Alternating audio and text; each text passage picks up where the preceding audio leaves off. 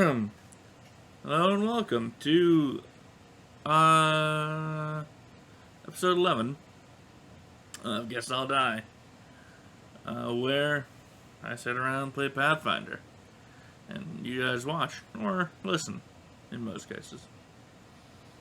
So I realized, one, I got this wicked cool map here.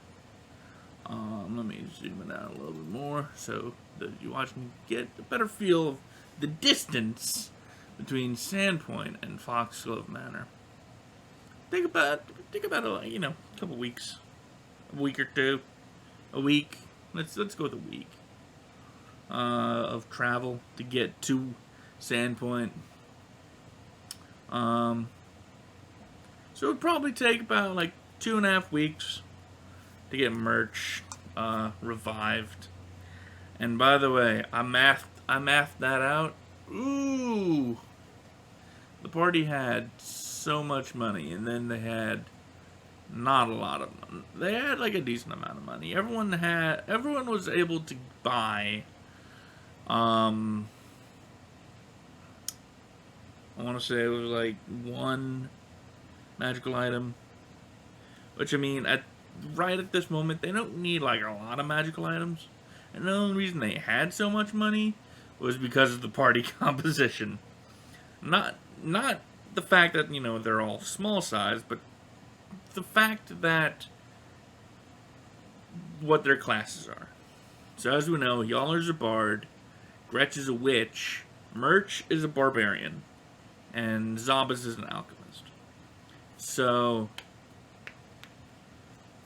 most of these classes can only, I think with the, I don't know, I could be wrong on the bard part.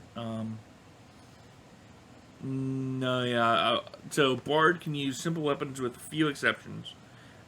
Everyone else is simple weapons only.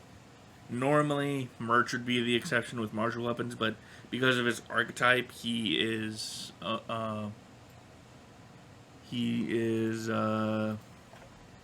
simple weapons only, with the exception of a great club, I believe. Is that right? Yeah, with the exception of great club, and he can't use medium armor. So all of the stuff, all of the gear they had, they can't use. All the gear that they got from loot, they just can't use it all. So they sold all of it, got some items, traded some items around, because I forgot that Merch and Zabas, they both have muleback cords, which essentially it's a shoulder slot item that increases your effective strength score for carrying stuff. So the cloaks of resistance that they had went to Gretch and Yaller. And then I had to figure out, who gets what. Yaller and Merch ended up saving their money. But Gretch got a Pearl of Power. So once per day, she can recover a first level spell. And Zabas got Burglar's Bracers, so that he gave his Masterwork Thieves tools to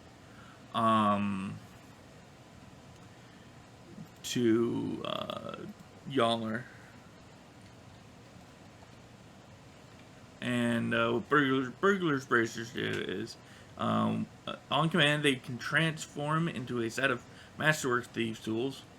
And once per day, when you're using these tools, you can take 10 on a single disable device check, even when in immediate danger or distracted. So very nice, since he's kind of the lock picker of the group. I just bumped something with my shoulder, and I forgot that I got a bottle of soda here, and I bumped it with my shoulder, and my immediate reaction whenever I do that is just like, oh god, even if it is like securely closed and stuff, my immediate reaction is just, oh my god, it's gonna like explode or something, or tip over and soda's gonna go everywhere. I'm a nervous boy sometimes. But anyways,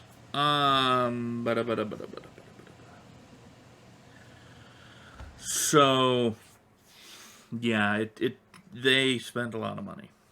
They spent money on Raise Dead, 2 restoration spells, because when you do Raise Dead, it gives you 2 negative levels. And then they had to buy a scroll of Dispel Evil in order to like fully cleanse Foxglove Manor. And when they did that, they sort of went down to the cavern area where the area that was basically Vorel's workshop, and cast it. And when they did, the humanoid figure that was made out of like mold and fungus kind of detached from the wall and took a few steps before collapsing with the book says like I believe it's like a gurgly moan. What does it say here? The thing howls with a sloshy, barely human voice. I have no idea how to do that kind of sound, but I would imagine it would sound something just like,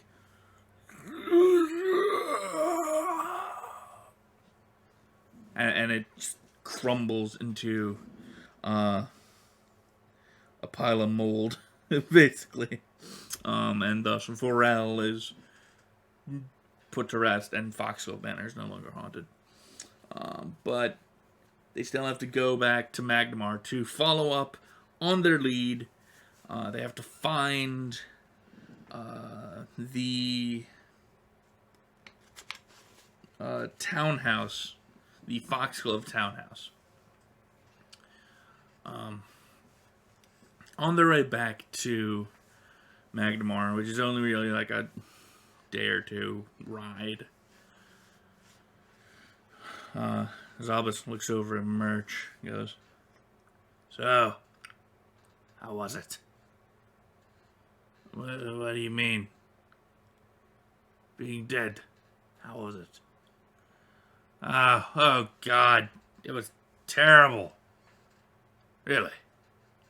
Were you suffering in pain and torment? No, it wasn't even pain and torment. You have to wait in line. What? Yeah. There's like this line going to some dark, creepy looking place that looks like it's got like a big throne on top or something. And then everyone's like all see-through and weird looking. And some people just fucking stare at you. And I don't know how long I was waiting in line, but then like this skeleton guy came over and pulled me out of line and said, "Hey, you gotta wait over here because your friends are gonna try and like revive you or something." And I guess, thanks for that, but that was fucking weird. I don't like it. I didn't like it. I still don't like it. I would prefer to not do that again, if at all possible. Because it was fucking boring.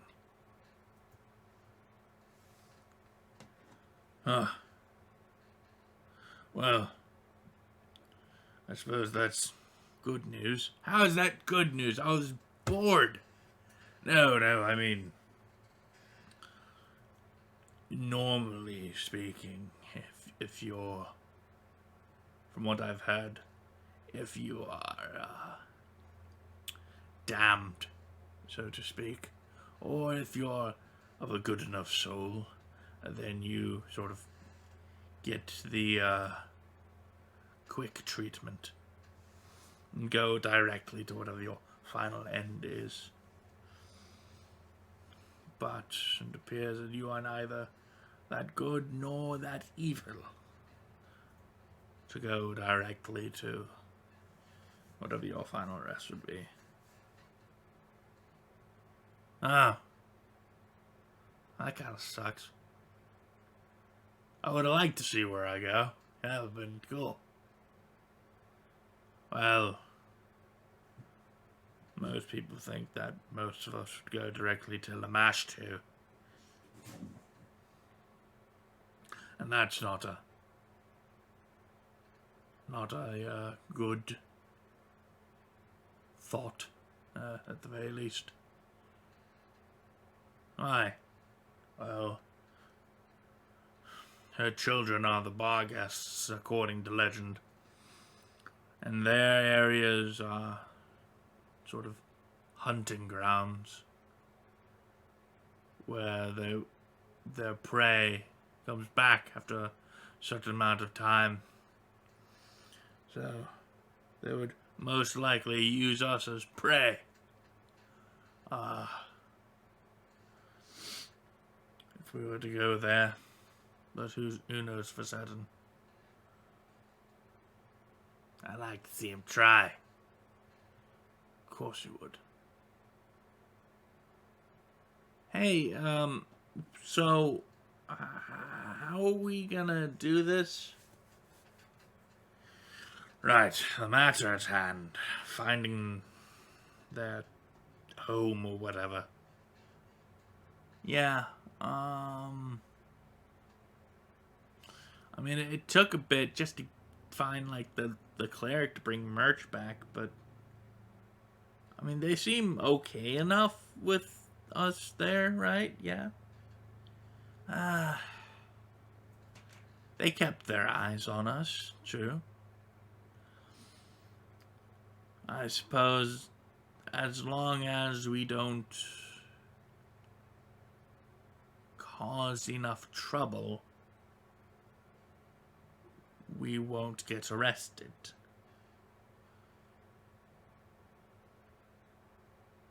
And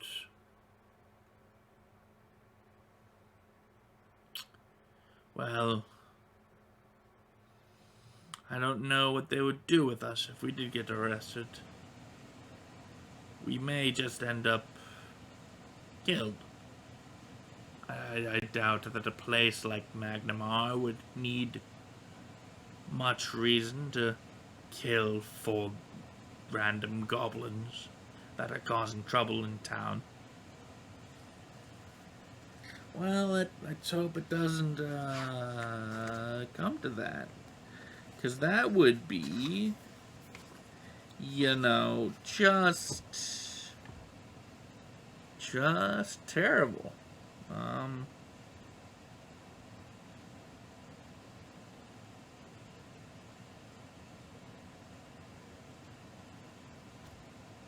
Yeah, no, that would be pretty bad.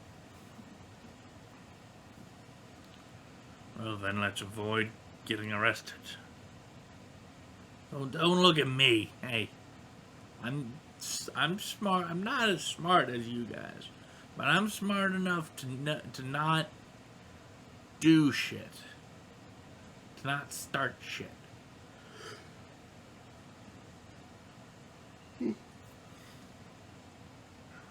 So, okay, you can stop giving me that look, Zob. I'm just saying. I don't know if you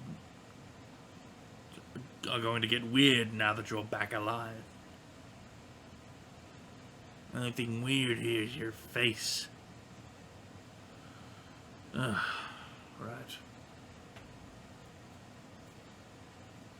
So, they get to Magnamar, and it doesn't take them too long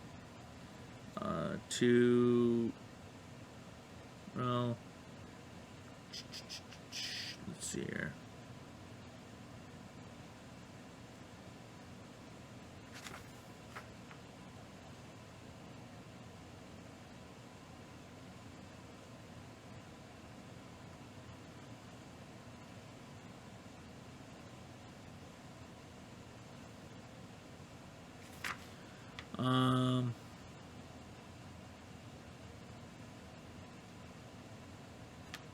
Yeah, it doesn't take them too long to find out that Magmar has had its own share of problems, oddly similar to Sandpoint.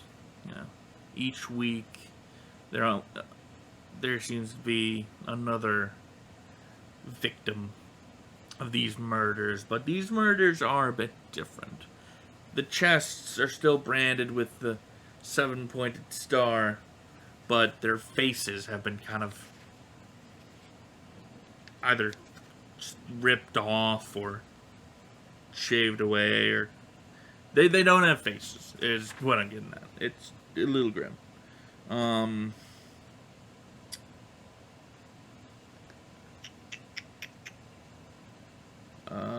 and it seems like a lot of the people that are the victims are people like merchants, politicians, crooked guards, and money lenders. Which, I mean, if we're gonna get into opinion here, I don't feel bad for the money lenders because it's like if we're going by like your traditional money lender, you know, the loan shark kind of guy. Yeah. Eh, let's say they deserve it. By the way, here I'll zoom it out for those watching. That's Magnamar. It's a metropolis, and I love this map because if you zoom in like real close, look at that detail. That's an amazing amount of detail. Puts me to shame, that's for certain. The hatched lines are the district lines, basically. But anyways, so after a bit of talking to guards, which they need to do a diplomacy check. Gretch shall assist. Oh, by the way, they all did level up, but why does Gretch have a -5? What happened to you? Oh. Right. She took charisma damage from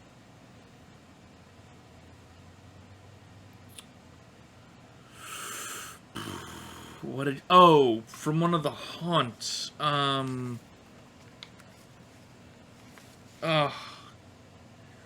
What did she take charisma damage from?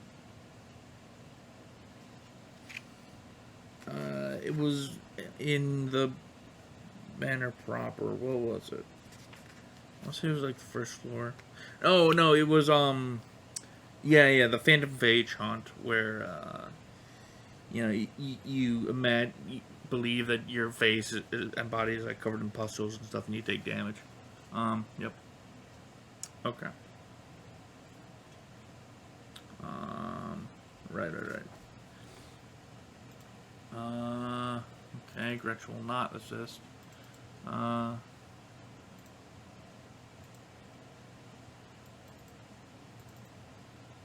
on, you guys. Okay, with Merch and y'all are asking around, they do find the location of the Foxglove Townhouse, as well as a little bit of information about it.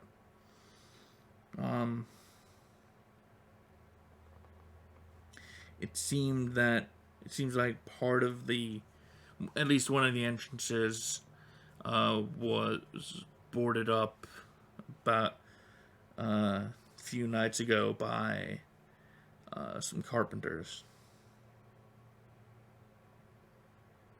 So the back door to the building is boarded over. Foxglove Townhouse. Here we go. Let me Glove Manor. Let me grab... Pardon me.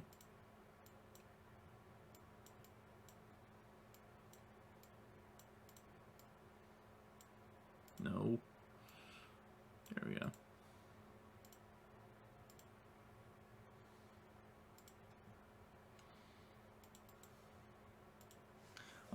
This area doesn't really have...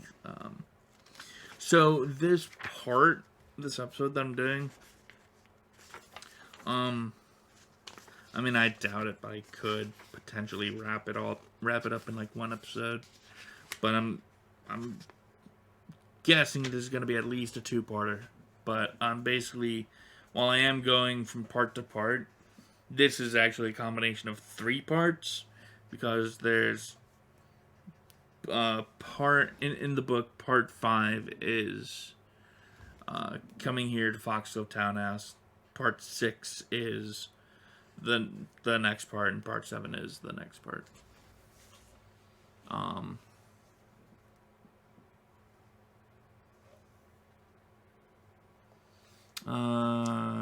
Okay, those guys are hiding as well. I should probably bring those guys up. Page 122.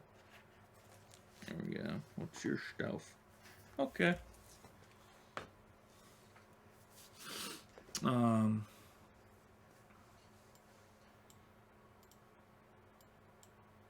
Oh, the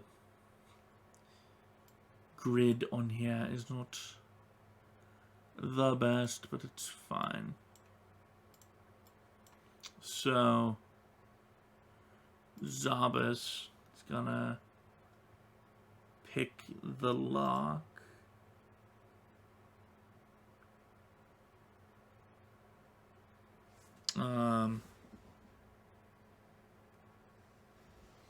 And Yaller will attempt to assist. She doesn't have Inspire Competence. So she's just gonna... Yeah, with a little bit of help from Yaller, they do manage to get the door open.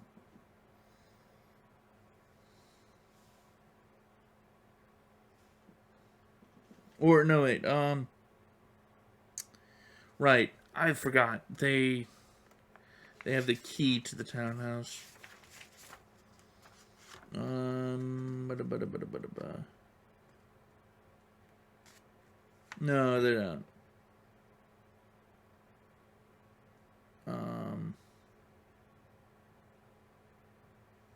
No, they do have the key to the townhouse. There are 2 keys on the key ring. So instead of doing disable device, they sort of look around suspiciously, knowing they're not supposed to be here. And with a bit of help from Merch, Zabas reaches up and unlocks the door. Cuckoo! And in the heavy lock, and it's a decent, oak door. Pretty stately and heavy. And they push it open with a...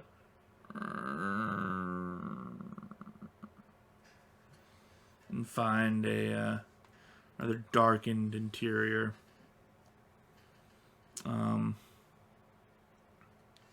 Alright. What are we going to do here? Well, we're here looking for information, so case the place. See what we can find. Sure. That sounds like about as much of an idea as any. And I shall roll the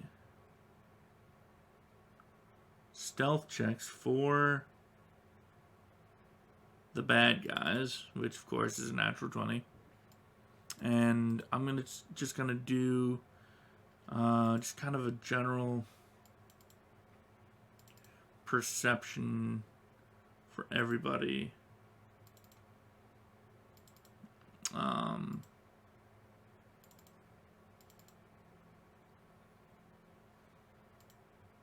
See, like, if they find anything, or if they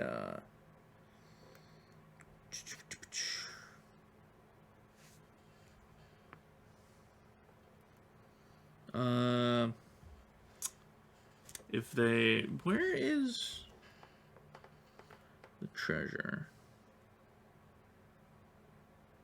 On the 3rd floor. Okay. Right. So they take a while to case the place.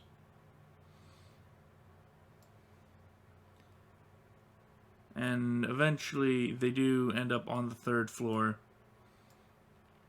And they do notice that there's something odd with the fireplace. And they go to sort of check it out before they hear, "Hello? Hello?" And they stop and look towards the stairs and see they see Aisha Foxglove. Not in revenant form, but they can definitely tell it's her. "Hello. Hi. What's he doing in our home?" "We, y'all, you take this over. We fucking, I'm not the talker." Well, we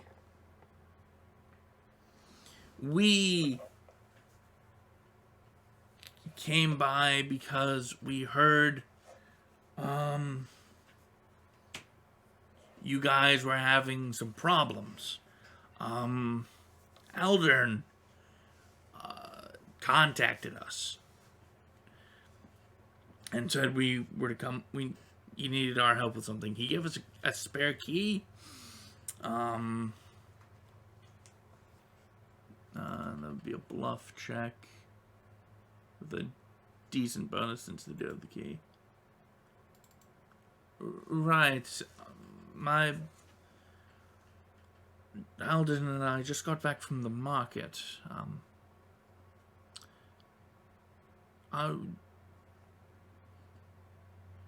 We should probably talk this over with him. I was going to go and cook something up. Who are you exactly? Again? Like I said, we met Aldern at Sandpoint,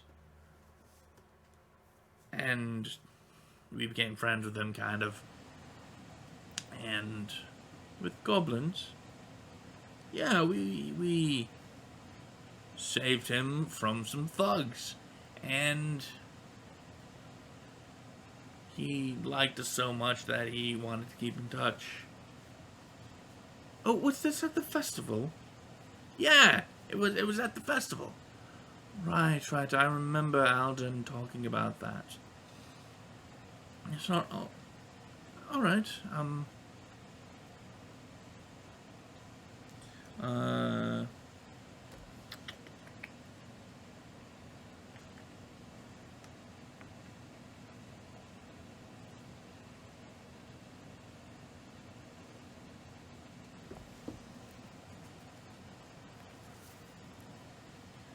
Like I said, I was going to go and cook up some food, if you would like to join us.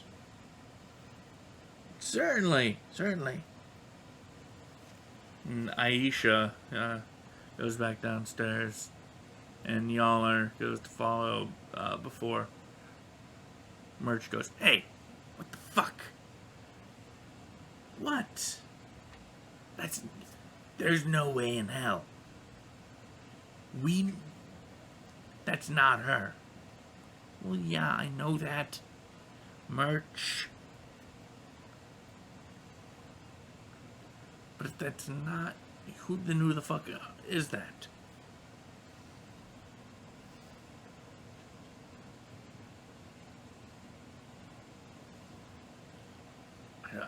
I don't know. What the fuck are we going to do?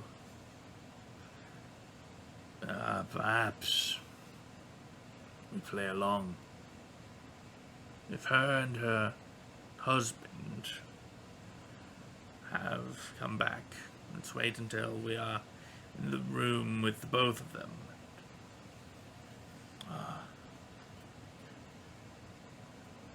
And I'll wait for one of you to start something. And they all kind of come to agreement and follow Merch downstairs. Dear. Yes, Aisha. These goblins said that you met at the festival. Yes, I remember meeting these fine goblins at the festival.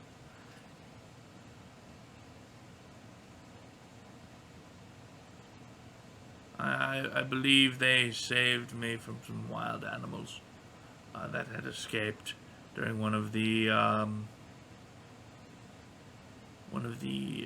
festivities. That's weird. Y'all said that we saved you from some thugs. Yes, some thugs, of course.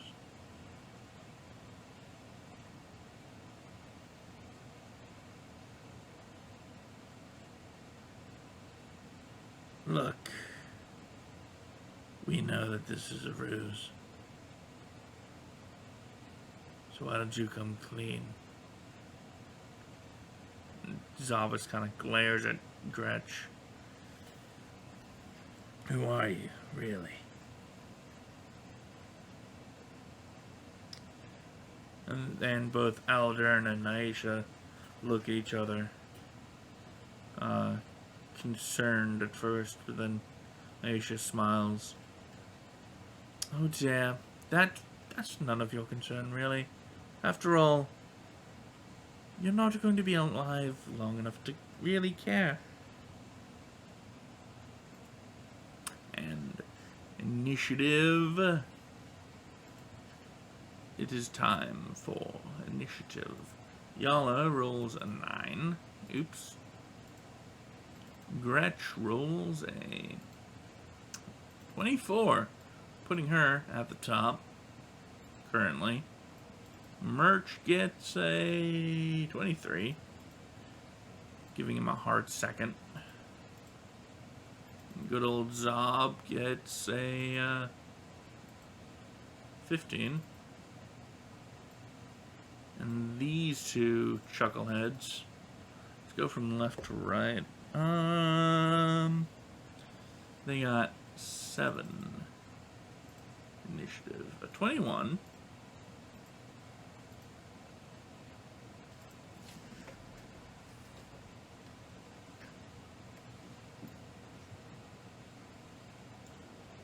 And a 10.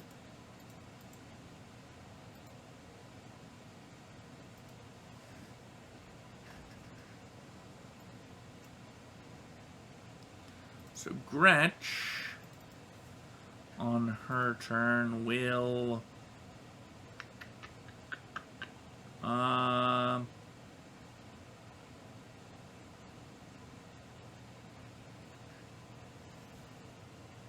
she will cast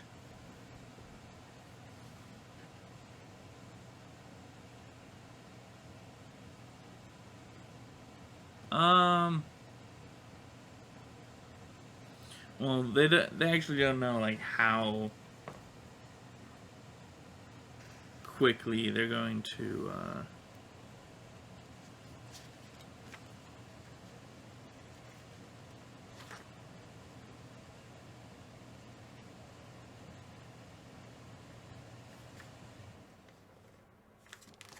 Fuck it. She's gonna cast Ray of Exhaustion on the one on the left.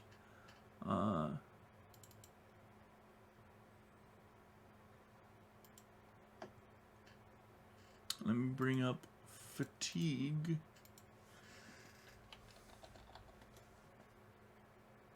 Just in case this works. Alright. The one on the left must make a Fortitude save. They have +5 to Fortitude, and they make it. So they're only fatigued. Alright. Merch looks over at Yalmer and goes, "Hey, you don't think these guys are undead, right?" No, they shouldn't be. And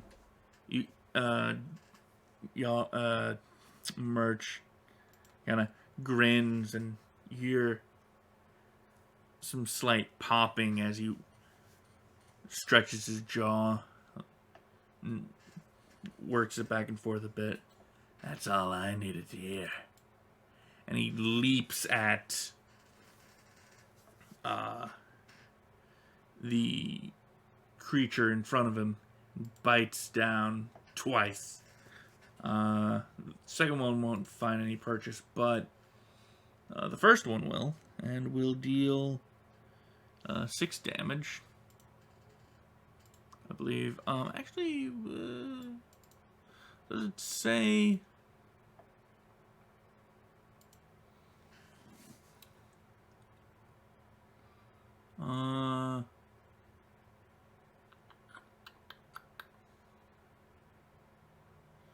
Doesn't say what type of damage it is, but natural attack, I believe that it is all of it. So it will take 6 points of damage, and he will latch on with his lockjaw ability. So you'll make a grapple check.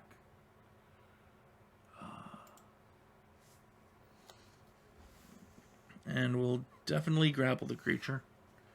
But since they leveled up, and Merch has improved Lockjaw, the creature that he's latched onto is grappled, but he is not. But Merch himself is not considered grappled.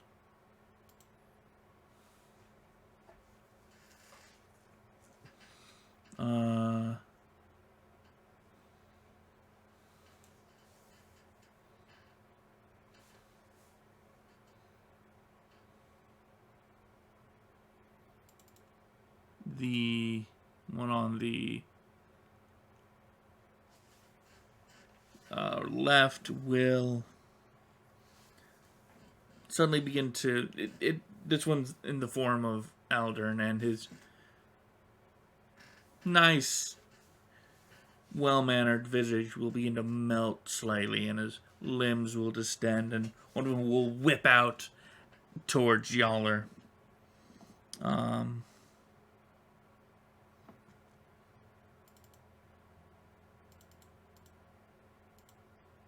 Trying to hit her, but won't hit her.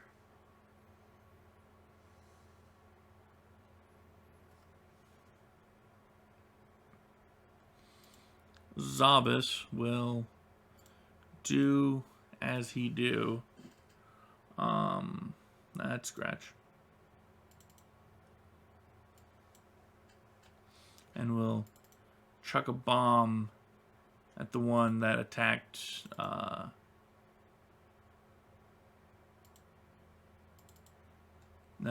Yaller. Now does more damage. And since he has explosive bomb, the splash radius is larger, and creatures that take a direct hit will take 1d6 points of fire damage each round until the fire is extinguished.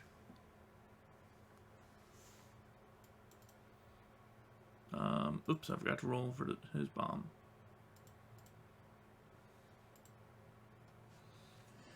A 30, that'll definitely hit.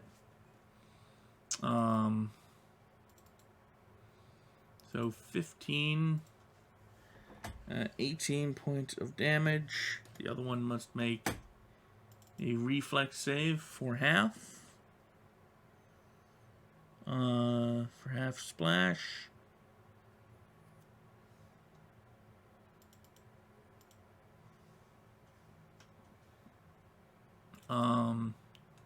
Does the one hit need to make a reflex to not catch on fire? No.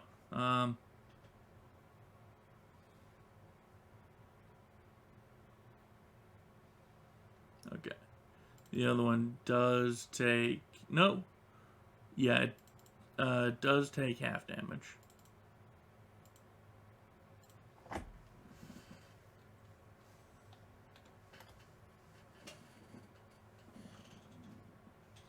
Why is that? Why are these values wrong?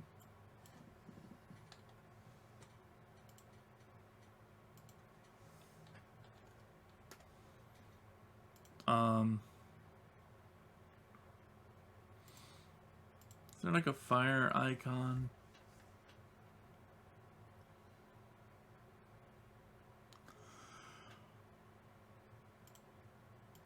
There we go. The other one will try and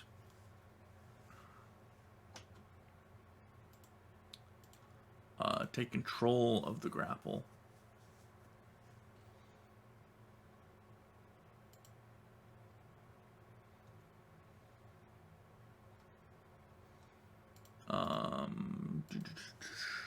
Grapple.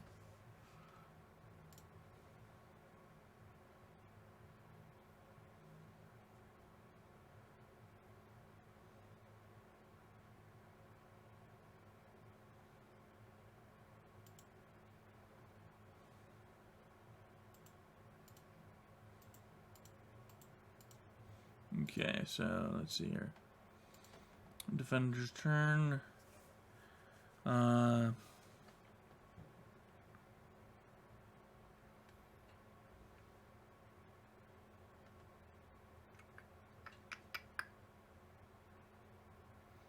Becomes a trolling grappler as a standard action. Defender makes a CMB or escape artist check versus the attacker's CMD. Okay.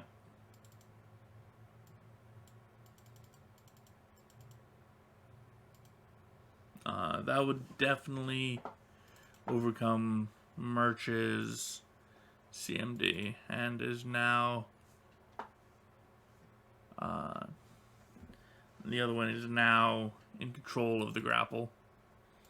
Yaller is just going to start stabbing, but doesn't get it.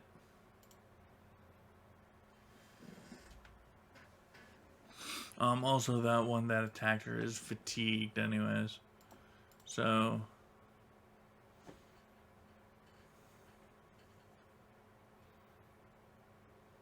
yeah. Gretch...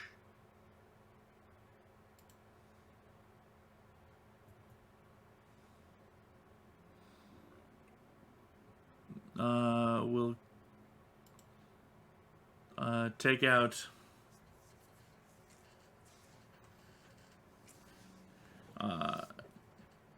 will hold forth her witch knife, and it will glow with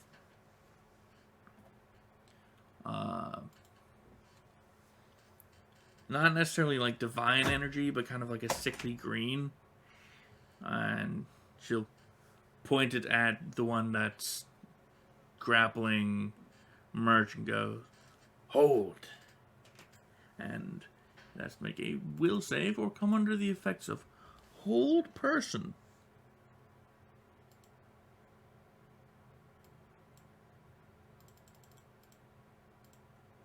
And it makes the save, unfortunately.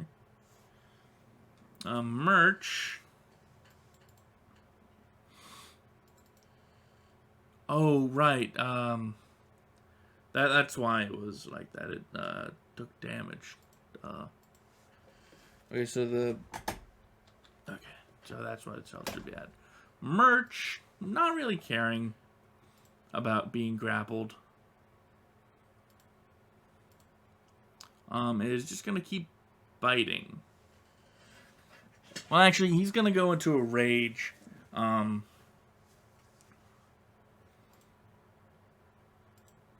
He starts to froth at the mouth a bit, and he stretches his hands out, and you see his nails grow elongated and sharp, and he bites twice again. And rakes both claws. I think he can do that as part of his action.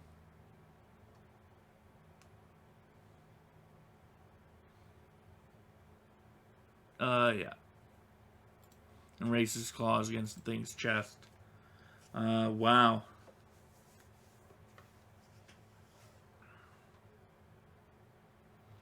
So that's... Man. All those hit, huh?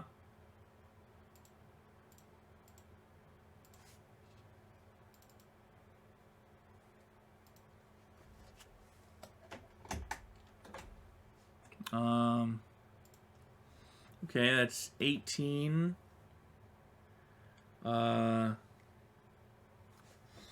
26, right?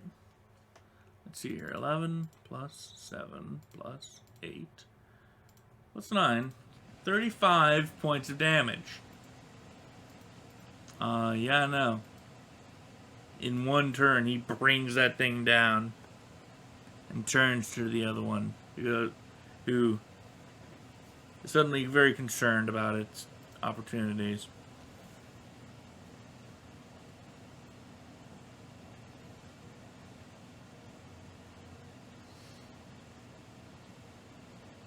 And it draws a longsword and will attempt to attack Merch, which it does with the 22.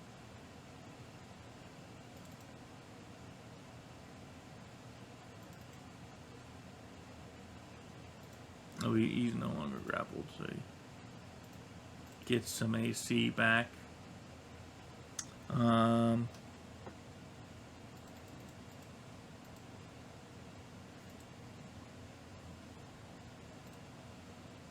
Deals 6 damage to him. But I mean, at this point, he's a tanky boy. Oh, right, on its turn, I forgot. On its turn, it actually takes a d6 of damage.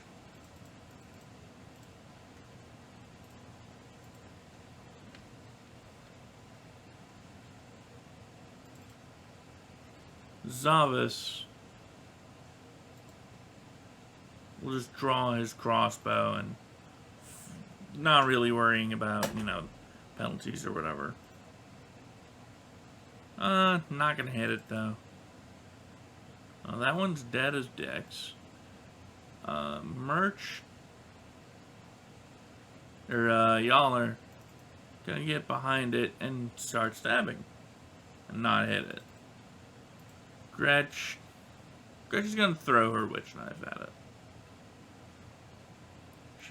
She used 2 spells. And at this point, she's just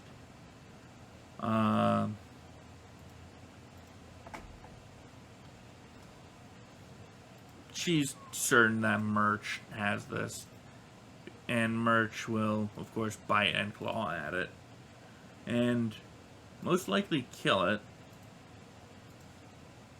because that is It's got 18 health. It's at 15 health. And he did 18 with the 2 bites. So, yeah, no, that's pretty dead.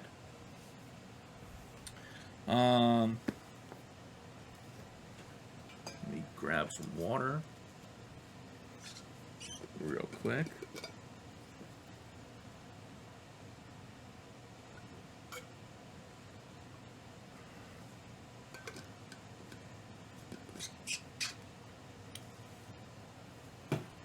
So, what the hell were those things? I don't think it cares. I don't think it matters right now. It's like, they're dead. Very true. Very true. So they just kind of leave the bodies there.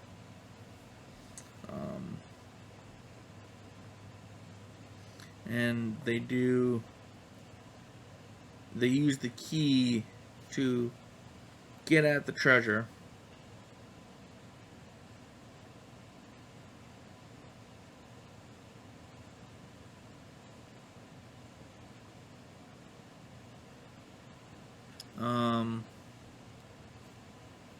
Where they find a bag of 200 platinum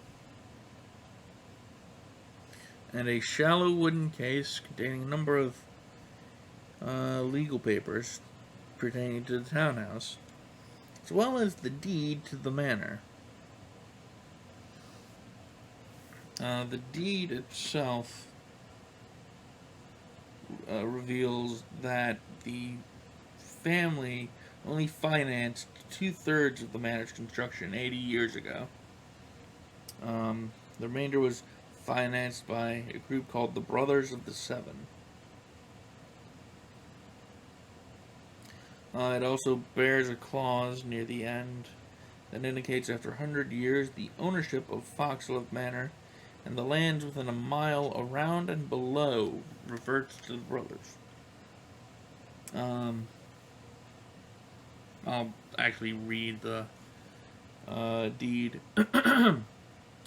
Know all men and women present and future that we, the members of the Brothers of the Seven, upon this day of 6th Abideus, in the year 4624 Absalom reckoning, hereby concede that by this deed confirm upon Vorel Foxglove provisional ownership of the holding to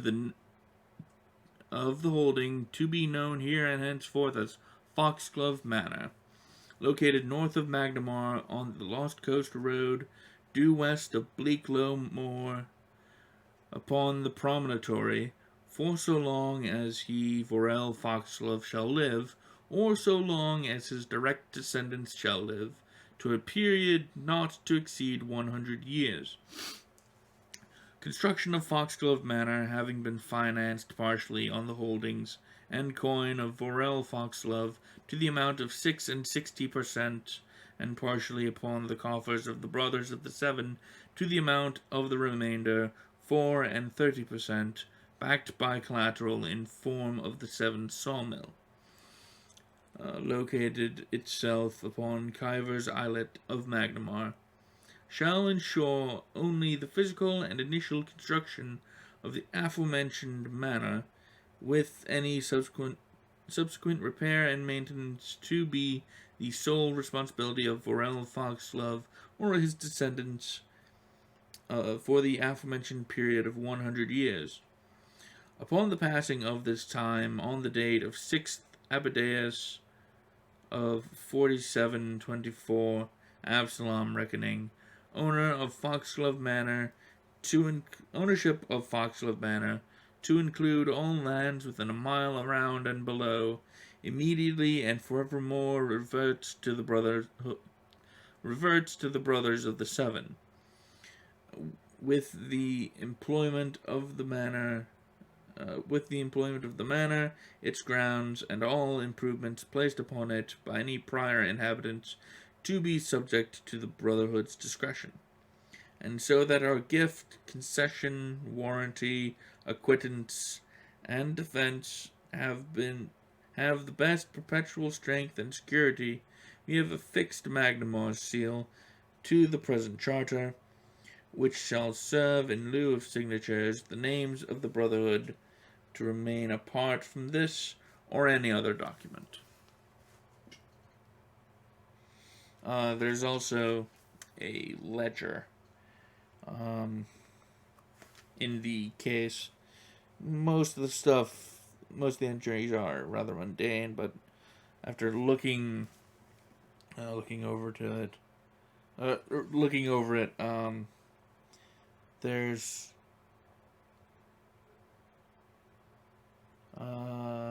quite a few entries in the past 3 months labeled Aisha's trip to Absalom, indicating that Aldrin was probably paying someone, referred to as B-7, 200 gold a week for the trip, dropping off payment every oath day at midnight at a place known as the Seven Sawmill.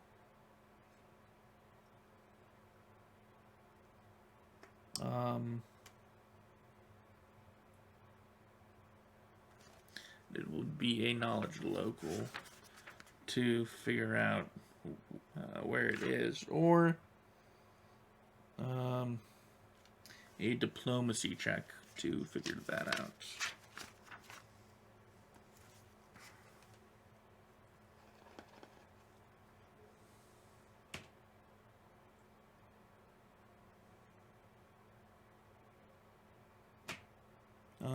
Let's see here.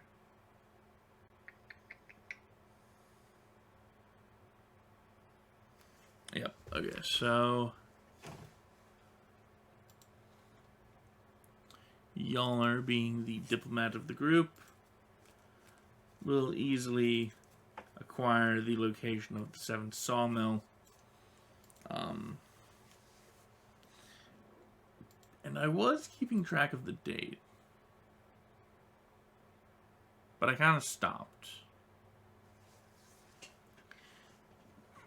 And I don't remember why I stopped, but I did. So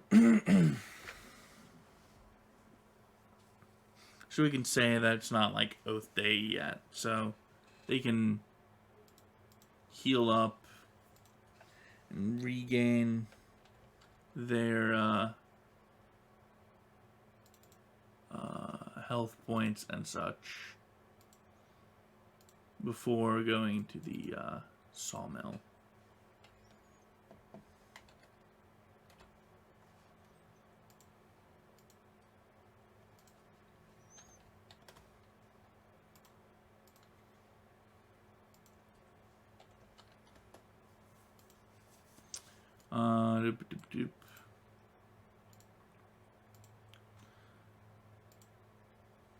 Let's see here. They would be situated out here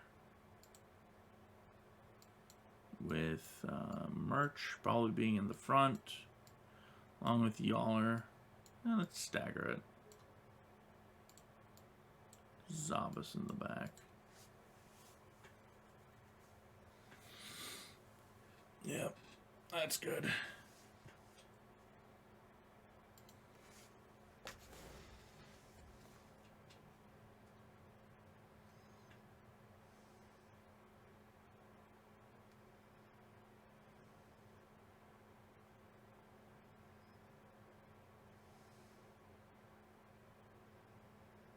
Let's see here. While the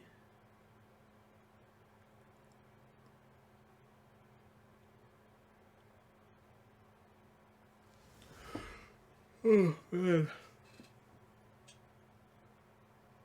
Oh goodness. Yawning a lot.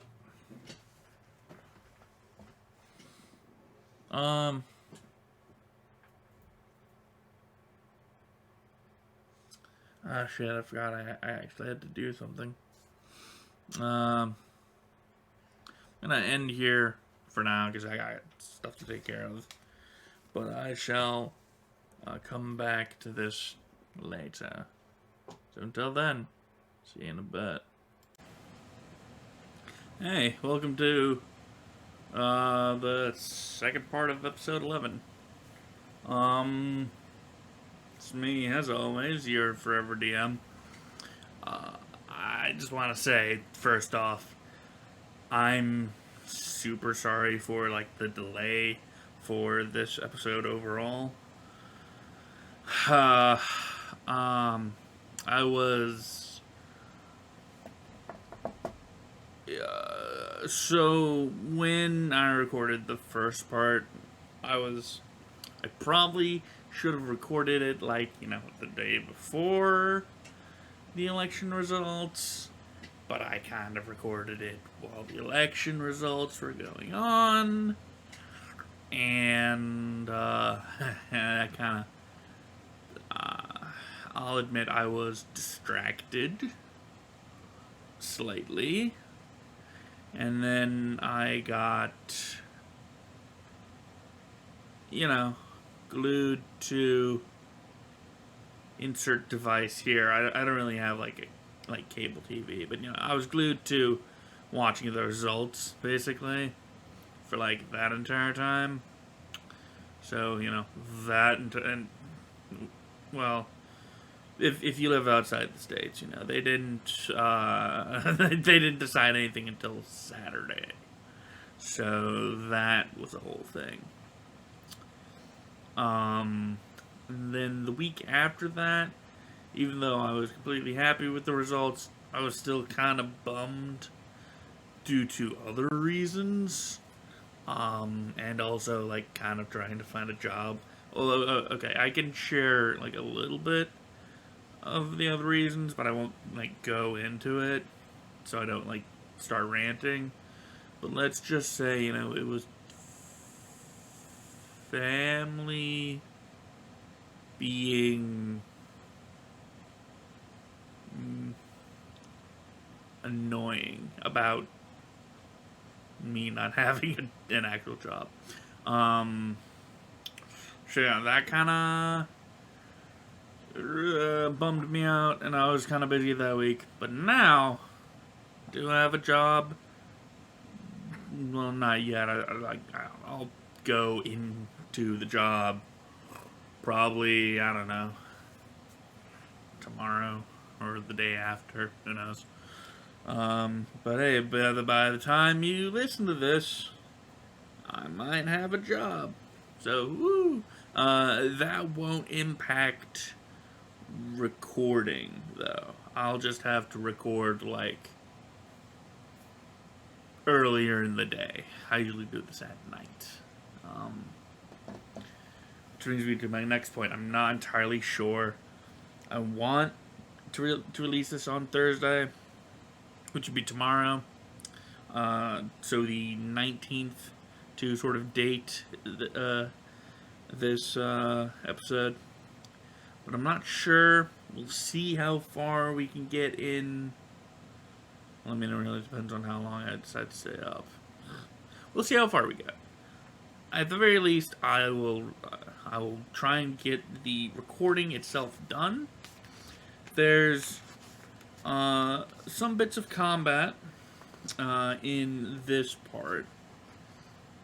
And then the next, or I should say in this area. And then there are 2 bits of combat in the next area.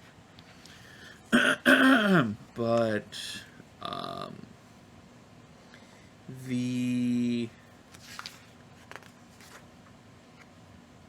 a lot of the next area. Oh no, wait, there is like a little bit of extra. There's like 3 instances of combat and some perils for the area. But anyways, so this book, this chapter, whatever you want to call it, has a lot of traps. I noticed because there was the whole thing the manor house. I actually have to look up. Actually, looking real quick.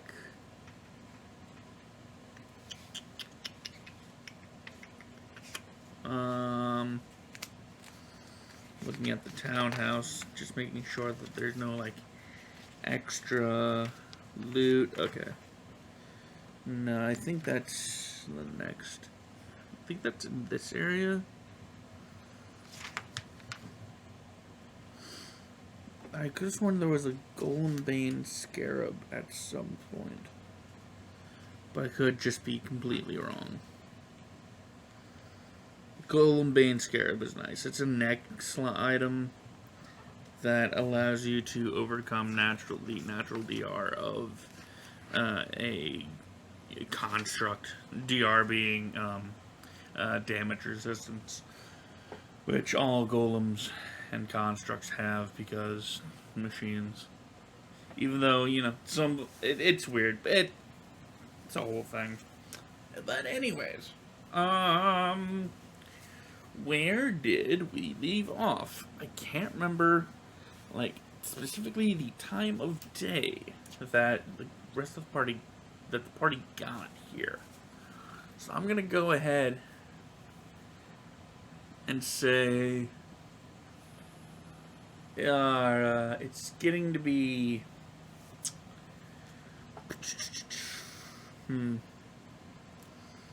because if they went to the townhouse early in the day, then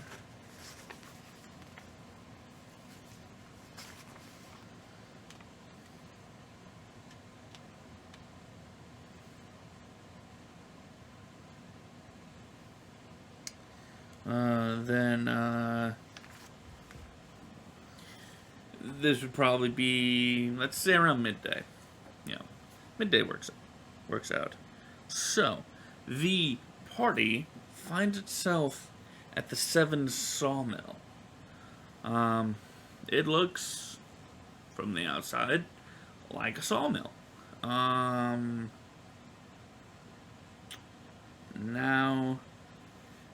they must find their way in and expose and perhaps combat the Brothers of the Seven and find like their leader. Because I remember they did the whole reason they're in Magnamore is that there was a note that Aldern Foxglove had on him, signed by Zanesha, Mistress of the Seven. So they uncovered a whole sort of conspiracy theory, sort of. So that's where we're at. Where they are now, there's a regular sized dock, leading to possibly an entrance, and a set of stairs leading down. Trying to remember, yeah.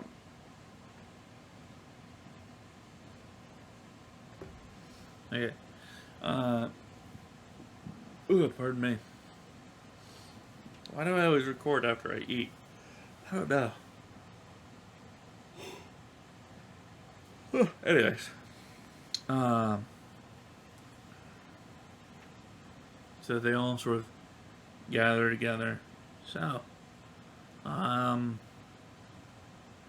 we're here. What do we do? I say we bust down the doors and torch the place. Find any of these cultists, just kill them. Yes, but then we won't find any evidence. Or at least we won't get any evidence from them. Yeah, but I mean, come on. These Longshanks really love to, like, write shit down. We could probably find something and... Well, I mean, I won't read it, but you guys can read it. You know how to get with words. Yes, I'm aware of your anger issues. Much. Well, we'll see how it goes. But why a sawmill? Are we even sure that there's going to be any cultists here?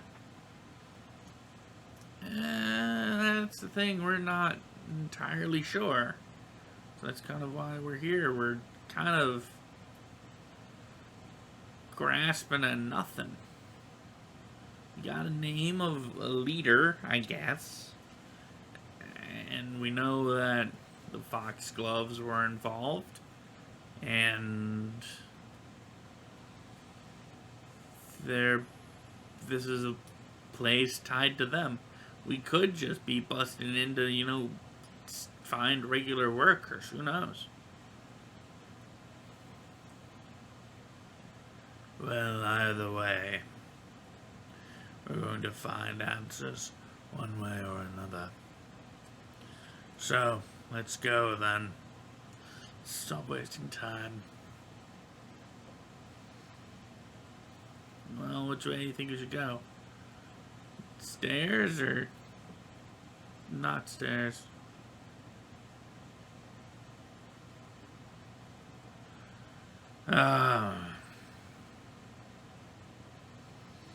If we can search this place bottom to top, then I suppose we might as well.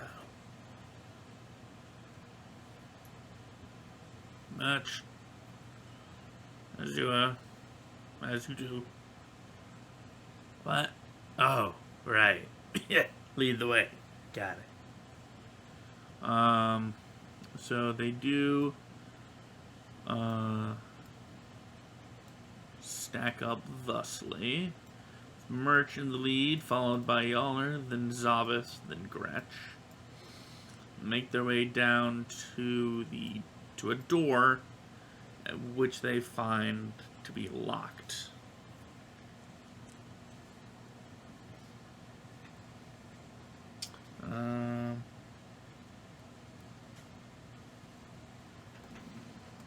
Hey, this door's locked.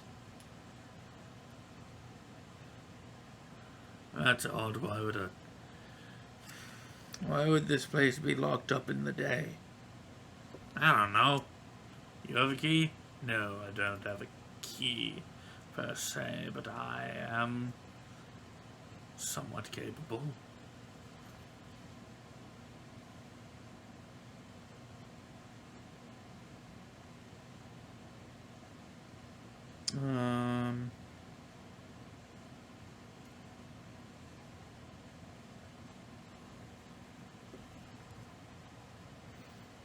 Yep, somewhat capable. How capable is y'all are? Okay.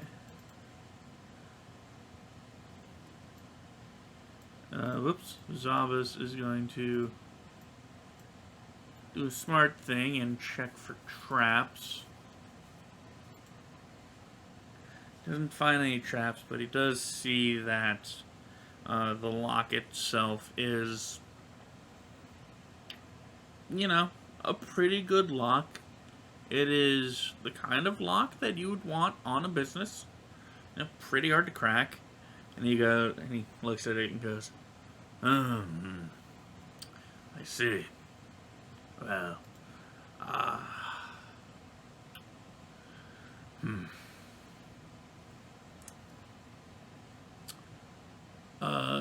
y'all, if you would give me a hand with this.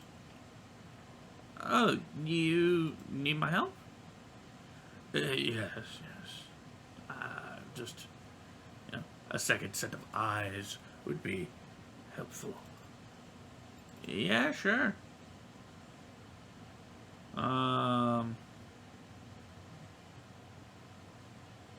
Okay. 19.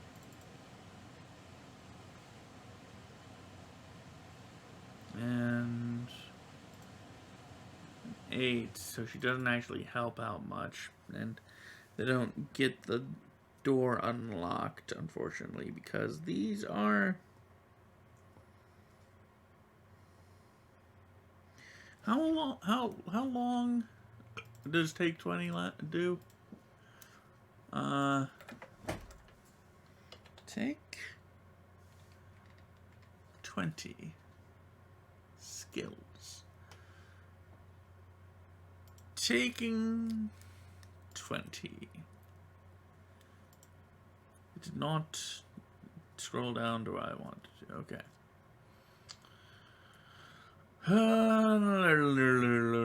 Okay, so taking 20 takes 20 times as long as making a single check would. So, usually taking 2 minutes for a skill that takes 1 round or less to perform. Wow, really? I've been ruling that super wrong. I've been ruling that as like hours. I guess it really depends on the skill.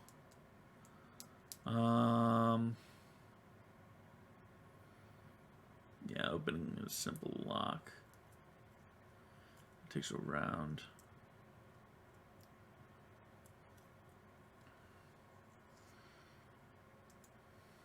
So yeah, they're gonna take, for sake of expediency, they're gonna take 20 on this. And eventually the door swings open and to reveal some men within who appear to be busy. They both, all 3 men turn to look at the intruders as Zavas sort of walks in and Murch shoves his way in. Hey there, little guy. Little guys. Greetings. What are you goblins doing here? We don't usually get goblins at the sawmill. Heck, we don't usually get goblins in town. What are you little fellas doing?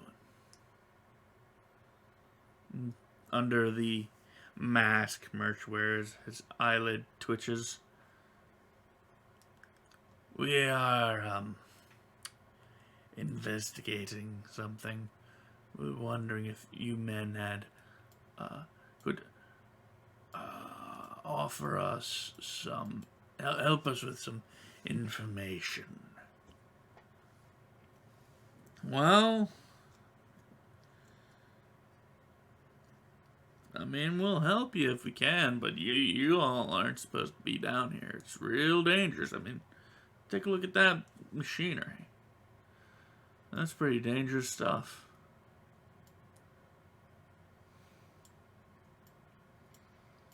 Yes, that looks like it would hurt if someone would fall into it.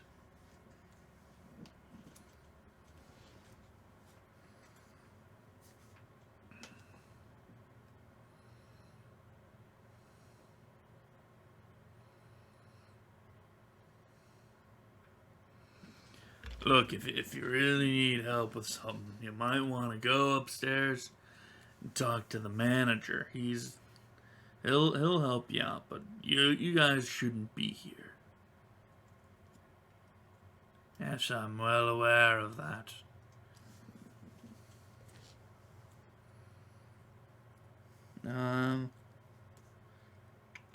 Let's see here.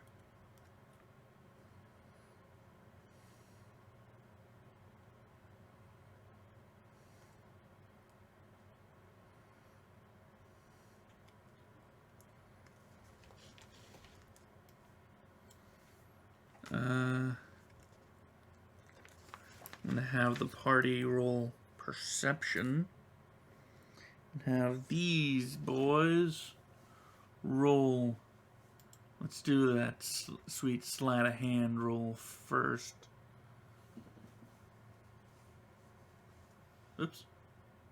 Let's do 2. 18 and 24. Okie doke. Zavis. Did I click it? There it is. 21. 12. Merch is too annoyed with the fact that he was called little and seemingly talked down to multiple times.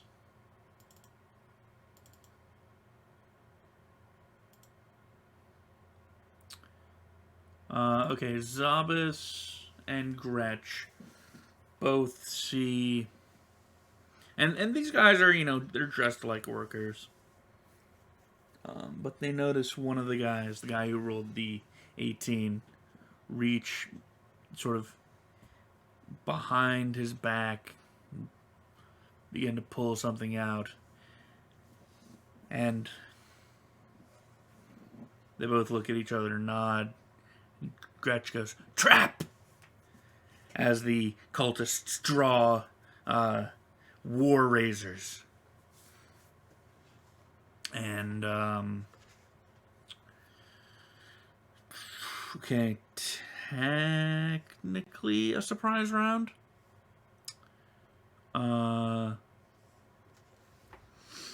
The cultists will attack Zabas first, since they're flanking him. So they get +7 for flanking. That's 26 and 24. That's not good. That's not a good start. That's not a good start. Yeah.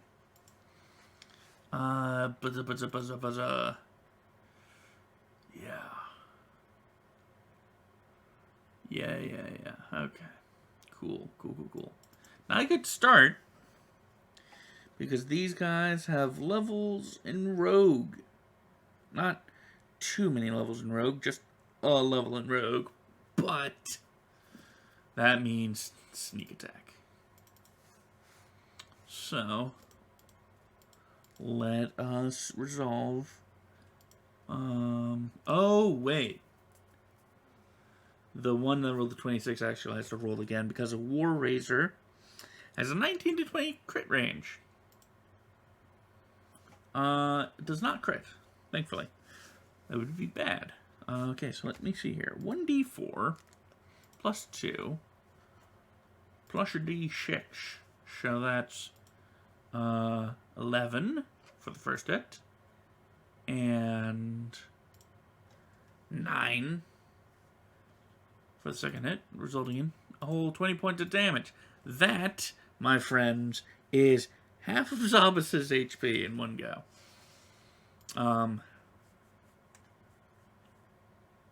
Zabas will return the favor, using his action to spike bomb right at his own feet, missing himself.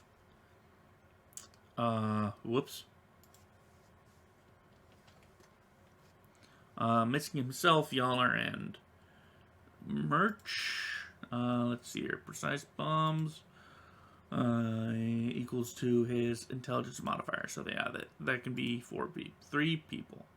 4 people. I was right the first time. And fiery cocktail. So let's see. It is nope. Oh, not fiery cocktail. Fire bombardier. Extra point of damage. The splash deals additional point of damage per damage dice. So that would be, and the splash is minimum plus intelligence. So already that's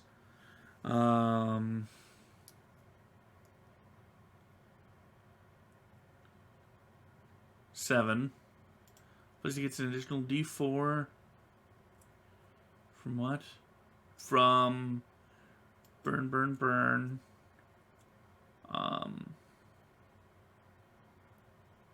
Fiery bombardier.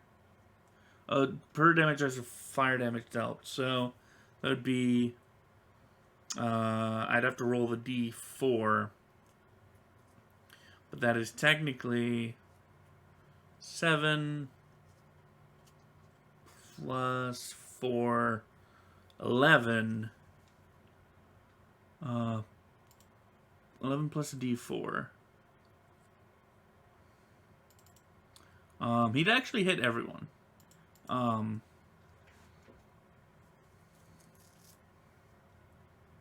And they would catch on fire. Okay, so first off, reflex checks to see if they do or do not alight.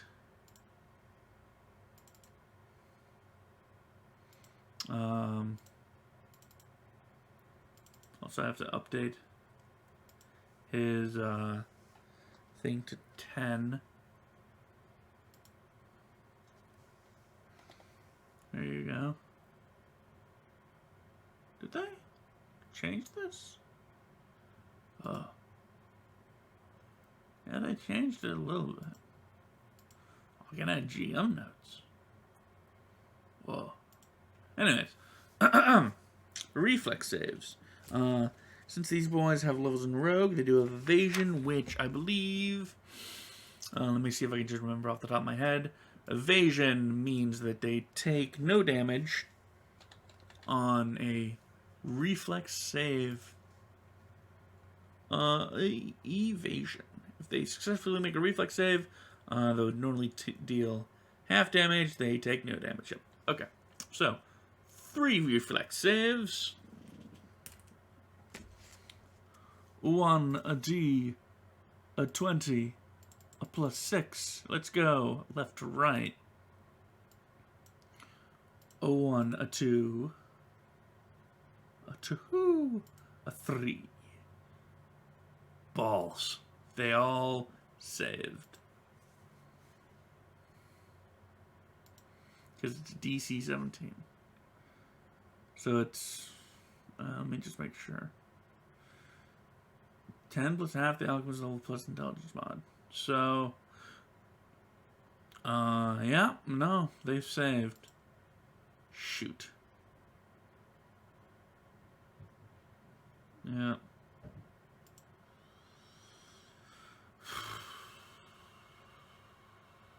Yeah. That's a bummer. That's 1 bomb wasted. And some damage taken. Gretch. Surprise round. You can do a standard action or a move action. So... she will...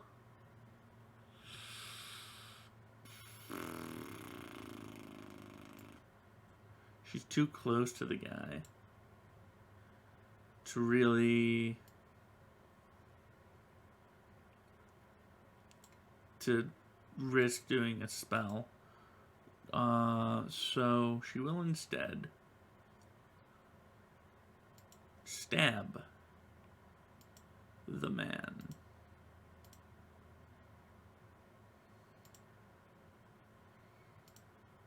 Uh, 16. That will hit. Okay. 4 damage to the man. And now, now we get to initiative. Okay, so let's see here. Yaller rolls a 5. Gretch rolls a 15. Merch rolls a 20. Always good to have the frontliner up first in initiative. Zabas rolls a 17. And once again, going from left to right, the Skin Saw Cultists have an initiative of +7. So, 1, 2, 3, 10, 9, and 12. They will be more or less surrounding Yaller in terms of initiative. Actually, no, they're all going before her.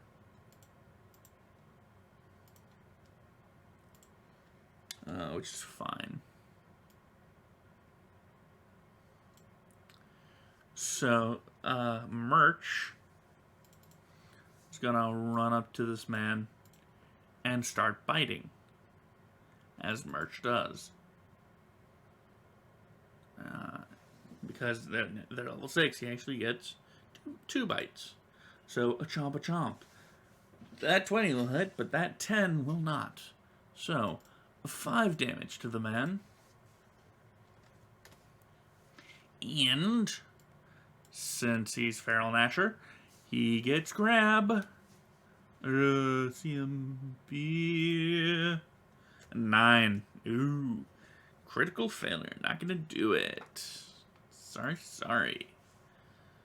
Sabis sees that these guys are wily. And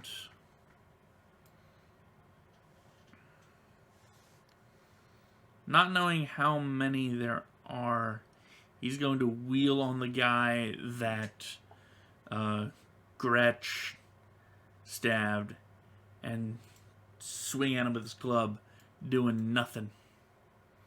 Gretch is going to take a 5-foot step back, and man, that's the thing about Gretch, though. She does not have a crazy amount of spells. Why are some of these like that?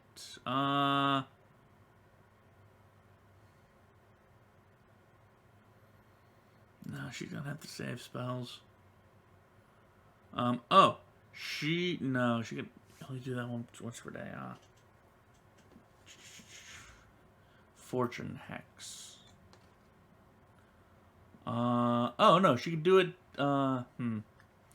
But once a creature has benefited from Fortune, it cannot benefit from it again for 24 hours. Ugh. Well,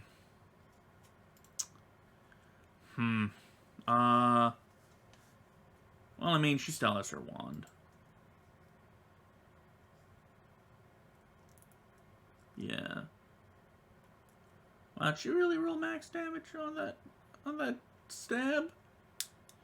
Huh. Yeah, she's got wands that she can do. So she's gonna magic missile the guy that has already taken some damage.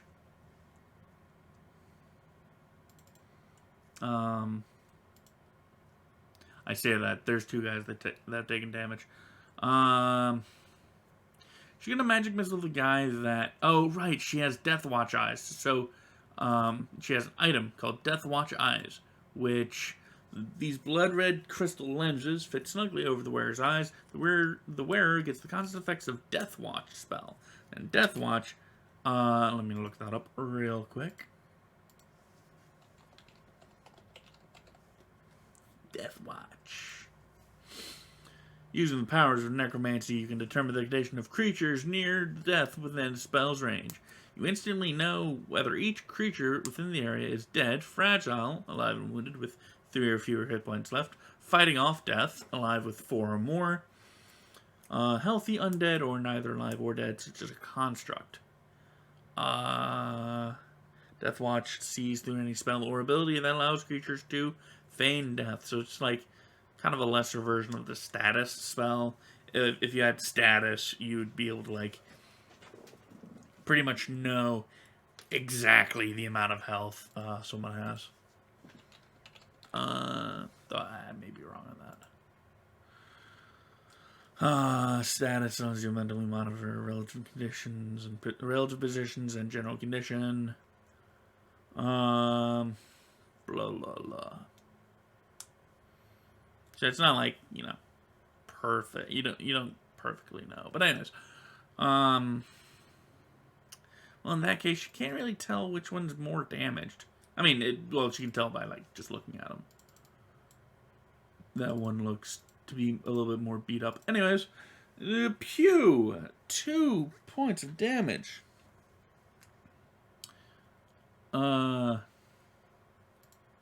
guy's gonna keep on keeping on. Now that I think about it, Zaba should have moved. Huh.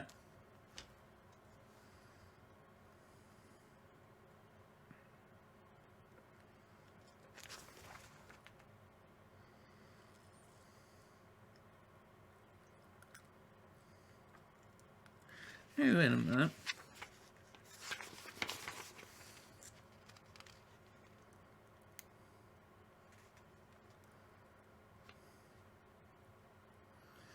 Hey.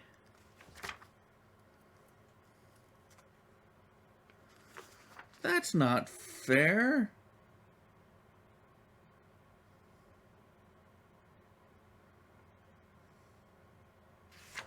What's the ability of the mask?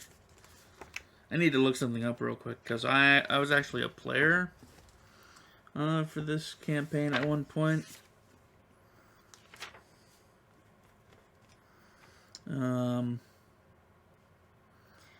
Hey.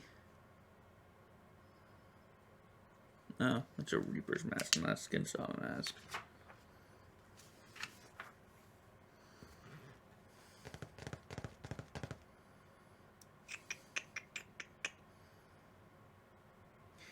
Hey. That's not fair at all. I mean, it's years after the point, but basically, I basically got hit with hold person when these guys can't cast hold person.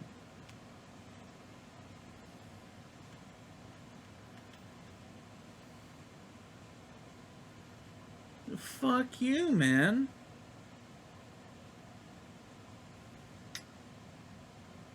Oh, no, wait, no, okay. There's one dude that can cast hold person. But if I remember correctly, he was having the rest of them cast hold person as well. What a bitch. What does Bleeding Touch do? Bleeding Touch. Huh. Oh, it's a Death Domain power. Melee touch attack. You cause a living creature take 1d6 points of damage per round. Alright. Yep. He's gonna reach out and touch somebody. Melee touch attack. That'd be strength plus. Okay.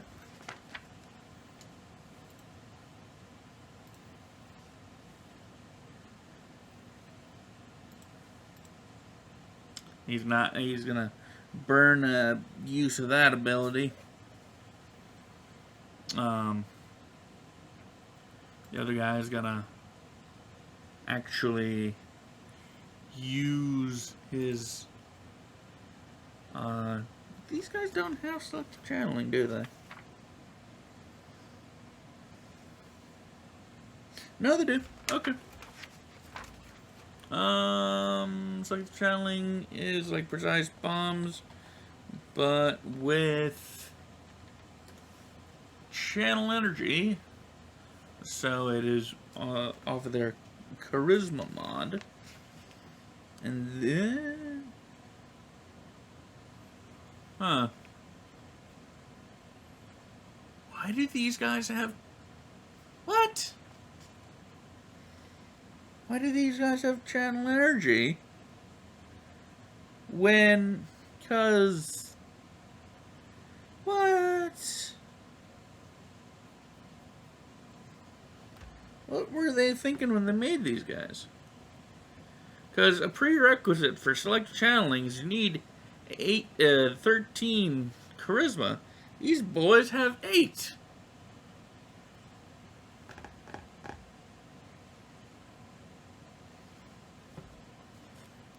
Now, for the boss for this zone, I would... Yeah, he'd have selective channeling. What the hey?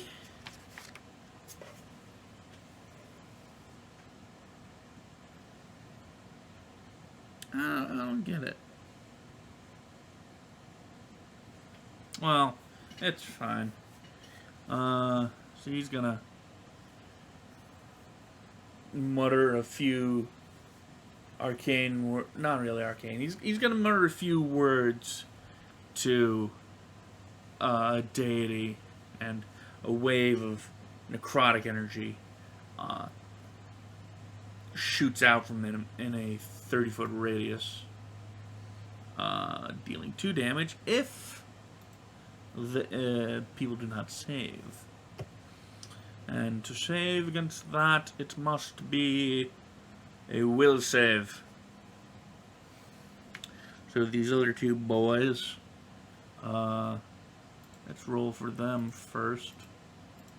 Wow, one of them fails. DC 9, they rolled an 8. Okay. Okay. That's surprising. Let's go closest first, shall we? Will save for Zob. Zob makes it. Will save for Merch. Merch makes it. Will save for Gretch. Gretch makes it. Just barely. With a 10. Will save for Yaller. So they take half damage.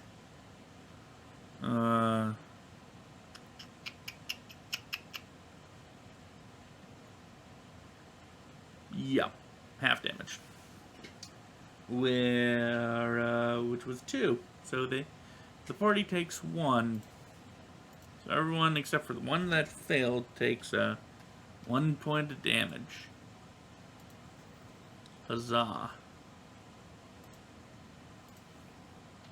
A single solitary point of damage. Oops. Click too much. I mean, any damage is damage. This guy's gonna keep slashing away. Well, no. He's gonna actually turn to Merch, since, he's being aggressed upon by this goblin. He's gonna slash him with the War Razor. Meeting. Okay. Merch has not raged yet, but that's fine. 1d4 plus 2. 4 damage. Yaller's gonna...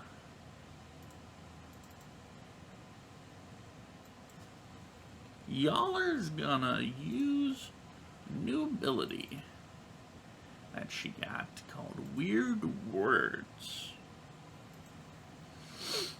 She can speak up to 1 word per 4 bard levels, so that would be 1 word. Each word deals 46 points of sonic damage as a ranged touch attack with a range of 30 feet. Adds charisma mod on damage. Multiple words strike the same target stack into a single powerful attack, applying energy resistances and bonuses on damage rolls only once. So it would be like 8d, like if 2 words hit a guy, it'd be 8d6, but it would only apply the charisma once. Each word costs a round of bardic performance.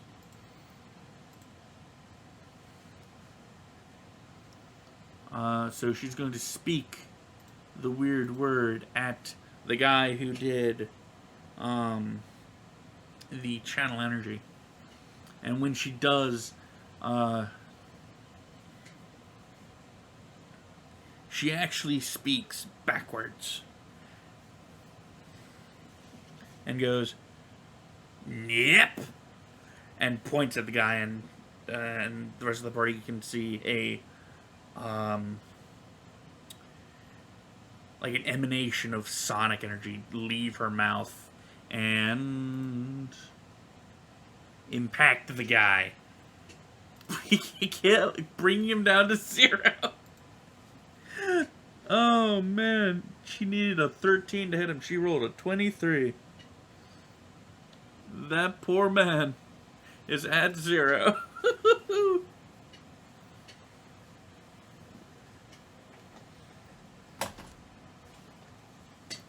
Man, ouch. That's ouchie. Ouchie mama. A way to start off using a new power. Alright, Merc's gonna whip around here. Get some flanking on the guy. Let me move that. Okay. And a crunch crunch. A crunch and a munch. That's 10 damage on the man. Ooh, baby.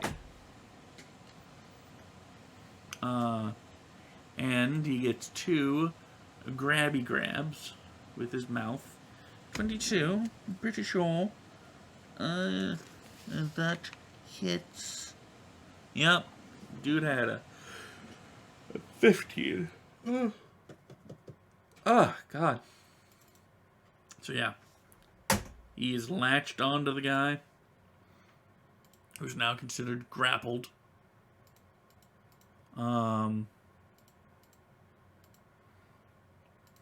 Which means he takes -4 dex. Which means that is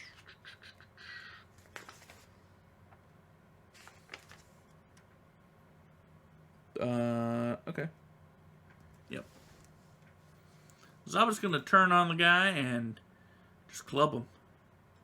Ooh, clubs him right in the, just gets him right in the kneecaps with that club, bringing him down with pain. The guy falls unconscious. Merch wipes a bit of blood off his mouth. Let me have the fun. Fun later, Merch. Oh, I should probably... let me see. Oh.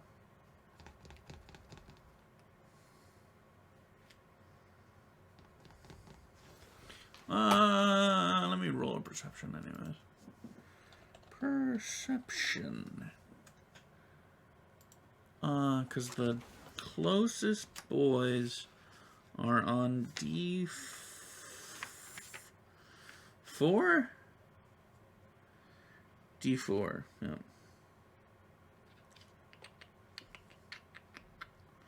Okay.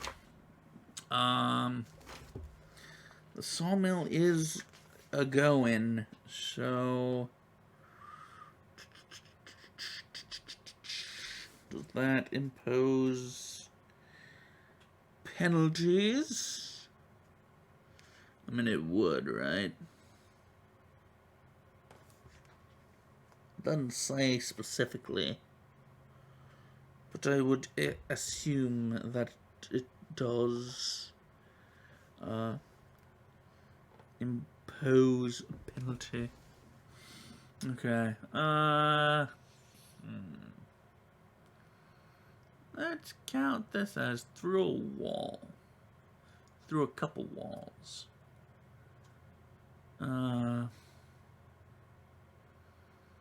Let's just tack a, I don't know. What counts as terrible conditions?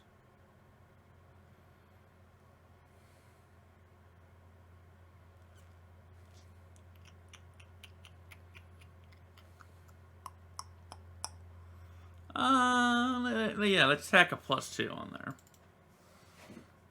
So the DC is...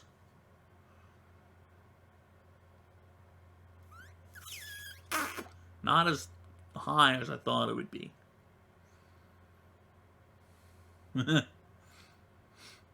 Anyways, because distance as well. Okay. What's your perception? 10. Ew, a +10.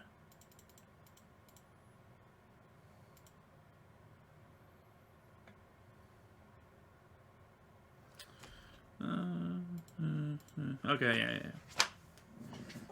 yeah. Okay. Now the dangerous part happens. I forget, is yellow stairs down? I want to say, yeah. Okay, red is down. This would be round 3? Okay. Mm-hmm. 5.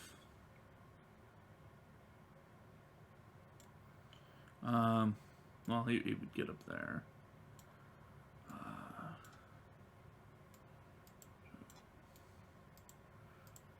2, 10.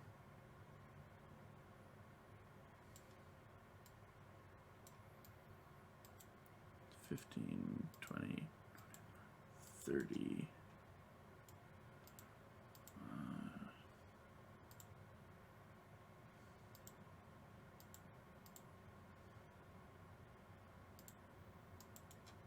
Okay.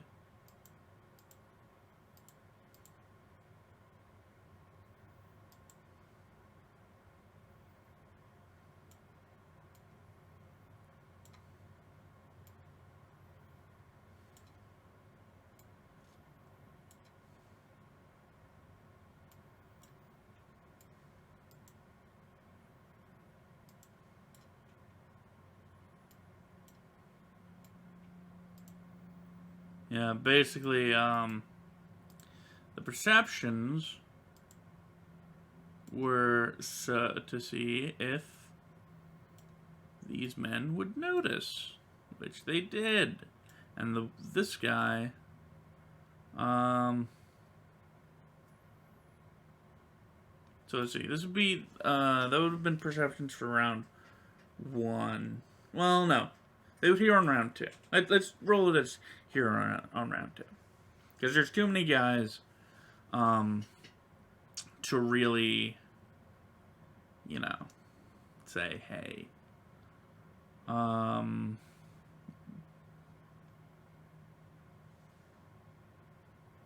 Even up. Okay. And then, blah, blah, blah.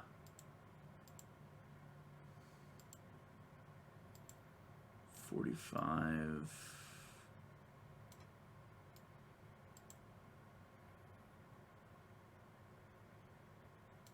I'll say that. That'll be all his movement. Fiddle with the door. That takes an action.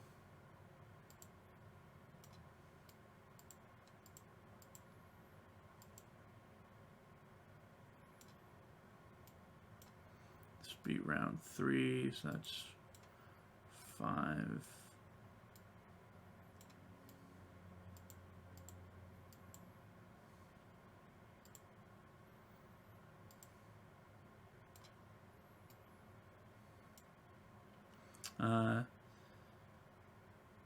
These guys would have a round to move.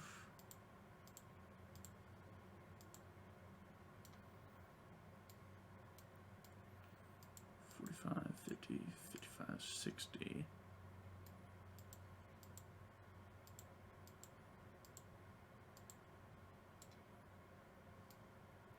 So you'd be there.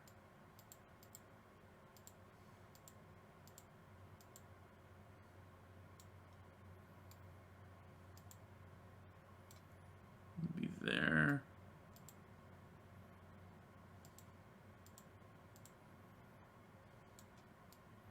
He'd be there. These guys would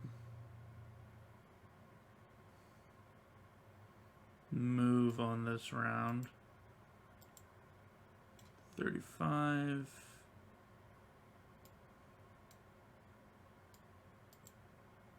40, 45. 40, 45, 50, 55, right here.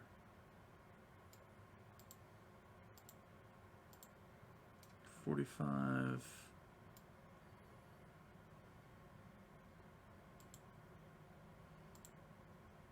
50, 55.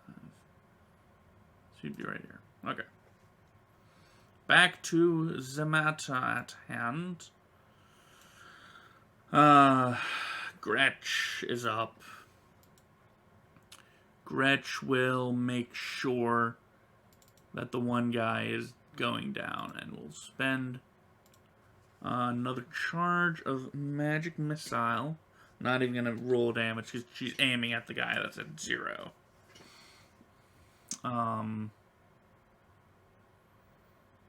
Oh, you know what? She could have used the Chime of Opening as well. That's only got 5 charges, though. Chime of Opening. What does it do specifically? Yeah. Yeah, it's only got 5 charges, so, you know, a simple door that takes like a couple minutes to open wouldn't be, you know, too bad. Oopsie. I didn't hit him with the X. There you go. Hit him with the X. That man's dead. That man's dead. This guy's gonna keep. He's gonna. Yeah, he's gonna make a decision. Let's go with 1d3 from left to right. 1 being Zabas, 2 being Merch, 3 being Gretch. Son of a bitch. Put a space there. 3, he's gonna 5-foot step and take a swing at Gretch because he's like, hey, she's using a magical item that casts magic missile. Or he doesn't know it's magic missile, but he knows that it's not great.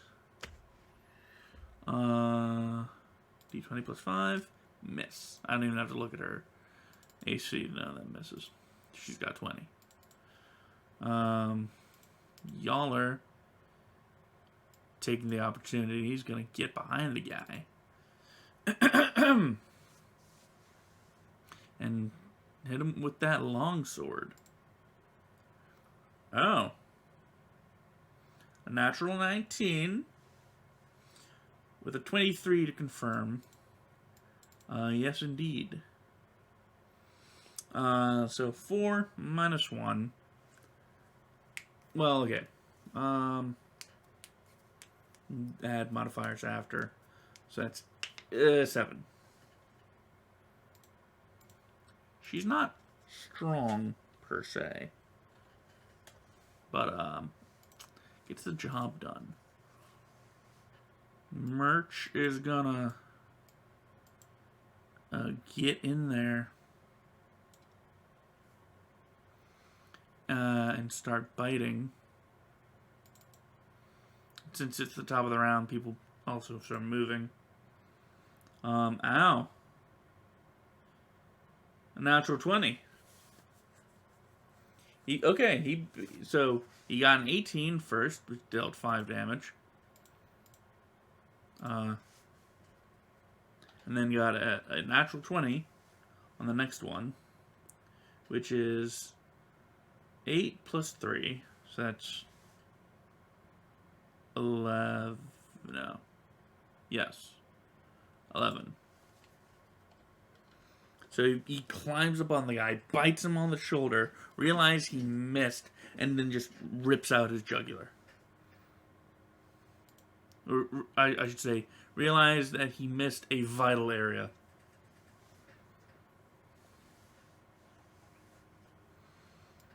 Top of the round.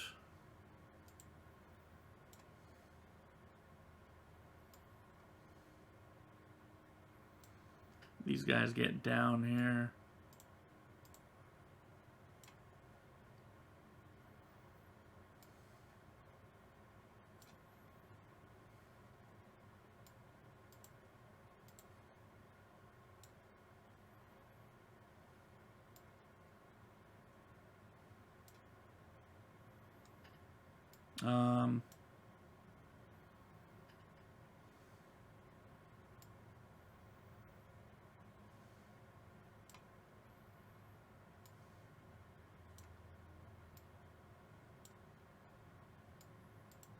I'll roll initiative for them as they arrive. Just to keep things flowing.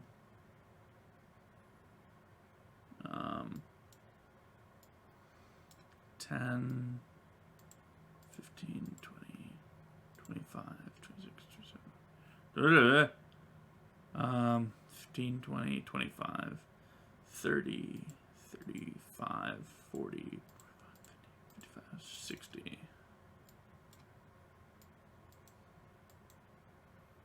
15,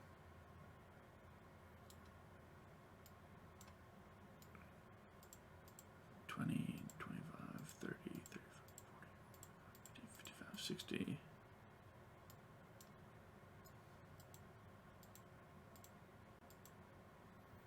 20,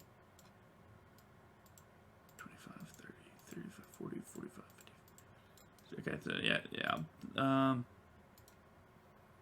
I pretty much safely determine that it shall be like this.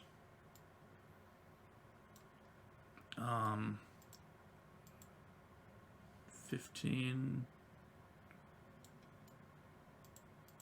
25, 30, 35,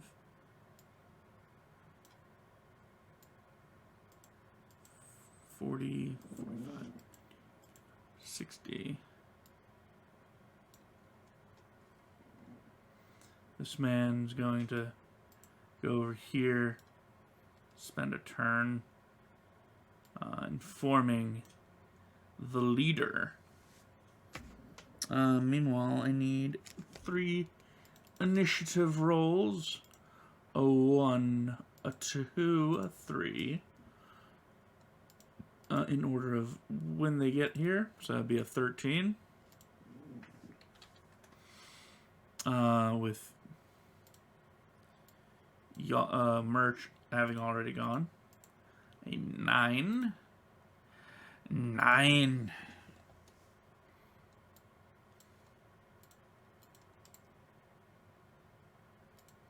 And a 15. He'd be going before Gratch because they have a +7 to their initiative.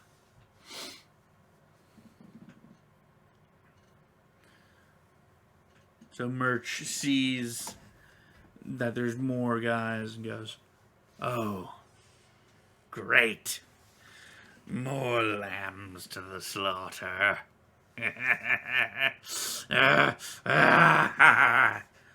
And will, I believe it is a free action to rage.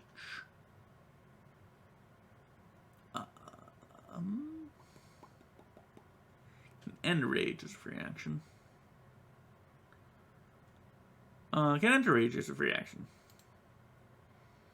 So he starts laughing maniacally and flies into a rage, and I need to adjust these since he has 17 rage now, which means it's 17 times 2.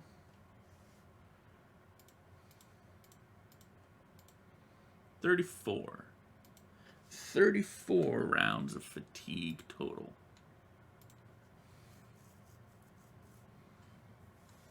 And I need 2 conditions. Rage.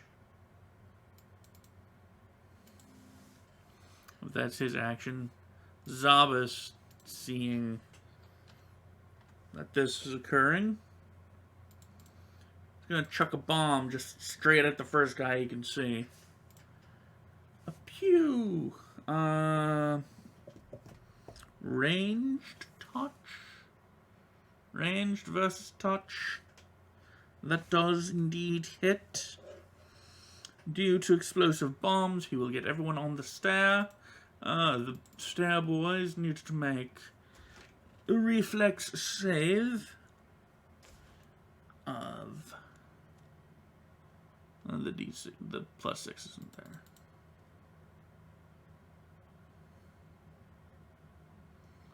is that a... Oh, okay. Yeah, okay. One save, two save. They both save, so they take no damage. The one man needs to make a save to... No. That's after he's on fire. If I remember correctly. Explosive bomb.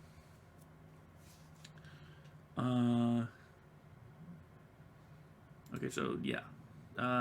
Needs to make a save next turn to not be on fire. And while the three guys downstairs, took a free action to don masks, these guys already have masks on. I need an extra d6. Well, now let's do that. That usually takes place afterwards. So he takes 13 points of fire damage.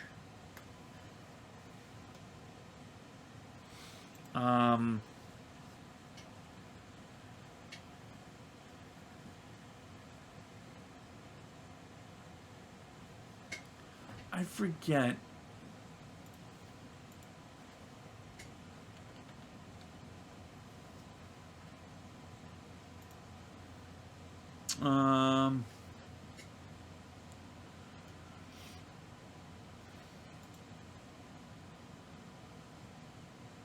That doesn't help me. Action type, standard actions, move action. Da, da, da, da, da.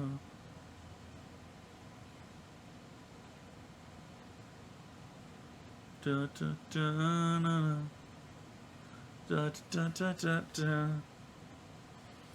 Da, da, da, da, da, da, da, da, da.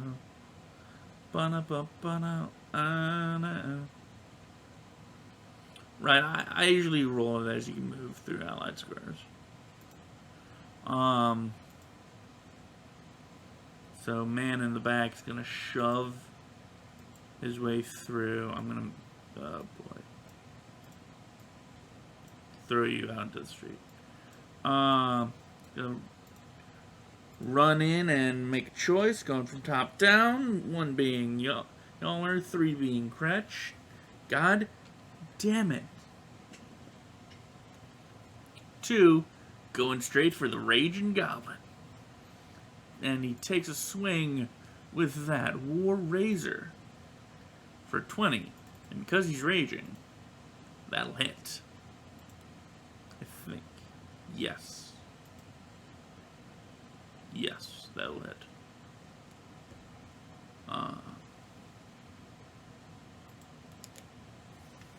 Oh my god, have I not been adding... I've not been adding... Oh no.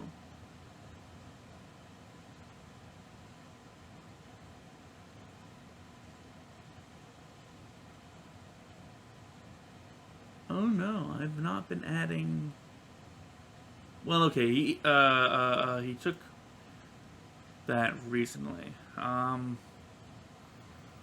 Catch up, throw anything that was a level 1 feat. That was a level 3 feat. So he's at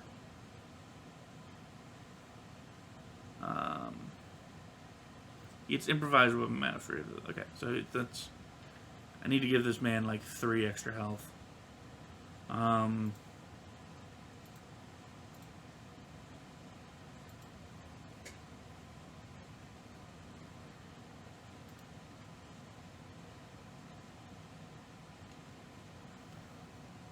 61 would be his current total. Okay, better. What's his AC? 18. Yeah, that hits him. So 1d4 plus 2. It's a 5 on the Raging Goblin. Gretch is going to take a 5-foot step back. See what's going on.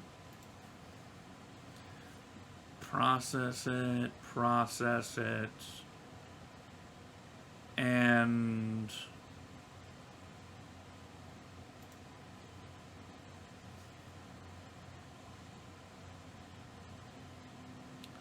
she's not going to do that just yet.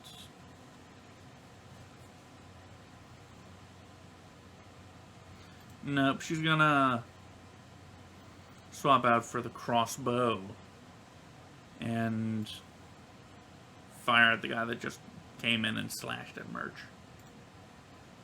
And hit him. For a whole 2 damage.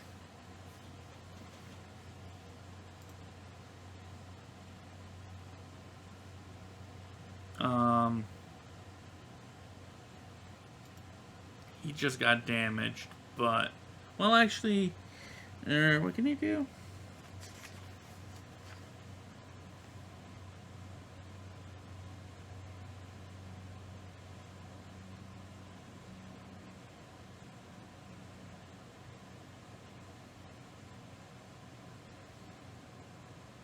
He's gonna cast Shield of Faith on himself.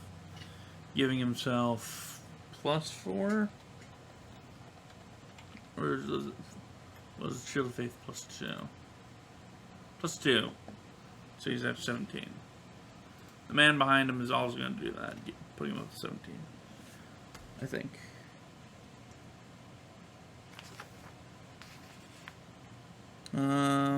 Yep. Okay.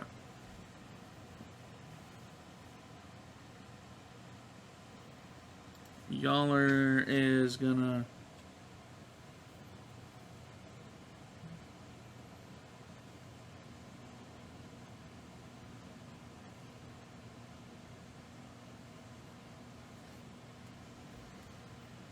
take a 5-foot step back.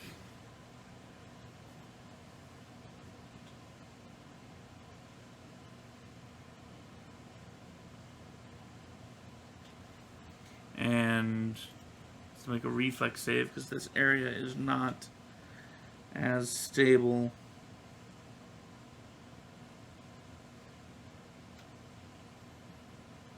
Well, it's not that it's not stable, it's that it's, you know, these squares around the machinery are kind of slick with water.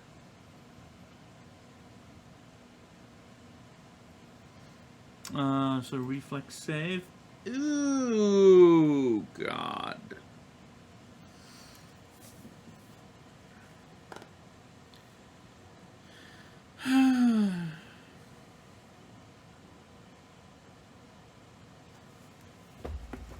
Yaller takes a 5-foot step back, slips on some water, and falls into the machinery, taking an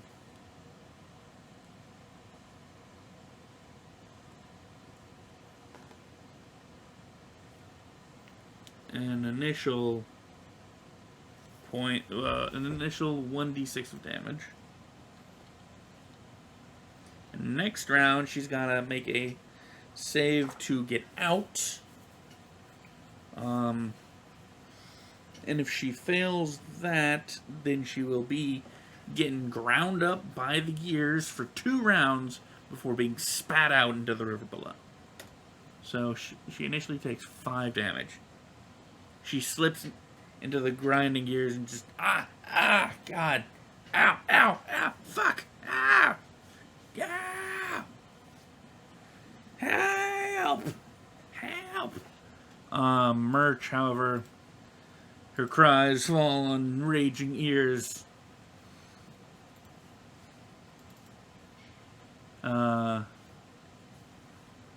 Actually, I should do top of the round movement first.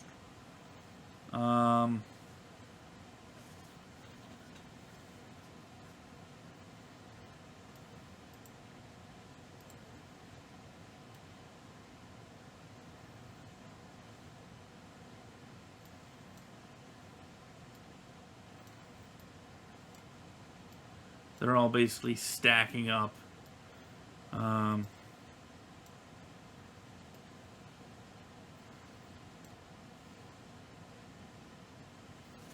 It controls you that. Yeah, I can. This guy moves, does Shield of Faith. This guy moves, does Shield of Faith. Shield of Faith. Anyone that goes over 30 does not Shield of Faith. So that guy won't Shield of Faith. But I will be counting them as basically having done Shield of Faith. Eventually. 30, 40...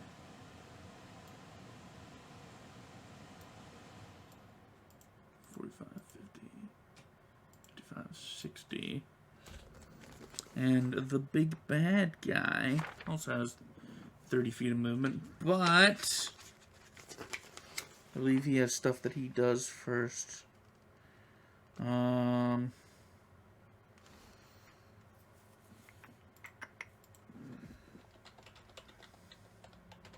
I'm just gonna check these spells real quick. Pretty okay, yeah. Yeah. These spells are gonna last for a bit.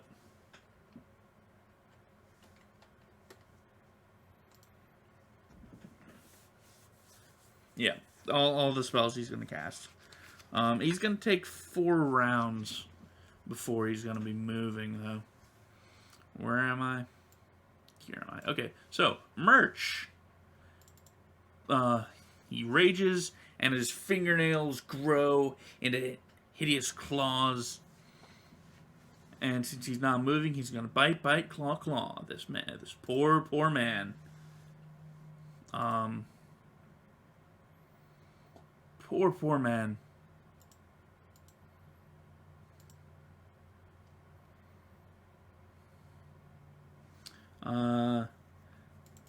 Yeah, no, he rips him to shreds. Well, actually, let me check. Lesser Beast Totem.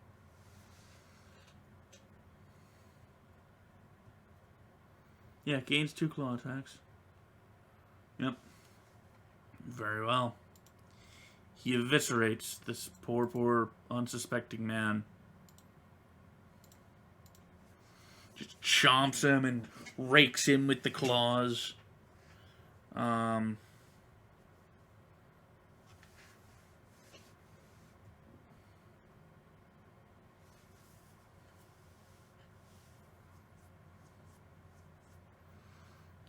Zabas.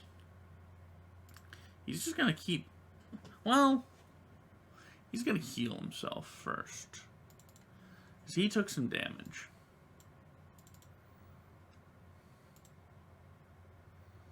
So he's gonna suck on a Cure Moderate. Brew that up, give himself 16 hit points back, and then he's gonna move back here. That cultist is dead as dicks.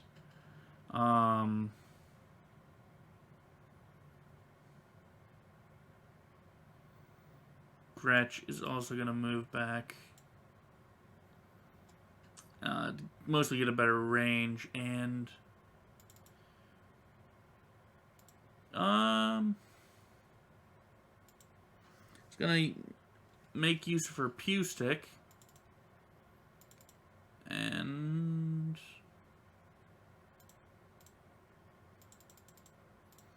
Pew the man for 3.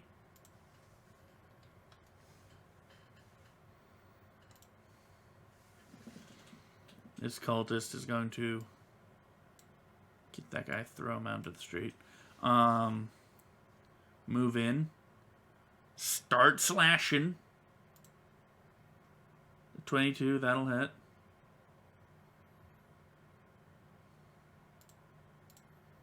Hit him with a 6.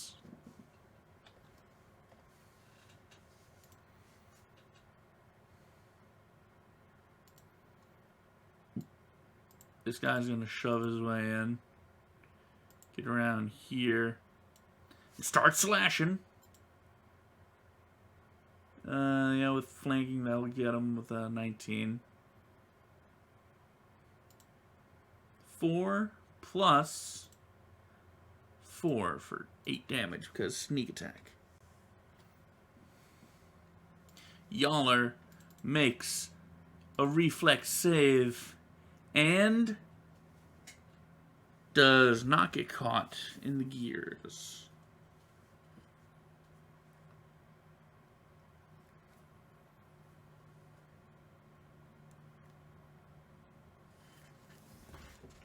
But spends that enter movement getting back onto slippery areas.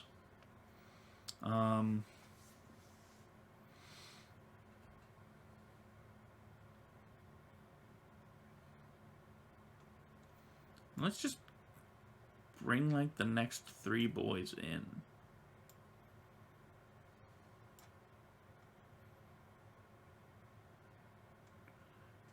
Yeah, the next 3 boys. Let's do that. Give me that sweet D20 plus 7. Going from close to the door. Boop, boop, boop. A 22.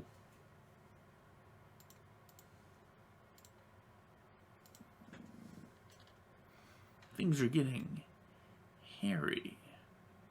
I will count that as part of as his movement, though.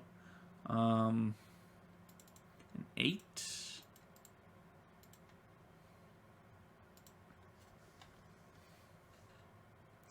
And a 12.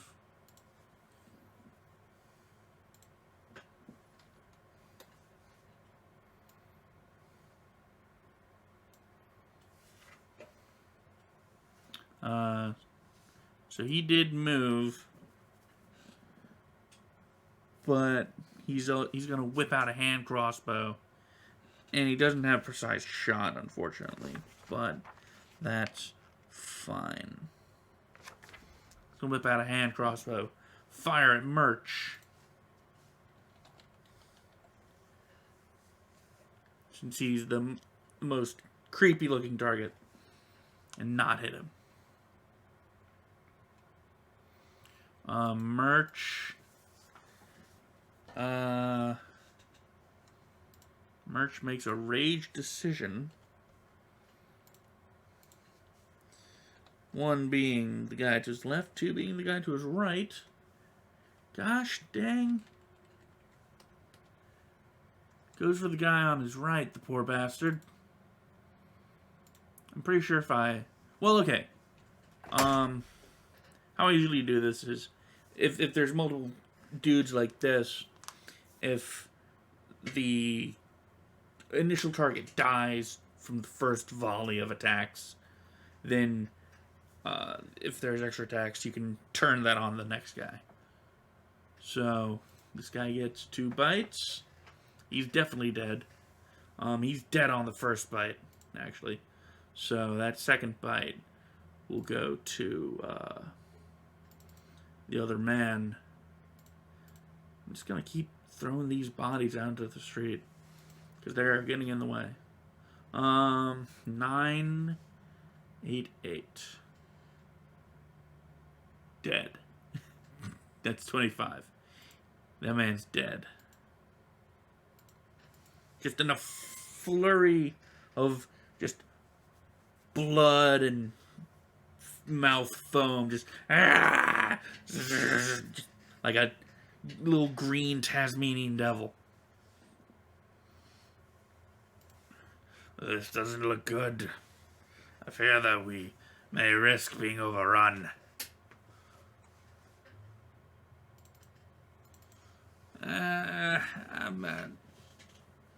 I might agree with you on there, Zob. We kind of stepped in it.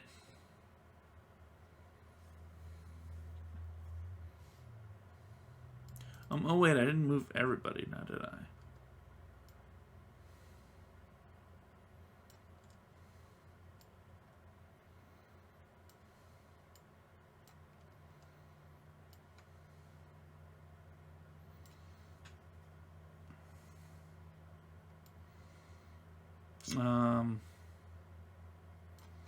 Ironbriar would just be his second round of spellcasting. Oh no, wait, this boy would be over here. 20.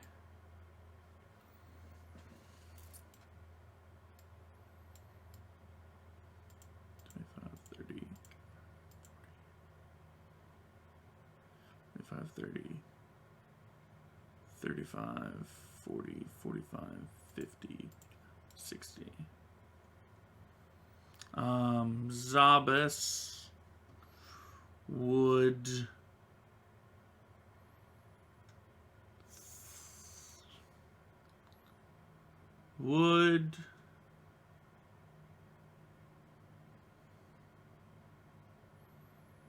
what's his range? No, he's fine. He wouldn't need to suck down a Bomber's Eye potion. He's gonna actually fire with his crossbow at a guy. Well, no. He's got bombs. He's gonna use bombs.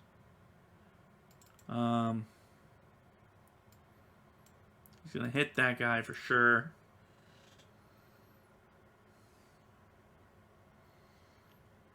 And these guys need to make 2 reflex saves.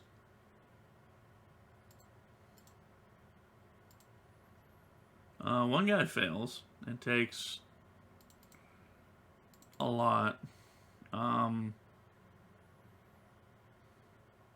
Takes like, I don't know, that's 4, let's see, 7, 11.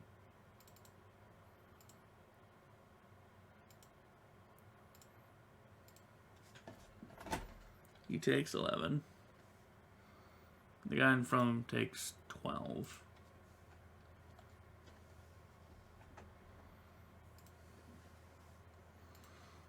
Gretch.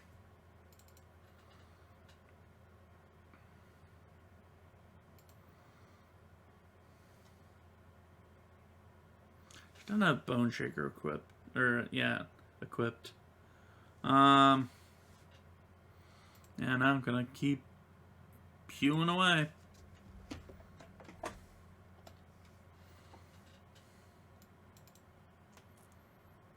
Let's see here. 24 plus 1. Woo! 5 damage.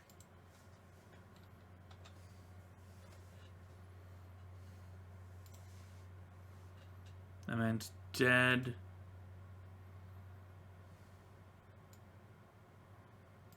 Shoves his way in. And attacks Merch, since he's the first obvious target.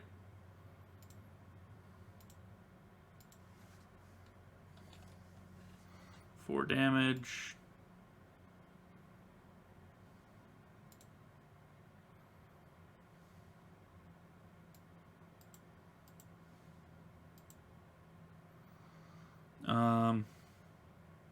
Gonna go over here and swing at Yaller. Actually, I take that back. Well, I already rolled. That's fine.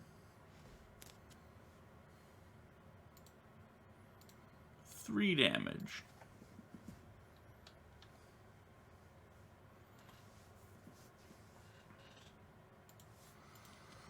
Yaller.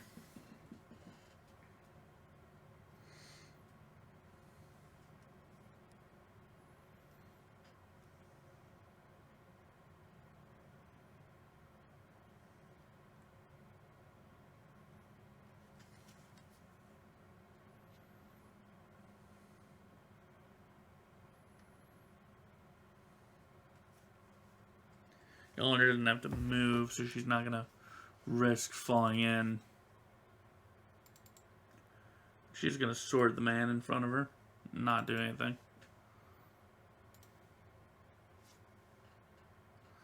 Let's get some more cultists in here, eh? 1, 2, 3. Okay.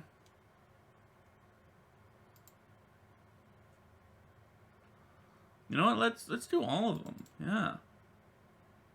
4. Ooh. Okay. Starting from the closest, that man rolls an 8. So him and his bud are going on the same time. That rolled a 17.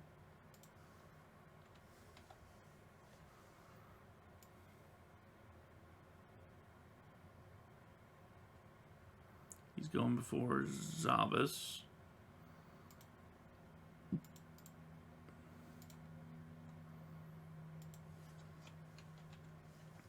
$25, so he's actually going first. Oops. Did I not move it? No. I let go of it.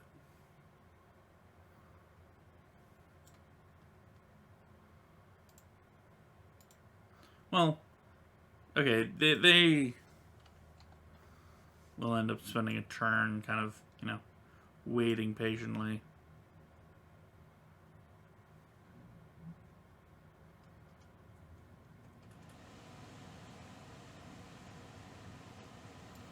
But we could basically just move them.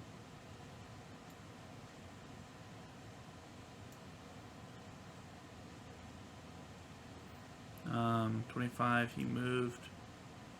So it'd be back down to him. He's gonna shove his way in.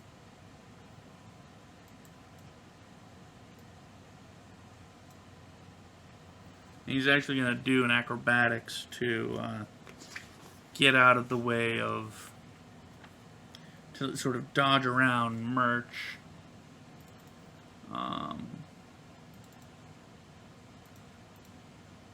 Oh yeah. 25 versus, he barely makes it around Merch.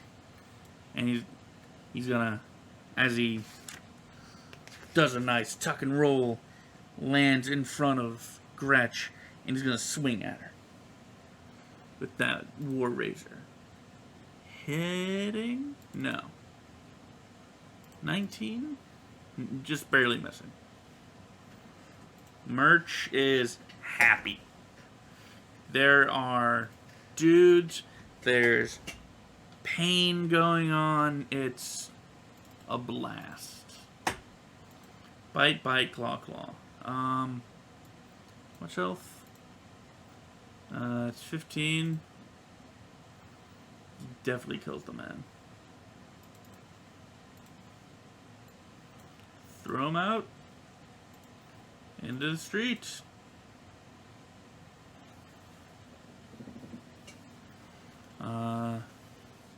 Spent his turn moving. Zabas is actually gonna crossbow this time. Doesn't have precise shot, so, but that still hits. For 1 damage. Well, I didn't specify, but yeah. Gretch is going to actually take a step back and cast. She's going to hold out her hand.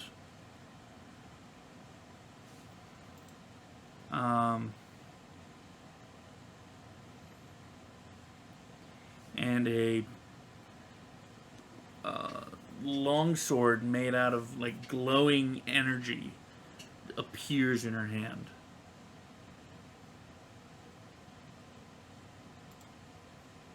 I may actually just have to like add longsword to her sheet, just so I can do this. I'll add it to her weapons, but I won't. I'll have to like pull that out of her inventory proper.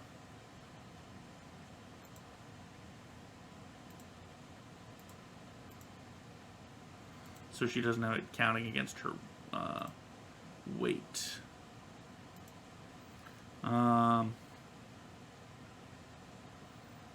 And then modify it so it is a +1 longsword. There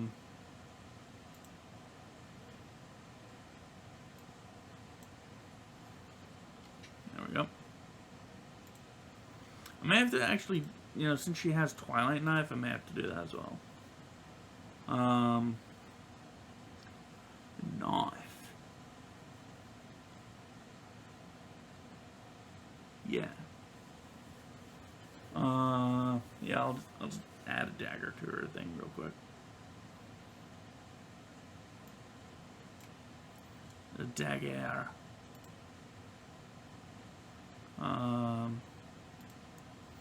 Rip it out of her inventory.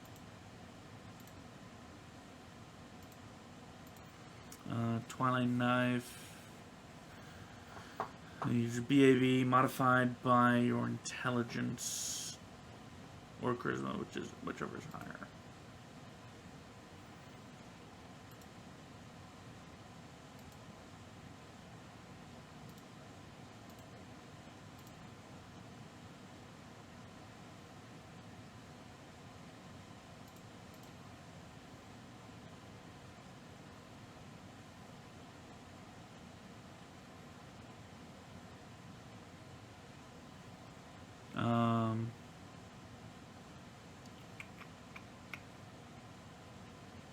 Okay. So yeah, that's what she does. The dagger does D4. Modified by nothing. By nothing! But yeah, that is what she does. 12 is dead. 8 will continue. Oh no, he's actually gonna shove Yoller.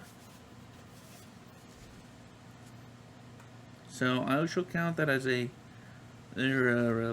well, no, he's gonna grapple her. Yeah, he's gonna grapple. My shoulder popped. 8's not gonna do it. I don't even have to look at her sheet to know that won't work. Other guy. It's actually pretty close. Gonna move in.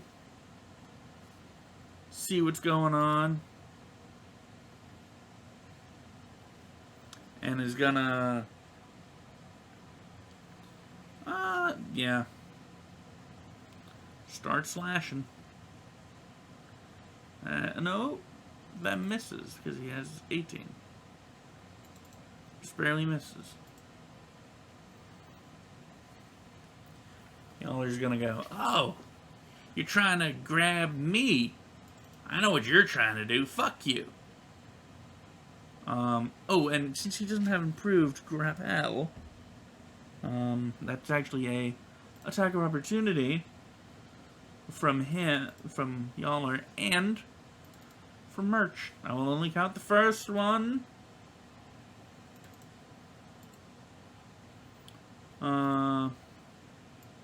Yeah, no, he's dead. That first bite just kills him. Okay. Still Yoller's turn. Yoller will go, okay, yeah. It's getting a bit weird in here. A bit too many people. Let's even the odds a little bit. And she summons a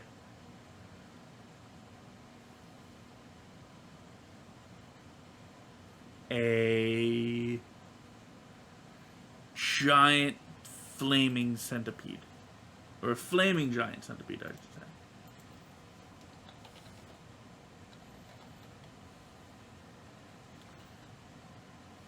On the other side of this man.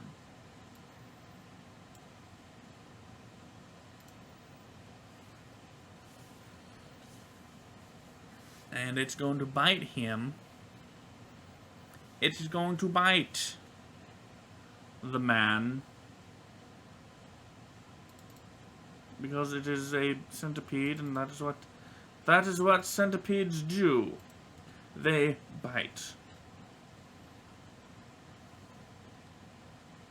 +1 fire damage to all of its natural attacks. Should it hit.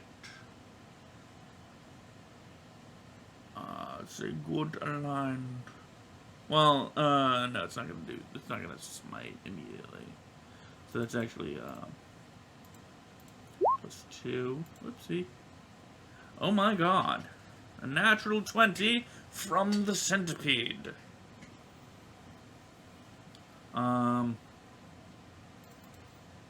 So it says 1d6 -1. I'm just gonna roll 1d6. Well, yeah, sure. Why not? 1d6 -1. Since that's doubled, due to the bite. That is... Also, how long is this thing here for? 1 round per level. Okay. Let me just... 1, 2, 3, 4, 5, 6. That is 7 points of damage. 8 points of damage total, since one of them is fire. Yes, fire damage. Push and shove, shove and push. Justice Ironbriar has cast his 4th spell. Move over here. Take in the situation. Take in the situation. 1 being March, 2 being the flaming centipede. He's going to attack the centipede with his war razor. That will hit the centipede. He will kill the centipede. Well, yes, he will kill the centipede. The centipede had one free attack, and that's it.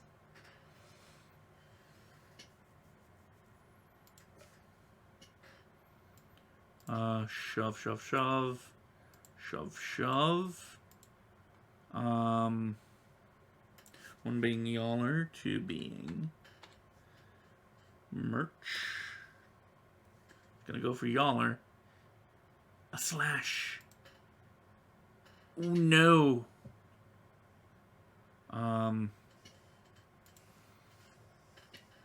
This guy goes, "You don't scare me with your shiny knife." He's gonna advance on Gretch there. And swing at her and miss. 1 being the top guy, 2 being the bottom guy. God damn it.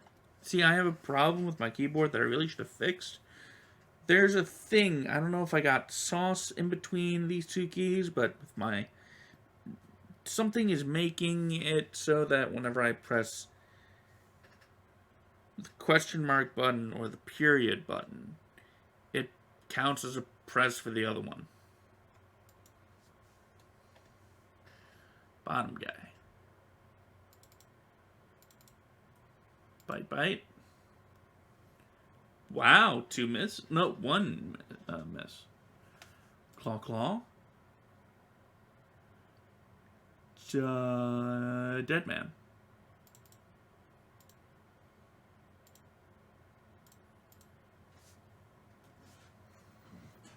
Because these guys all have... Well, no. Nope, I'm wrong. They have 17 AC right now. So he took 18 damage. A nearly dead man. Or, no, wait. He took 9 damage. I'm wrong. I'm wrong. Totally wrong. Totally wrong. Totally wrong. He took 9 damage. Wow. Wow. Wow. Wow. Cultist.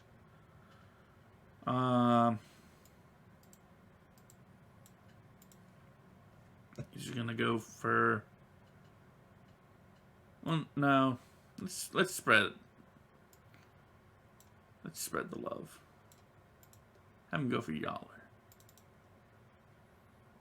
A slice. A no. Zabas is just happy. About as happy as Merch is. With this development. As he hucks a bomb at the nearest guy. Or, yeah, no, at the nearest guy. So that'd be the guy above Merch.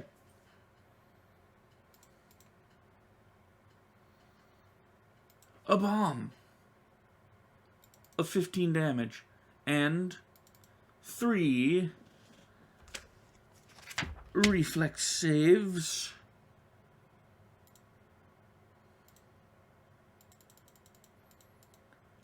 A 1, a 2, a 3. One guy fails, takes 11 damage. The other guys are fine. The guy that got hit, however, he takes 15 damage. And if he doesn't die next round, he'll be on fire. Gretch is like,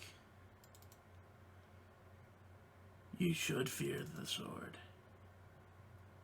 It's quite deadly.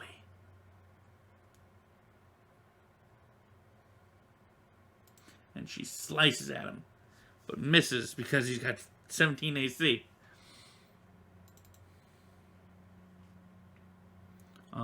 That man's dead.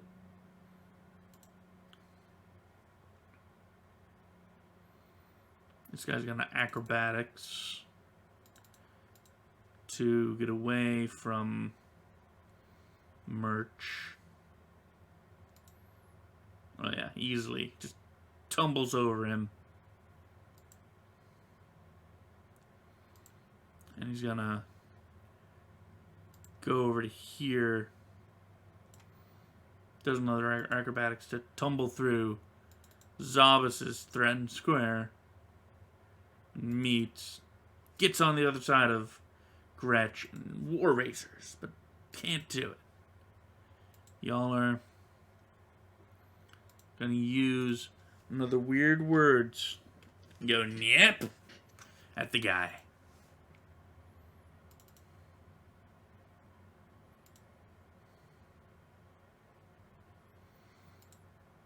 And ow. She nyepped him to death.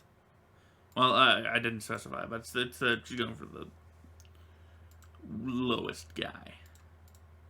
But she nyepped him to death.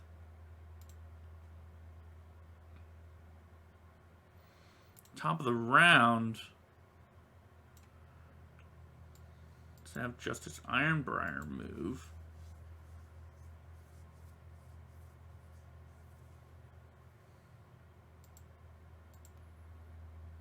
$45.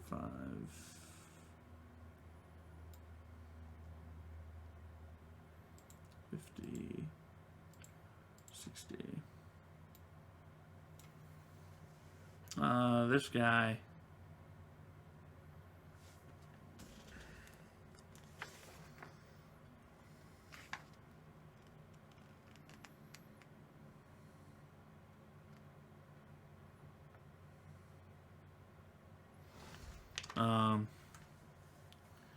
He's gonna take a 5-foot step back and try and command. I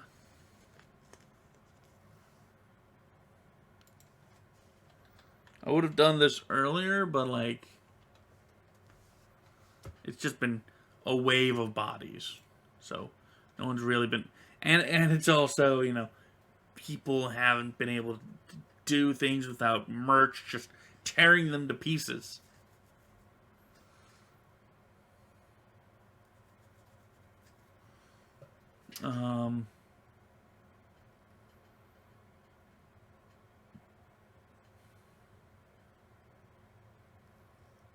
Yep. He's going to point at Merch and go flee. Merch must make a will save.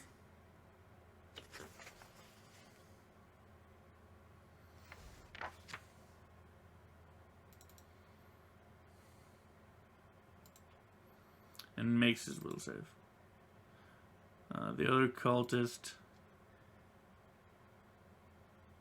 did not get successfully attacked by Gretch, and will attack her and get sneak attack.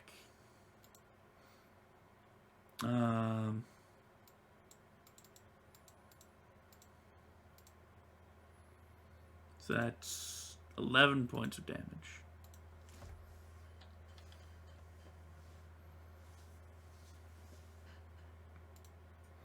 Merge is just going to advance on the guy, not even caring. Provoking an attack of opportunity, but that's not going to hit. He won't get his full range of attacks, but wow, he'll actually miss.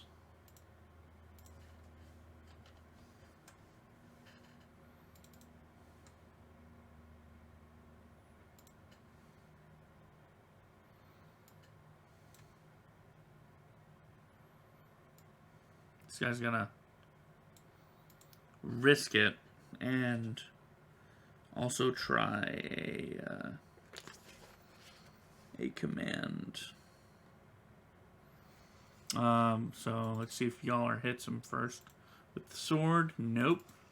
It is a mind affecting ability, so she gets +4 against. Nope. Sonic and language dependent effects. Okay, so yeah, she gets a +4 against this. Alright. So that's +4, which saved her. Because the DC was 13. She rolled a 12. So that +4 saved her. And he also went flee, but she feels the word ring in her head, and she shakes her head and goes, "Fuck off."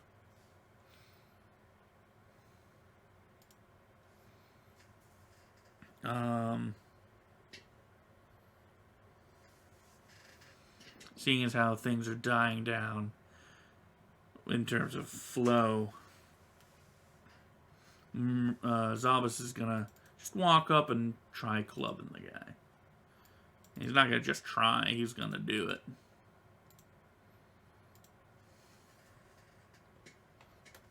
He gets him right in the gonads with a big ol' 5 damage. Brings him down.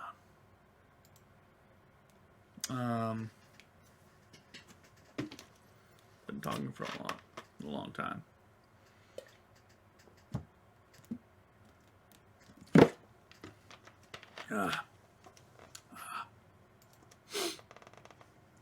Soda. Gretch with her force sword. How long does that last?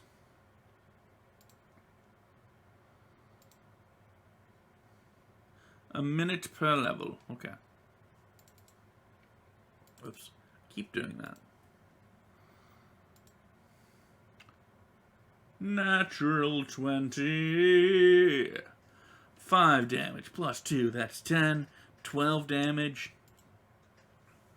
Like a lightsaber through butter, she slices the man.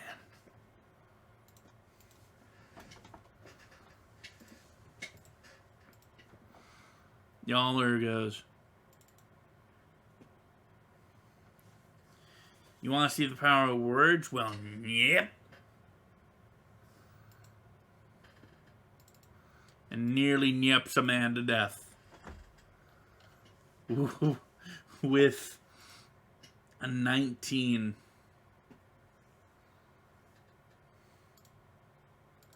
These men have 21 health. And she nearly nipped a man to death. Oof. Alright, let's get this out of the way and see where the good Justice Ironbriar is.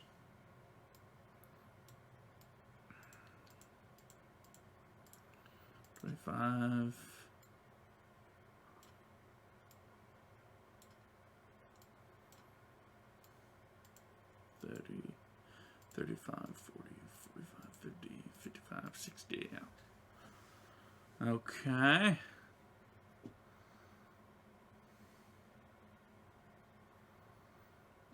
This man's gonna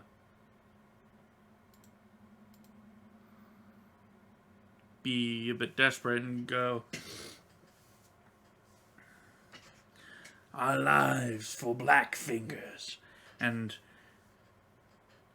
channels energy again.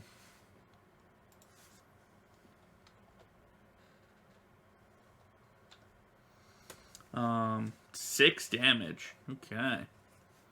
That's a will save from everybody. Wow. Y'all are failed? Y'all are just barely succeeded. To take half. Gretch takes half. Merch takes half. Zabas takes half. And the one guy that nearly got nipped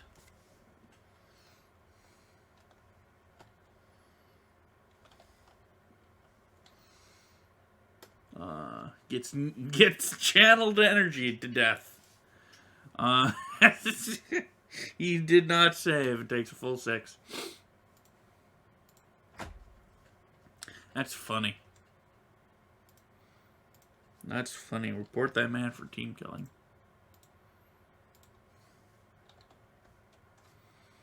Let me just make sure. Yep. Okay, everyone gets hit.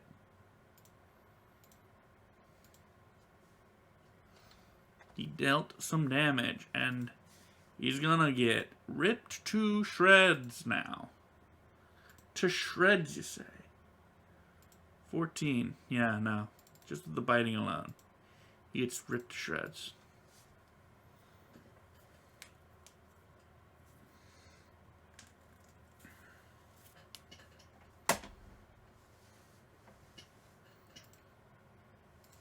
Damn it.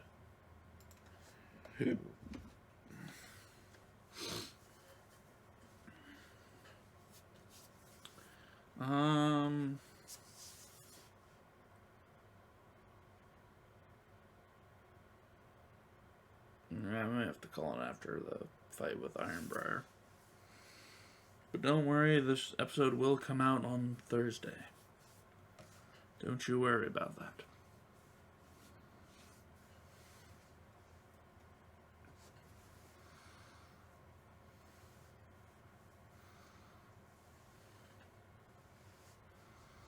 I forgot to X out this man.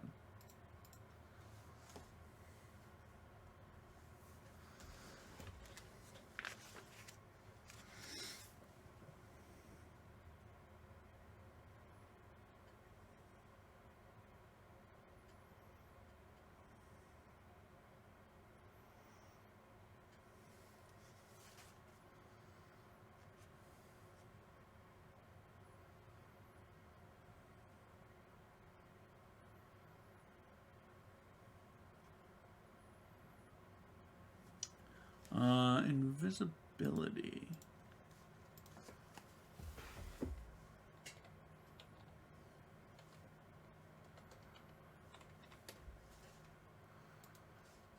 Okay. Merch is going to stop raging. Yeah, goes, did we get him? Is that all of them?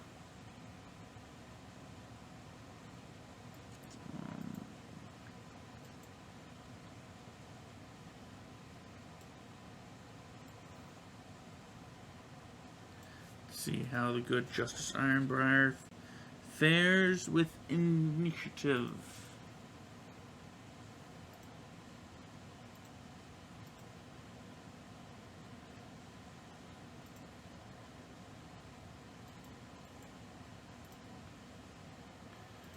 Yes, I believe that's all of them.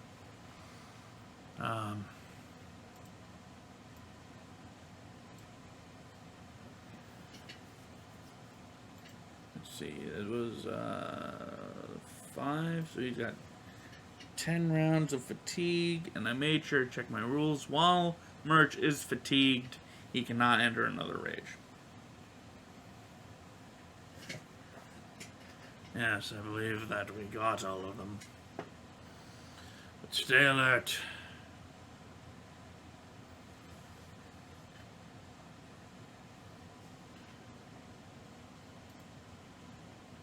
There may be more. And Zabas goes to leave and bumps into Justice Ironbriar. Goes, what the? And Justice Ironbriar, I think I actually have these on Le Token page.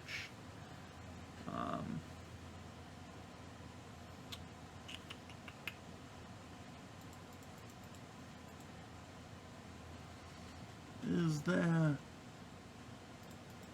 Let's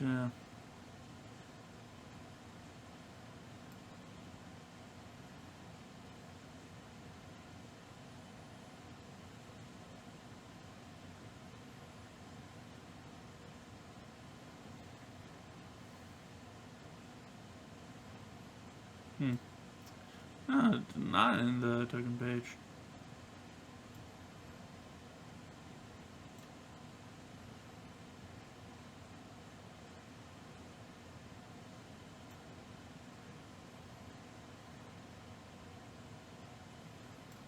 Well, that's annoying.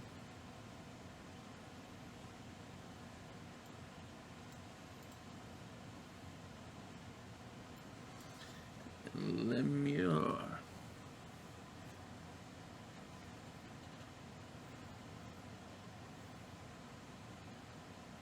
There we go.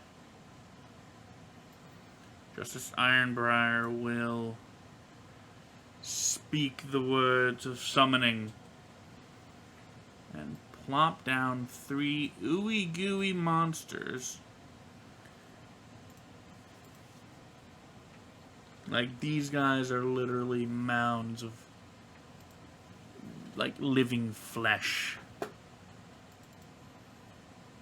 Well, I mean, all flesh is living, but, like,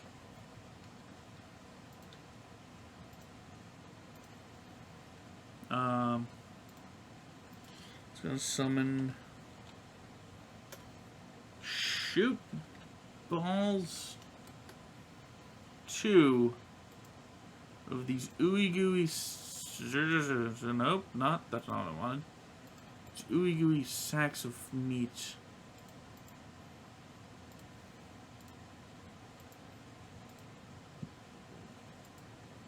Next to Murch. And they both let out this horrible, burbling pain. And slash at Murch. How am I doing this? I have the dice roller. Okay, so I don't believe he has augmented summoning. So 2 claws. D12 20 plus 2. Claw, claw, claw, claw. One of them hits.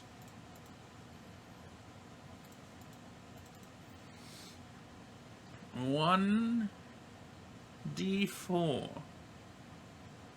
A single D4 of damage. 4 damage.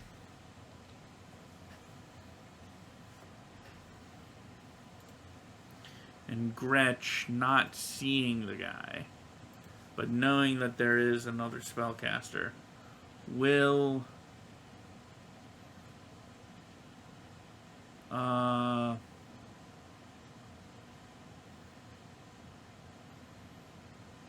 she'll throw a ray of exhaustion in his direction. Let me try that again, because this has an attack roll. It is ranged touch.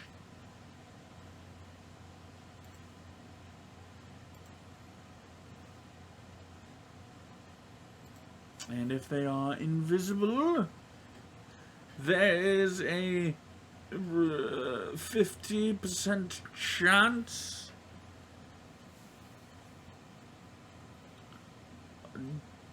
to miss.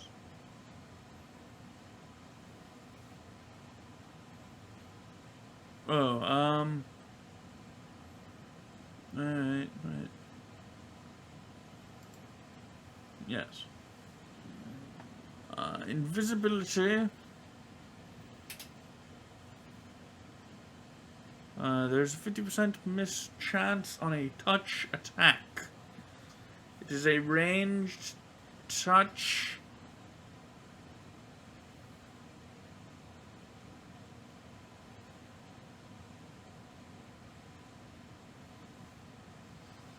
So I shall flip a coin to see if Justice Ironbriar is in fact hit. Red being bad.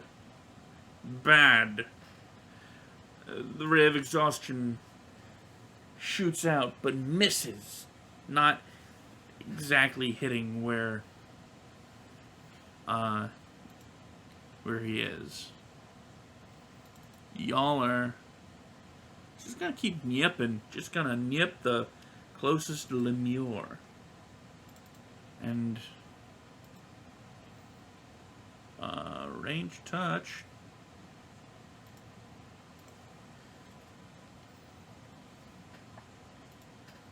She's gonna nip it right out of existence. Just nip and it's gone. Merch is fatigued. That's fine, because he shall press on and get an ooey gooey morsel of lemure. Wait, nope, never mind. Does 5 damage? DR 5. He bites into the flesh of this horrid, sad-looking creature and finds that it's oddly tough despite being kind of like melty.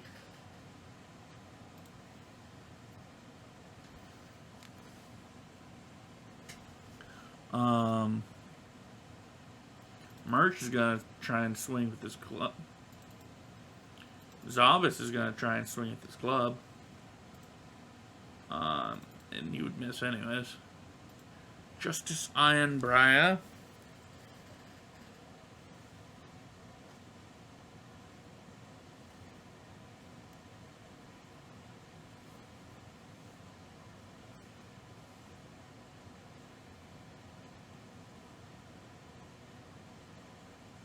Shall, what does Dazing Touch do?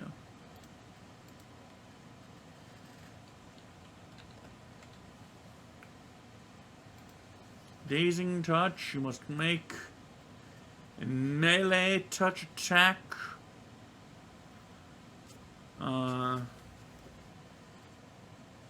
Okay. And if they fail, they are dazed. So he will reach out and touch Zabas.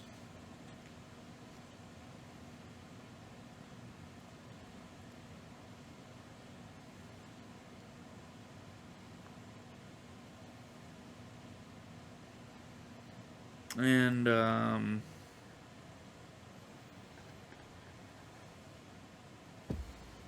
1d20 plus 5.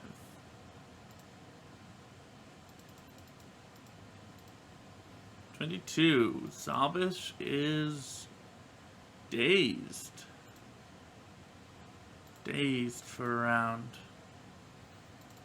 And as the dazing effect takes over, the form of Justice Ironbriar is revealed. And he smirks and goes, huh.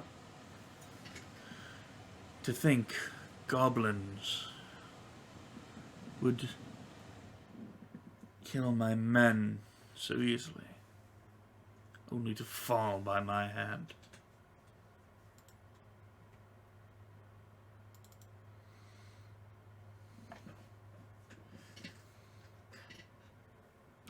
Gretch,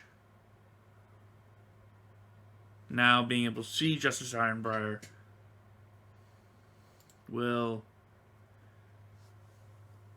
dig around in her component pouch, pull out a small straight piece of iron, point it out and go, "Stop!" And what is his will save? This is a enchantment effect. So, unfortunately, he gains +2 against it for being an elf. He fails and is held as almost ethereal iron chains wrap around his body, and he's paralyzed. He just goes, glares at Gretch.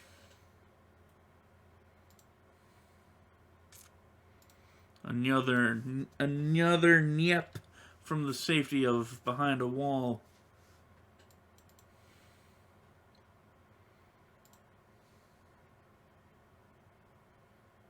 Did I click it? There it is. And that actually misses the Lemure, if I'm correct. Nope. It's ranged touch, and that just hits. Nipped it. Oh, no, wait. I forgot. The Lemure gets to go on his turn. It's going to attack Merch with 2 claws. 1 hits.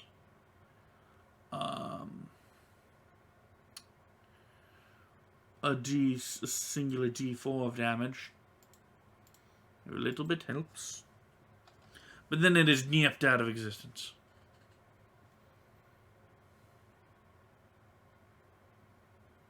I think.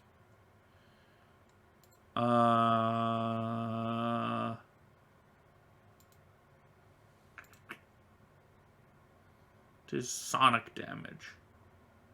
So it overcomes its resistances. It is nipped out of existence.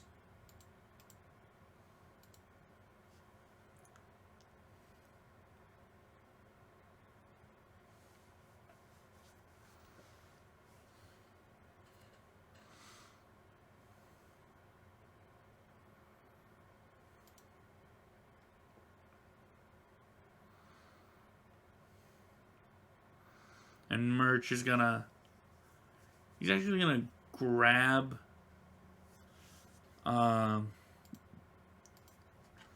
reposition.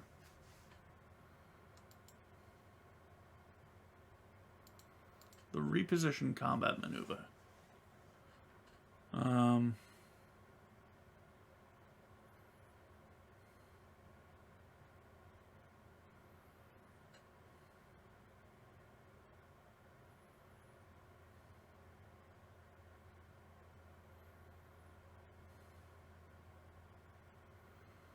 Going to use the reposition maneuver on Zava's, moving him 5 feet away.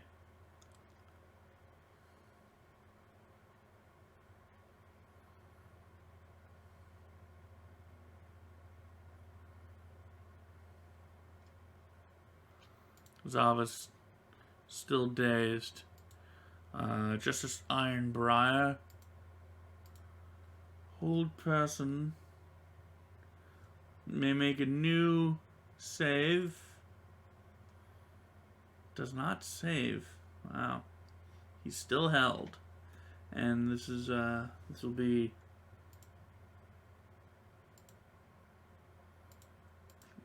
4, 5. And Gretch will grin and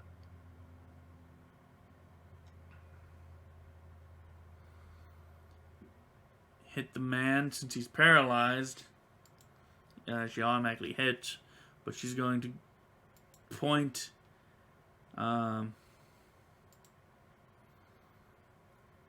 And hit him with Ray of Enfeeblement. I really need to, like...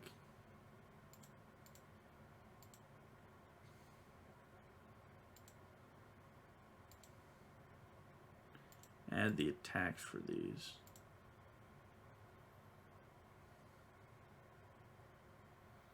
Okay, 1 Ray of Enfeeblement.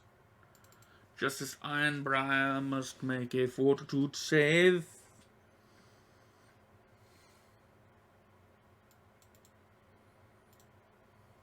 Which he fails. What? Let me just add the damage as well.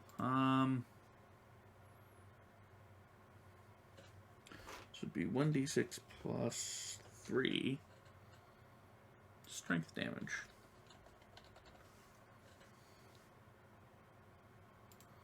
Let me cast it again. 7 strength damage. So, wow. Okay. He's not a strong man to begin with. Wow.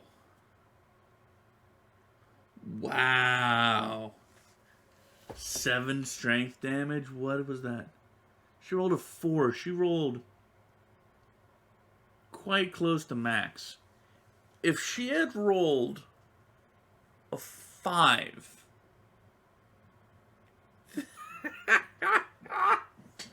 if she had rolled a 5... Justice Ironbriar has 8 strength. If you hit 0... well, okay, if you hit 0 on Constitution, then you're dead. But if you hit 0 on Strength, you fall into a coma. Hold on, let me check. Ability scores. Wow. Wowie, wow, wow. Brave Enfeeblement nearly fucked a guy up. A character with a strength score of 0 is too weak to move in any way and is unconscious. Wow. She nearly goofed this man up.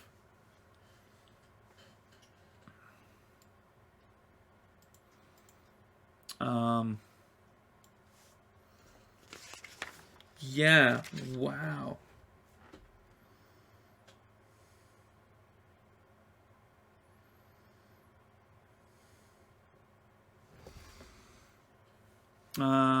Y'all needs to make a reflex save.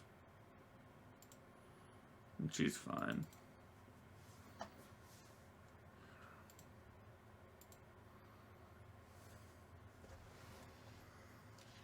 So what do you think? Take this guy in for questioning or get rid of him? Because, I mean, he said he was, like, the leader.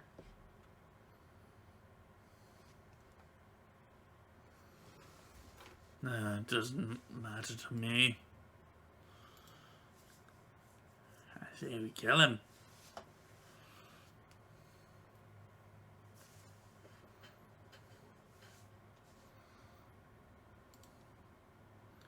She's gonna pop herself with a cure moderate wounds.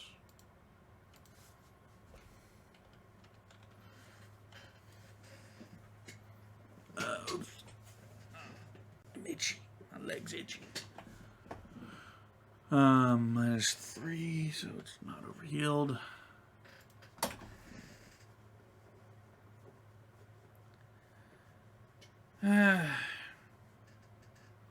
Do what we must, I suppose.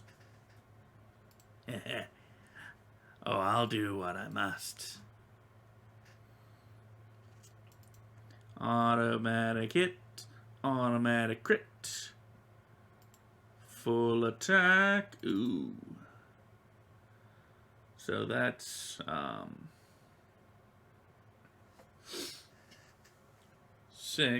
8 damage. Plus 14, so that's 22 points of damage.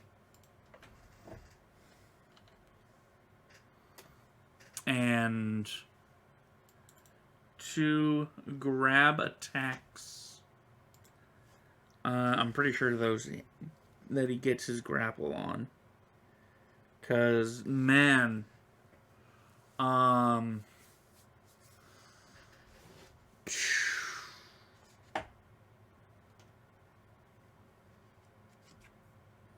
don't even know.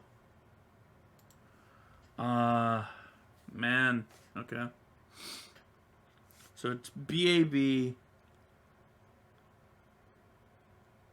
plus strength plus dex. Okay. So he's got 6. No. Yeah, he's got 6 currently. Because he's got a BAB of 5. But since his strength is hold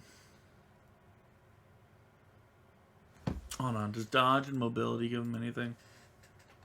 Mobility, because it's pretty high.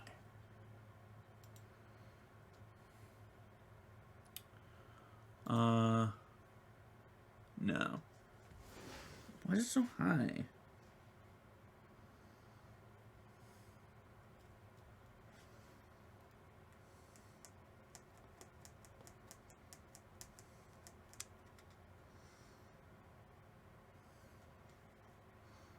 Oh, it's probably so high because it's like 5 plus... No, that still doesn't make sense.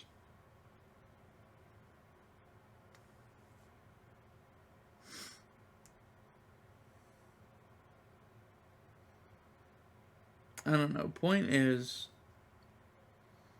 it's not great. Oh, no, wait. No, wait. I'm thinking CMD. I'm thinking CMB. I'm looking for CMD. CMD is 6 plus strength plus ability plus blah. Plus deflection plus dodge. Okay. So that factors in. Okay, so 10 plus 5, currently minus 5. So that's 10. Plus, plus 1 from dodge. Plus, it still wouldn't be that high. 10 plus 6 plus, it shouldn't be that high.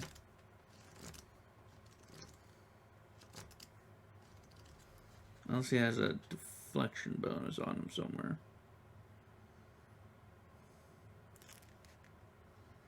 Yeah, he's got a deflection bonus from somewhere.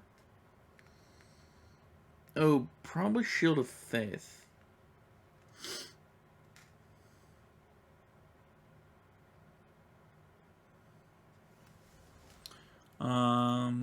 No, that wouldn't do it. Why is it so high? Oh, yeah, no, it's from Shield of Faith. So it's plus 6, plus 10, 16, 17, 18, 19, 20.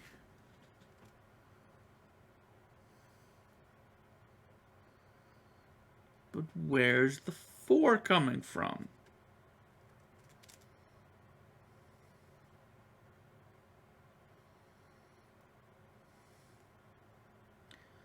I don't know.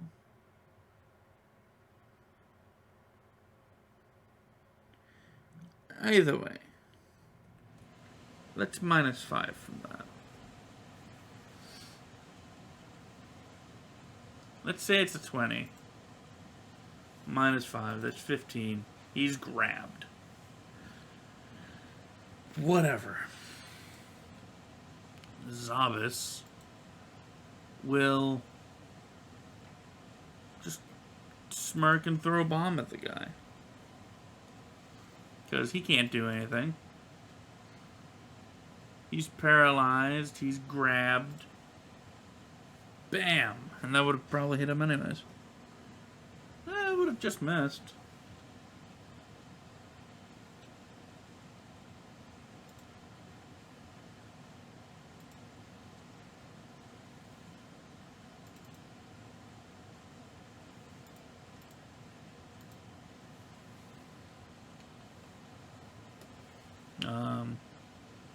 Touch AC. Touch AC.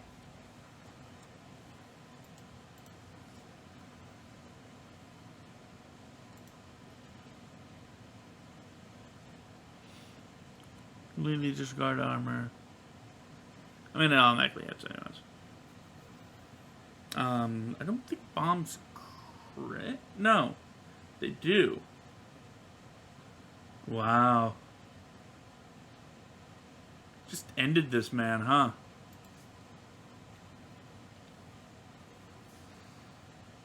Just really just ended a man with a bomb. Okay. Because these are at 3d6. So he rolled a 6, a 1, and a 5. So that's 22. 24. Plus an extra 4 fire damage. That's 28. Nearly killed the man. Is my light flickering? Yes. Yes, it is. Fun.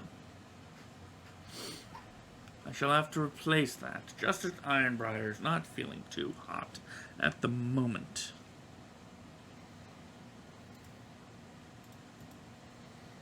And we'll try and break free again. Breaks free of the 15.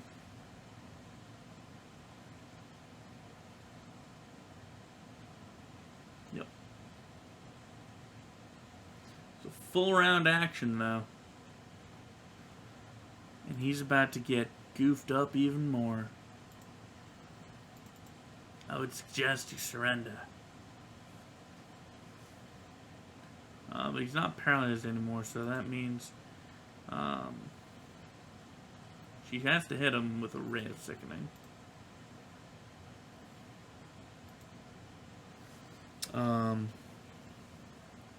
Which she will just miss. Unfortunately.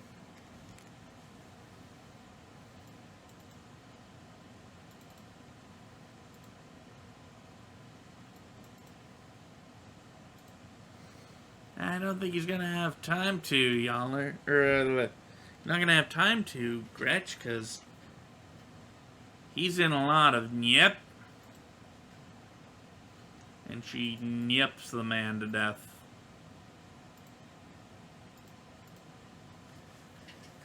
I've been hearing you say that word this entire time. I'm sorry. What does it mean? What? It's nyep.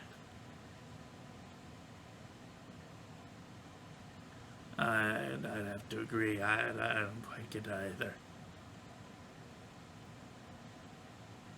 And how's it? Nyep? Yeah. N I A P. Come on, guys. Even I know. I'm not as smart as you guys, but even I know that's pain backwards. Yeah, there you go. Yeah. No. Yeah, no, that's yes. Okay. I feel stupid now. Thank you. Thank you much for making me feel stupid. No problem. Ow. Oh shoot, that was okay. That was 3 rounds of combat. So, we'll just zero it out. Oh, what did I do that for? Because combat is over, anyways. And for the sake of brevity, I will say that they do search the sawmill and find some good shit, including some very incriminating evidence.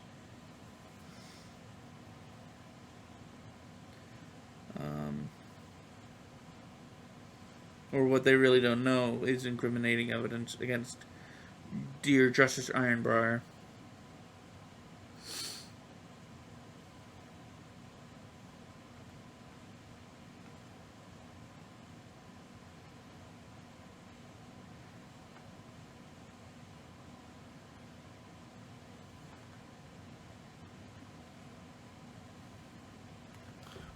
Do any of them have speak with aminals? Speaka with aminals. No. They do not. Cool. At the top of the 7 sawmill, there's a rookery.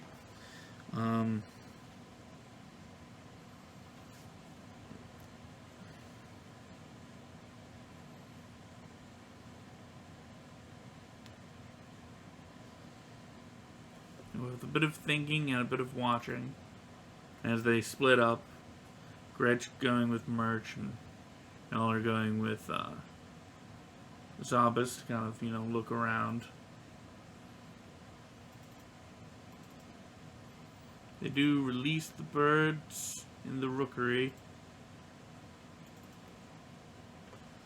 And together, Gretch and Merch do figure out that they go, the birds, when released, go towards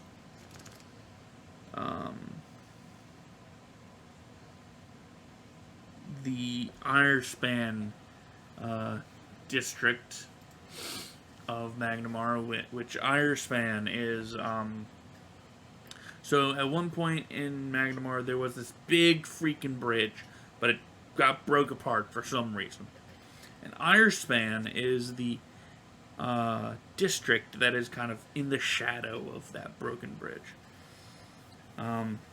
After they figure this out and collect all this evidence, the goblins go to leave, only to find that the sawmill is surrounded by guards, each brandishing weapons at them. And the guard captain goes, well, well, well. I really didn't think that I would need a reason to arrest the 4 of you. But here you are, having perfectly given me a reason. The 4 of you are under the arrest for the assault and murder of Justice Ironbriar. Oh, wait. We can explain. Really? You can explain? Yeah. He attacked us. You found his body, right? You saw all the dudes.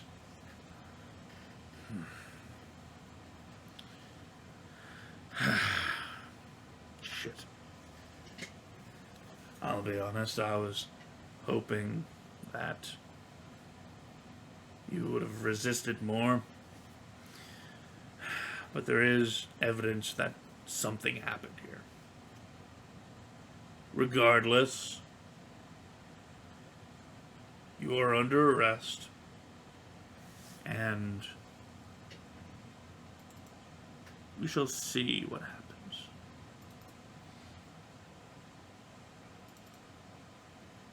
And we will hear your side of the story. None of these guys even have tongues, huh?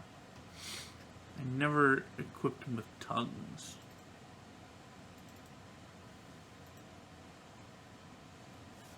Yeah, no, that light is going out. Damn it. Would identify work on this?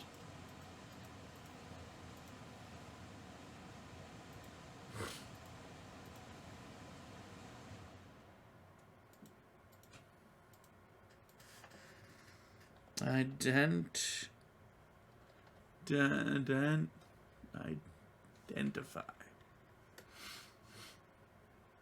It does detect magic, except that it gives you blah blah blah. Okay. No, that wouldn't work.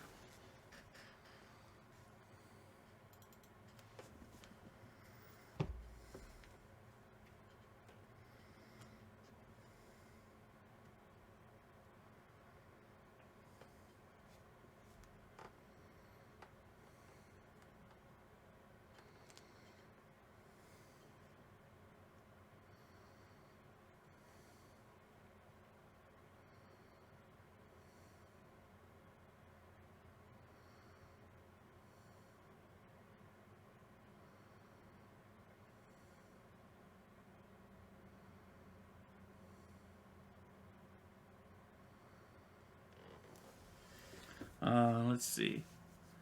The evidence.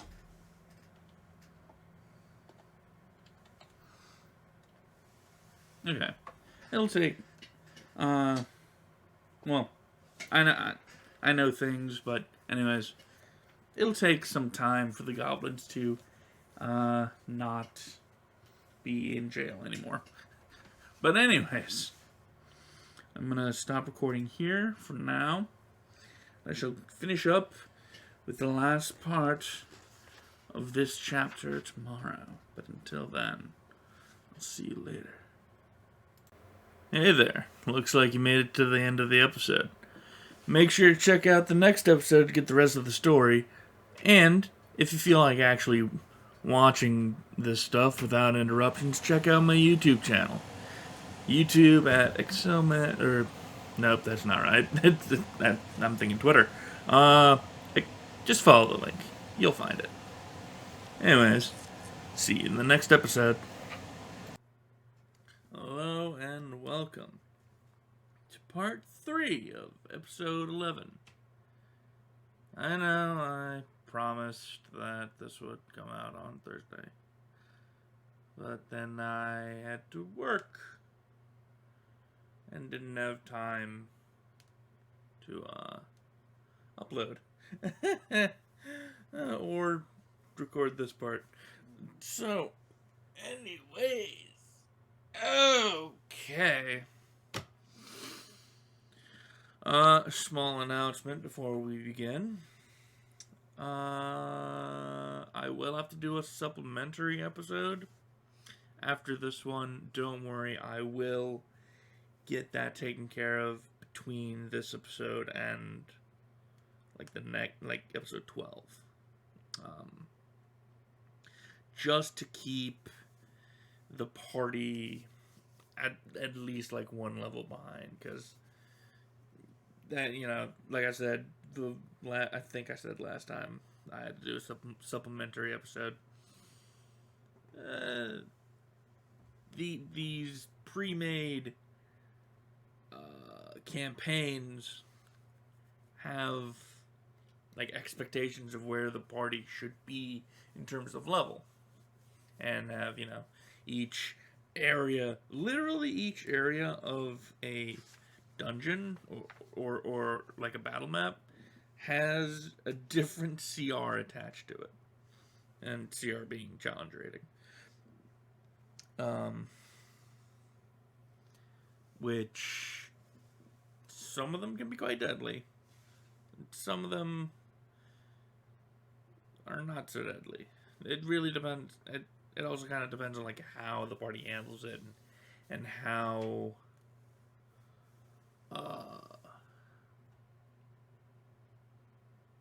what's the word I'm looking for? Like what level the party is. But anyways, so I'm gonna be doing that. Not directly after this because I got other stuff to do, but we'll see what happens. Anyways. So, starting the episode, the party had just gone to the Seven Sawmill and encountered skin saw cultists, which are man, I'm saying way too much. Skin saw cultists belong to one of three groups dedicated to the cult of Norgriber, which is one of the more mainstream deities in Pathfinder. But the only one that has like 3 different aspects. I won't get into the whole thing. But anyways, they encountered the cultists and also encountered a man by the name of Justice Ironbriar, who is a pretty big authority in Magnemar, being a justice. He's a fucking judge. And after killing all the cultists and just Oh, and I think I actually forgot to add a thing to the loot list. Yep, I absolutely did. But after defeating the cultists and tearing up the sawmill for information, they were arrested by the town guard of Magnamar, or the city guard, I should say. But what is this?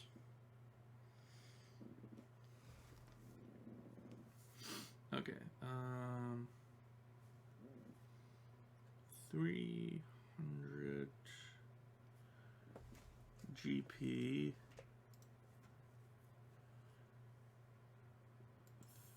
I'll just add that as platinum. So that's 30 platinum. 3 potions of bark skin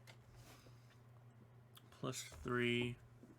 So bark skin's an interesting thing when it comes to potions. And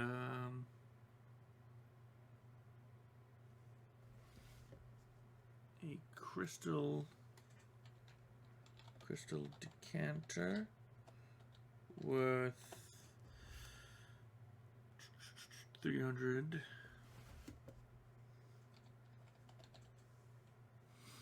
And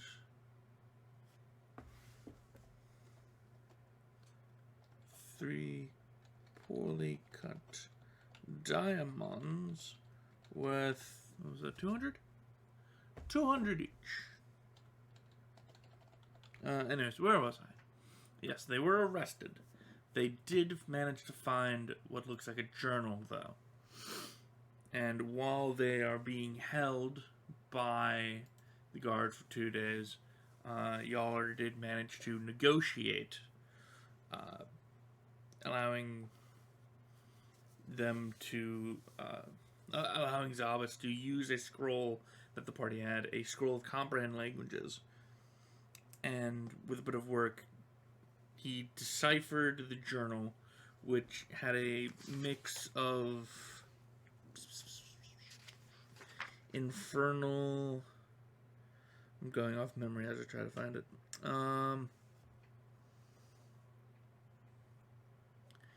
Draconic, Elven, and Infernal.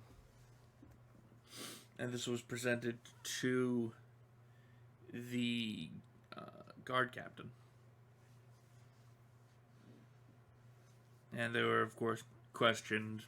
And eventually, they met with a rather important figure known as... Where is he? Where is Lord Mayor Haldmir Grobaris? So, I hear that you 4 goblins have assaulted and killed Justice Ironbriar. But you have evidence of his corruption. Is that correct? Yeah, we gave the journal to the guard captain. Yeah, so I was informed of that, and I have read some of the things taken from the journal. What may I call you all? We're the Thistletop gang. Yes, but what are your names? Oh, I'm Yaller. The one with the skull mask, that's Merch. The creepy looking one is Gretch, and the burnt one is Zabas. He's the one that deciphered the journal.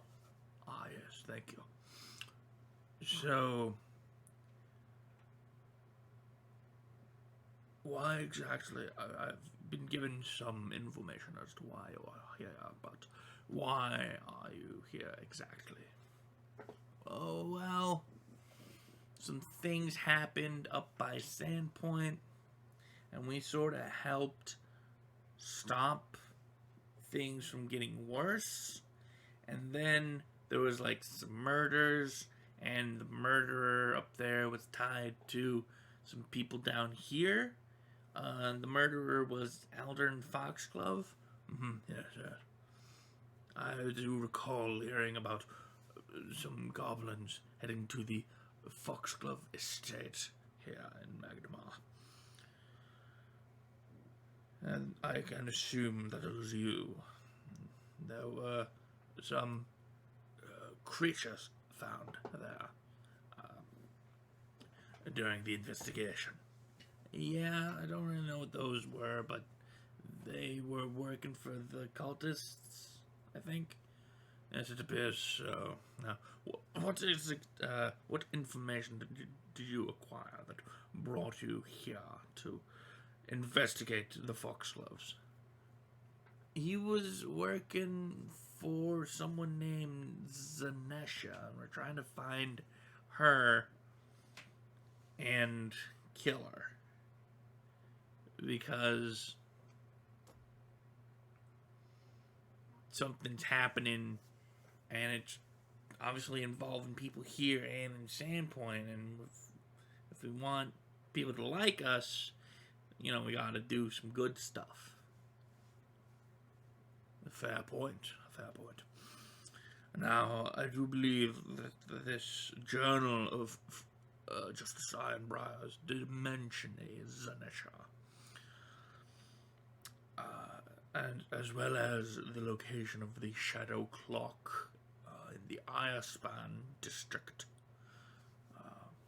I assume that you will be going there. Yeah, that's where we figured we would go next. Since it looks like there were some, what was it, Gretch? Like some messenger birds? Yes, some ravens were being used to ferry messages between this Shadow Clock and the 7th Sawmill. Yes. Very well. Guard Captain, if you could please release these 4 goblins so that they may go about their business. Sir? You heard me. They are doing us a service, you see, by helping rid our fair city of some corruption. And while it is unfortunate that Justice Ironbriar had to die, what's done is done. They shall not be brought up on any sort of charges, and they shall be free to go about their business, provided that business is dealing with this Zanesha and not doing anything untoward in the city. Of course, we're not gonna do anything bad, right, guys? Speak for yourself. I can't help it if I get into a fight. Don't mind him. He's a kidder. He's a real kidder, right, Merch?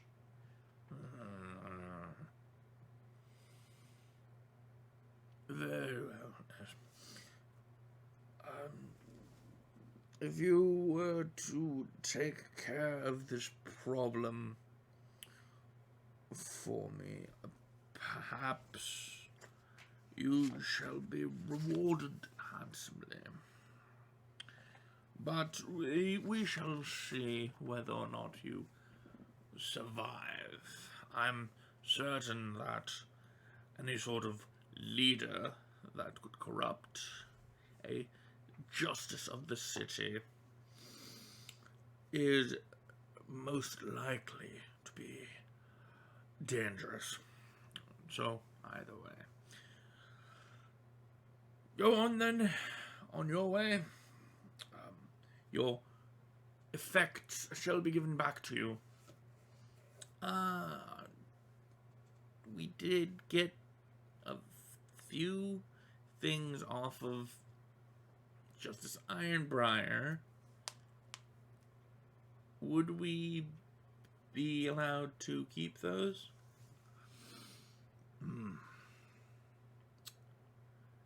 Well,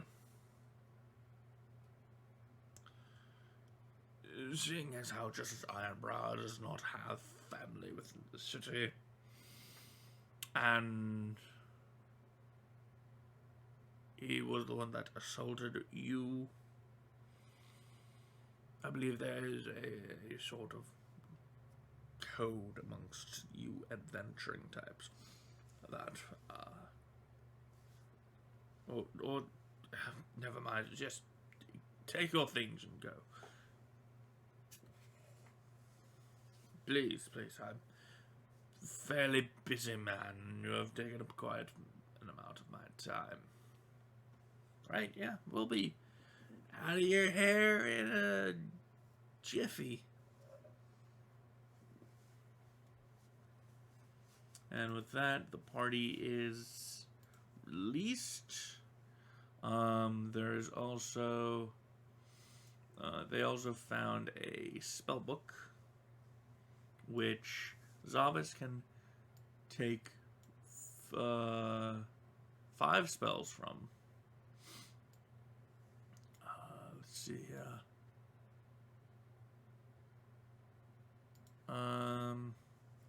So DC 15 plus spell level. So this is a. I'm just gonna roll it 5 times and see. Actually, alchemist. An alchemist. I doubt that he can use craft alchemy in place of.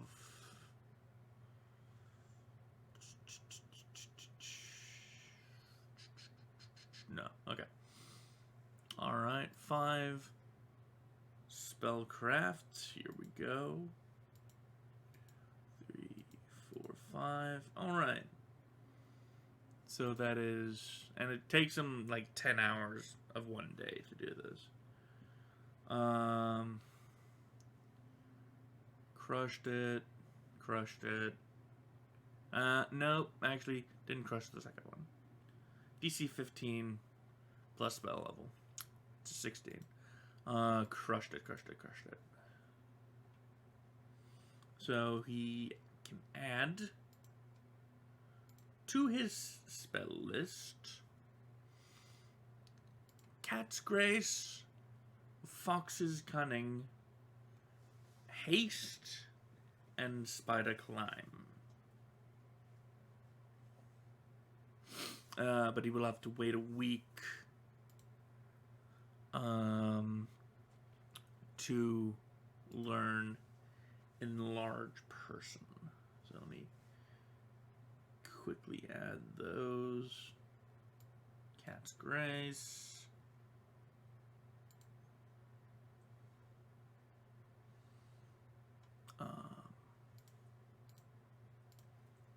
Fox's Cunning.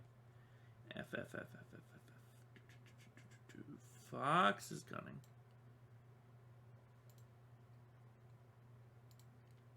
Haste.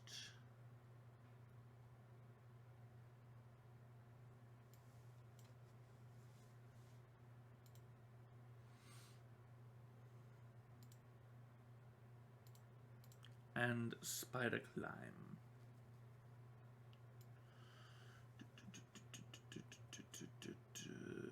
R.S. Sh. S. Sl. Sna. Spider Climb.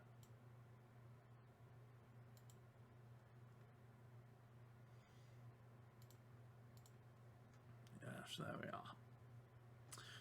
Unfortunately, he won't be able to use haste until, they level up, I think. Alchemist level 7. Yes.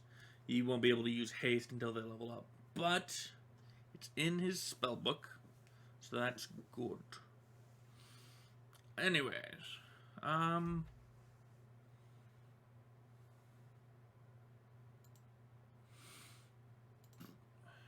gonna need that. Okay. Aside from that, some of the loot that the party got. Gretch got a Wand of Cure Moderate Wounds with 12 charges. So that's nice. A nice little poke of 2d8 plus 2. And Yaller got an upgraded buckler. A +1 buckler to be precise. So now everyone in the party has at least 20 AC. With, I think, Zavas being the outlier at 21. And you know, Zavas has never used his mutagens. He's never had to. Oh well. Yes, +1 buckler.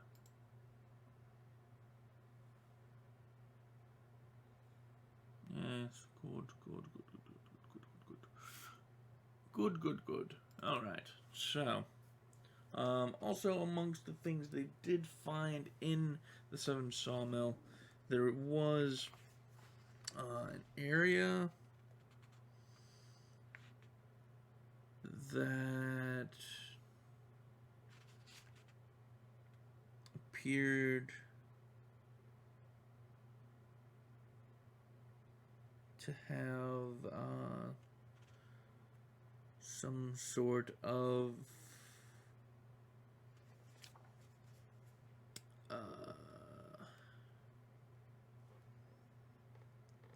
bedding for a large creature.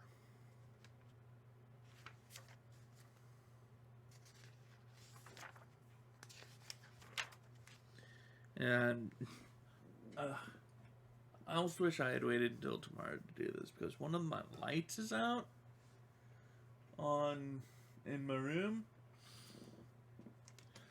There's a guy like a ceiling dealie with 2 light bulbs.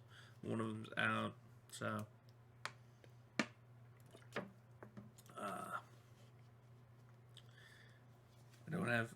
I have enough illumination to read, but it's not a lot.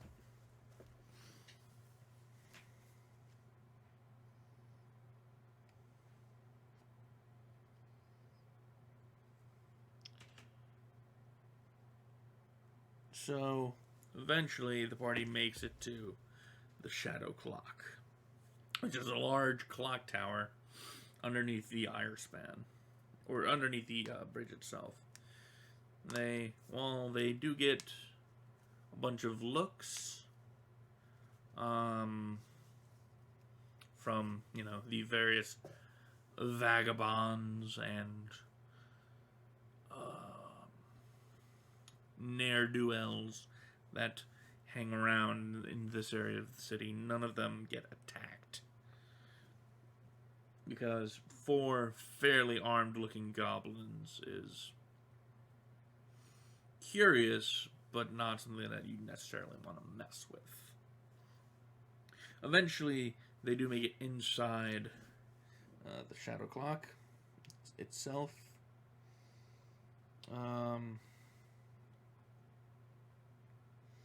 The inside, the air is a bit dusty and dry. There's plenty of rubble on the ground. The doorway itself,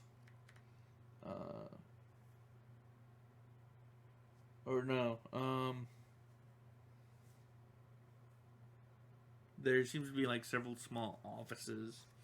Most of them, their doors are just hanging open, and you can see bits of ceiling that has just fallen in.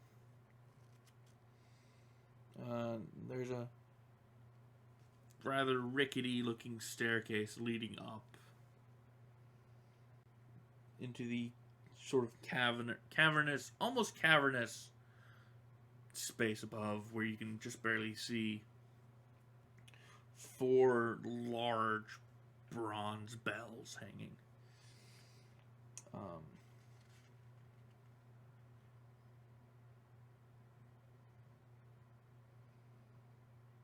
Alright, we need to be careful. This is the boss's lair.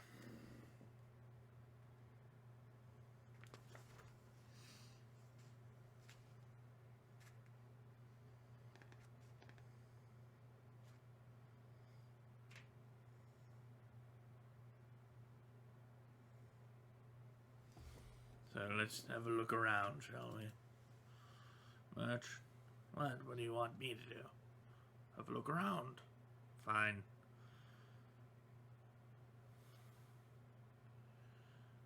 Merch sort of scans the area for tracks. And does see that there is, you know, a bit of foot traffic, but can't really make anything out. Everyone else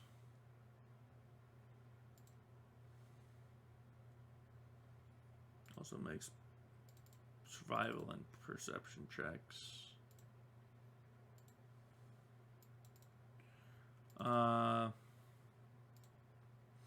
Yaller does notice that in the dust, there are quite a few footprints. Seems to be several medium-sized humanoids. And also a pair of enormous misshapen prints. That you can't really classify them. Hey, look at these. These look weird, huh? Yes, you're right. Those belong to something. Keep your eyes peeled. Who knows what's down here?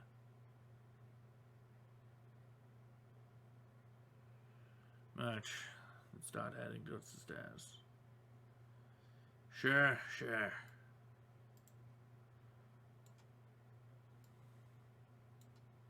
And as the party begins to move,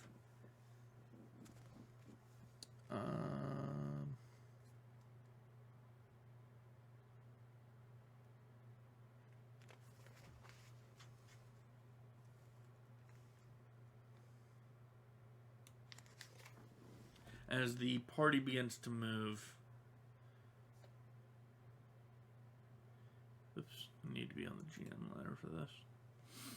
The wagon in the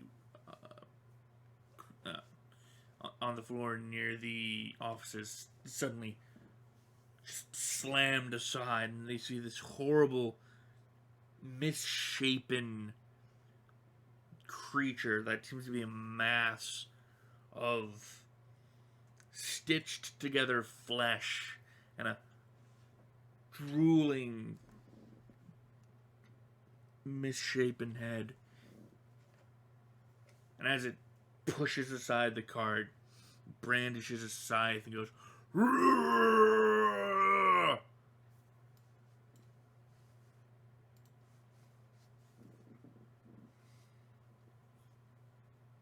And we shall roll initiative. And Zabas goes, "Well, so much for being stealthy."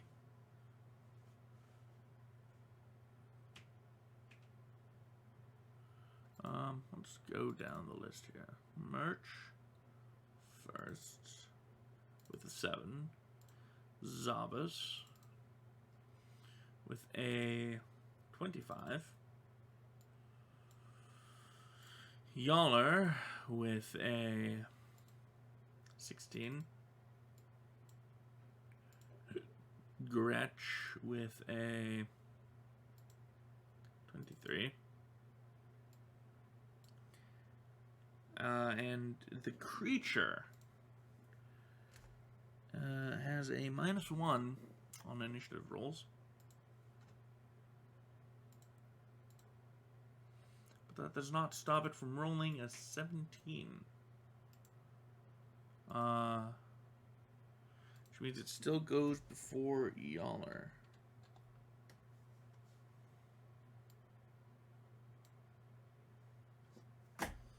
Okay. Zabas.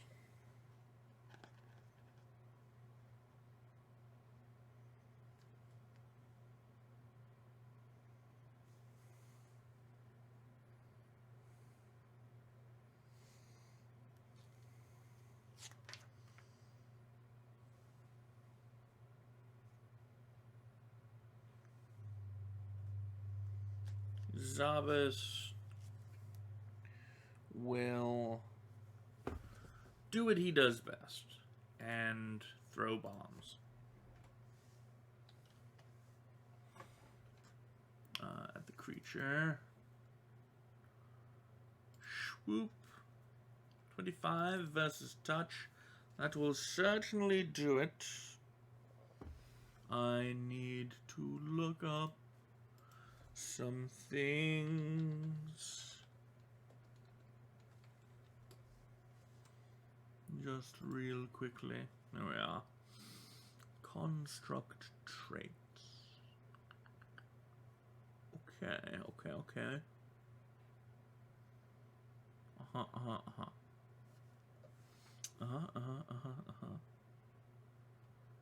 Right. Okay. Cool. Cool.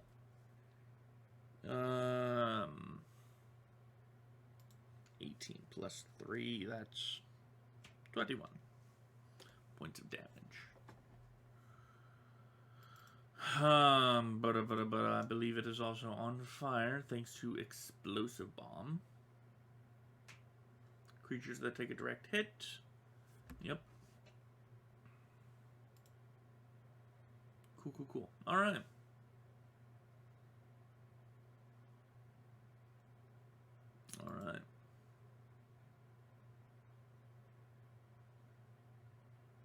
Yep.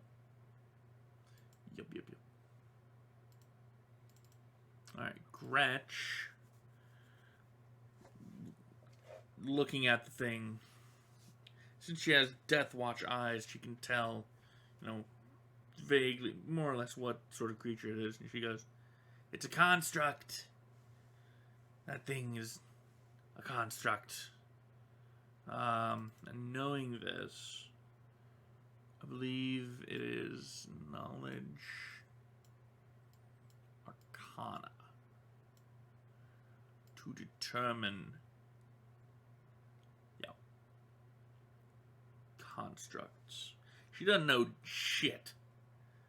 She rolled a natural one, which terminates into an 11. She don't know a damn thing about it.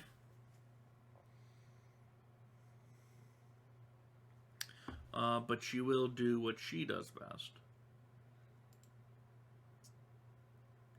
And turns her wand of magic missiles at it and fires. The missile emanates from the wand and impacts the creature, but has no effect. Shit.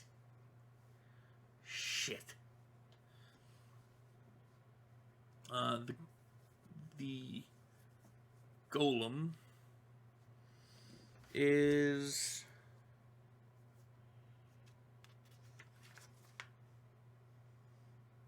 I need to actually look up that ability real quick.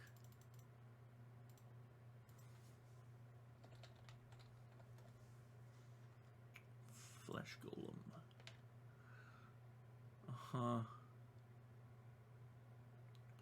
When it enters combat, there's a % chance that the elemental spirit within the golem breaks free and goes berserk.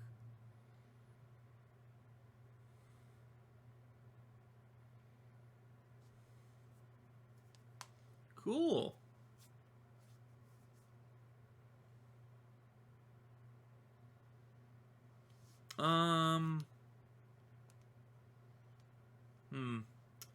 also need to figure out.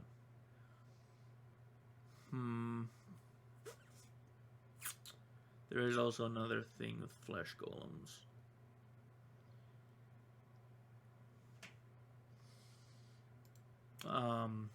They do have an immunity to certain types of magic, but they do have they have an immunity to magic, but certain spells do certain things. This is a standard with all golems to, not make them completely overpowered when it comes to, spellcasters. So a magical attack that deals cold or fire damage slows a flesh golem as a slow spell for 2d6 rounds, no save. Zabas threw a bomb at it. While fire is energy, specifically classified as energy damage, would an alchemist bomb count as magic? A magical attack?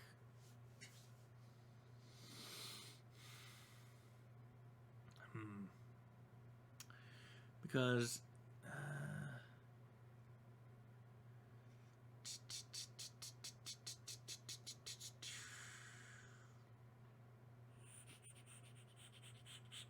man,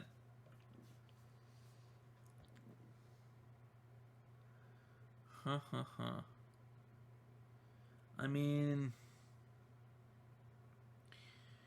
it does say with the creation of a bomb that it is infused with the alchemist's magic reserves that they naturally have. So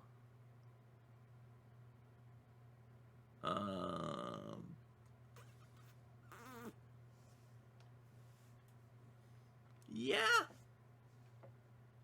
I'd say it counts as a magical attack.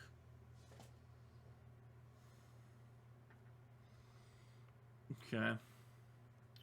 The slow effect.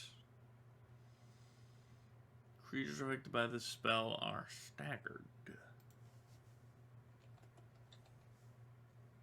Nope, that's 3d6, not 2d6. For 10 rounds. Oh boy.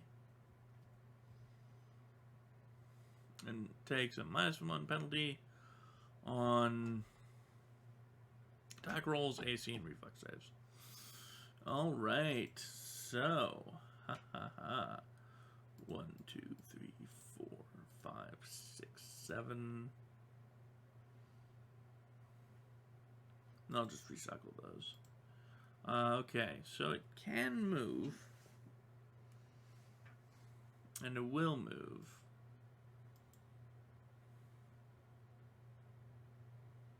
To get within range of Zabas. And Yaller does see that it's moving slower, so she's always going to make a knowledge check. And doesn't know a goddamn thing either because she rolled a natural 1. But she did also see that the magic missile didn't work. So she's gonna try and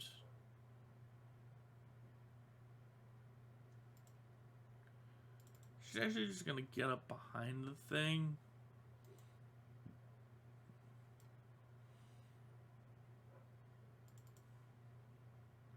And try stabbing it with her sword and see what happens.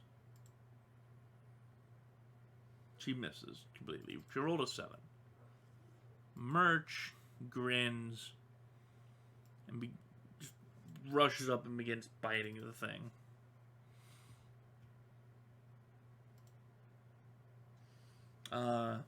He does hit,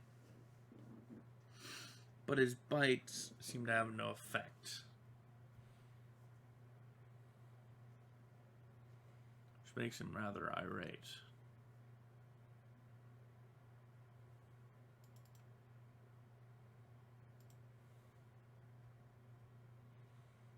Zabas.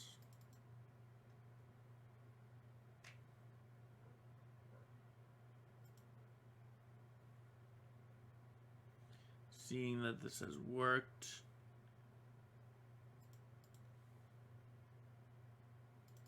we'll throw another bomb. Also, the flesh golem will need to make a reflex save on its turn.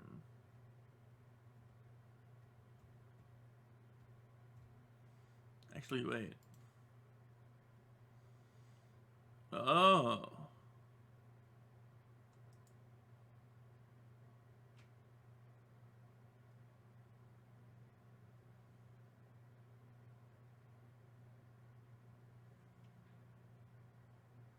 Interesting.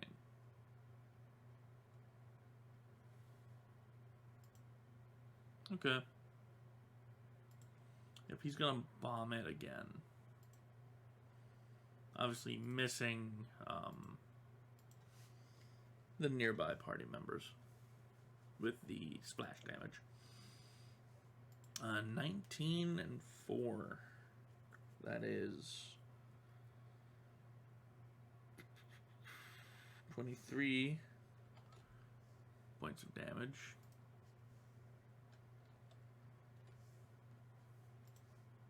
Gretch will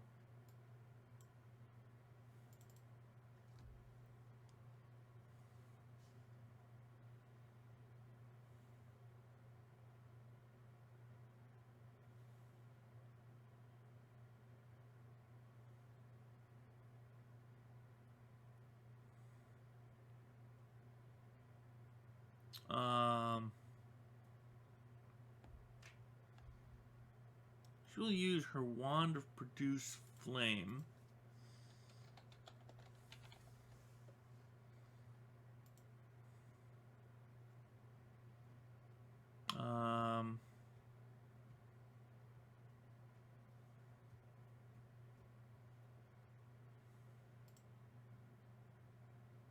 We'll use the, well,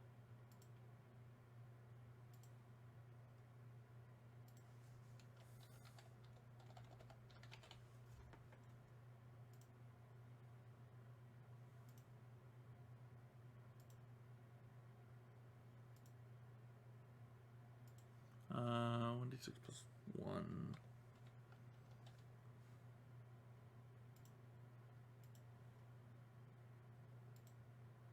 Let me just make a note here for Magic Missile as well.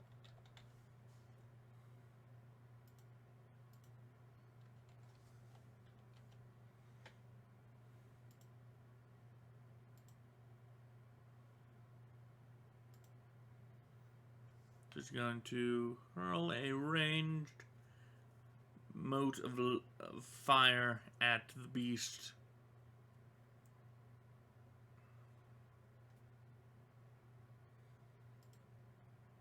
Dealing 2 damage. Since this thing is not does not have a high touch AC. And now the creature will take 1d6. Gosh dang it. Point of damage because when it is slowed, it cannot make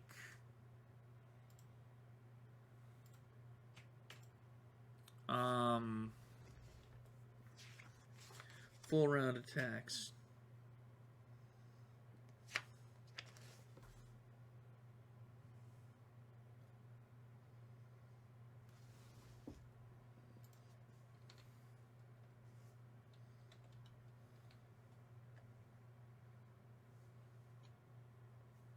Oops.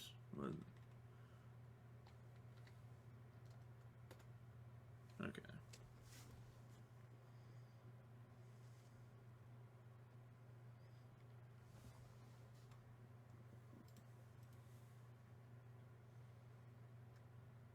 Single standard action. So it does have 2 attacks. So the Flesh Golem will use its Scythe.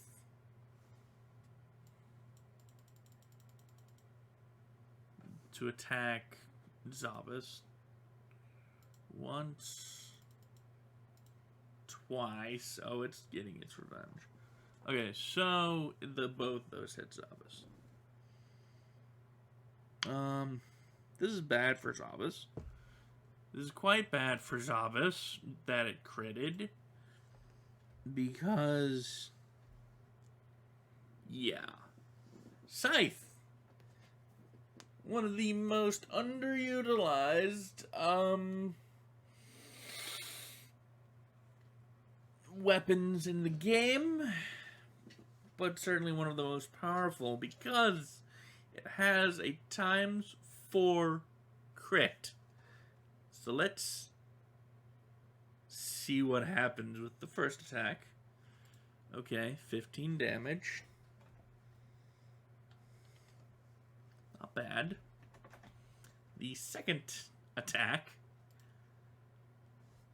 Okay. 4 times 4. 16. Plus 4. 20. 28 damage. Okay. Quite painful. But not, like, instant death. Oh. Zabas cranked out the most damage and is paying for it.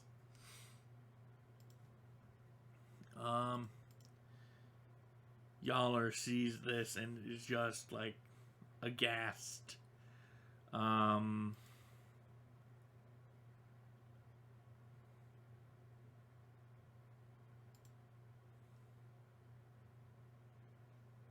But she can't really do much, so she's gonna keep trying that longsword and not do anything.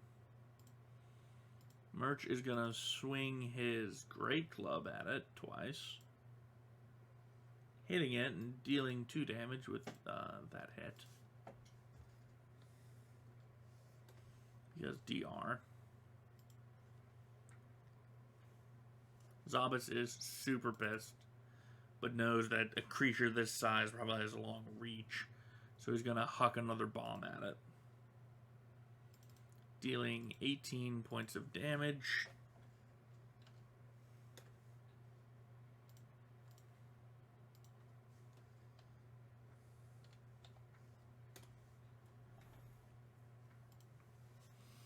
Gretch will produce flame at it and deal 4.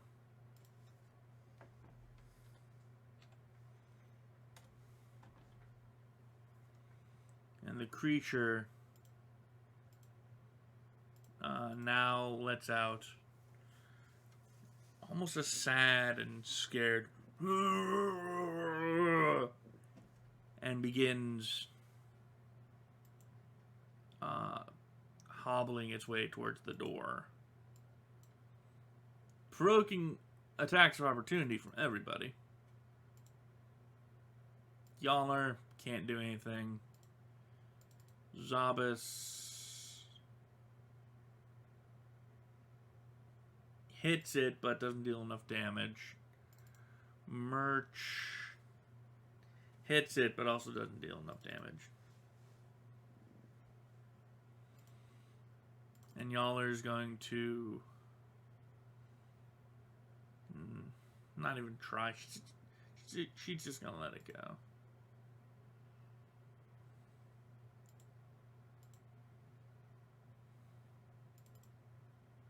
Murch, however, is going to run up.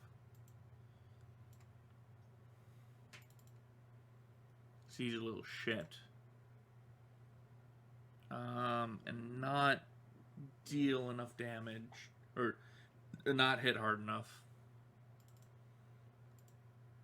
Zabas will let it go.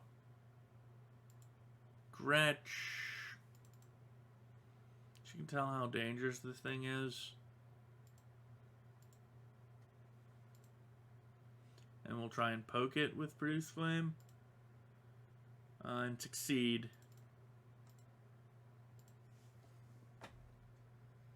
Oh, no, wait. Actually, let's, yeah. Hold on.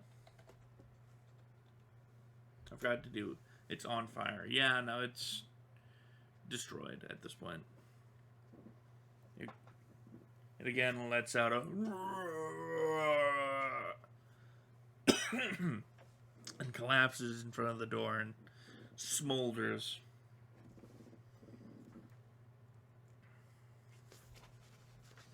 And Murch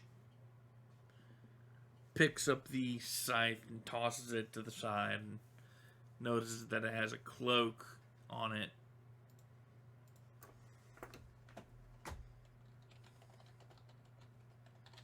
And tosses a rather nice looking cloak and tosses that aside as well.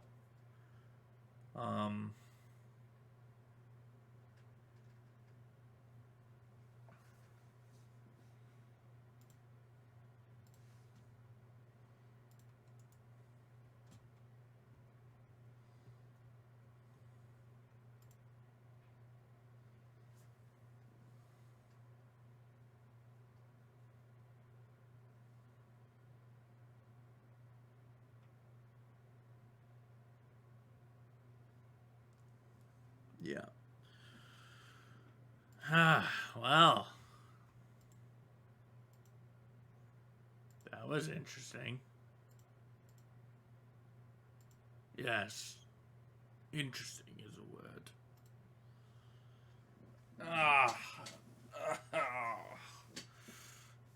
Blasted scythe.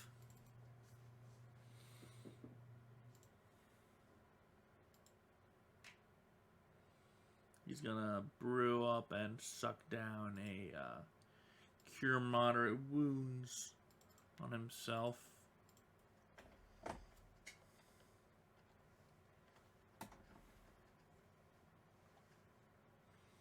And Gritch goes over, yeah. Let me help with that. Don't want you using all of your things.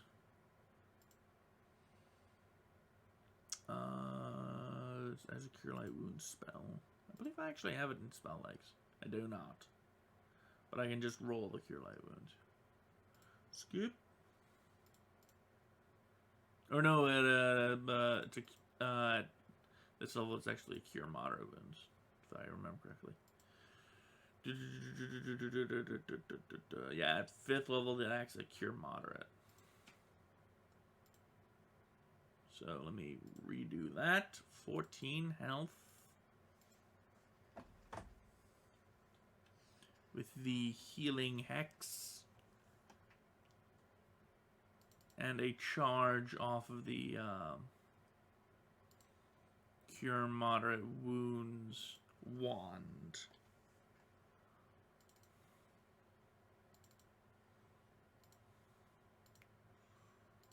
Oops, 2d8 plus 2, 14. Let's do 10, because that'll get him up to max. So, a construct. Yes, that was a construct. Well, looks like those spectacles of yours are good for something after all.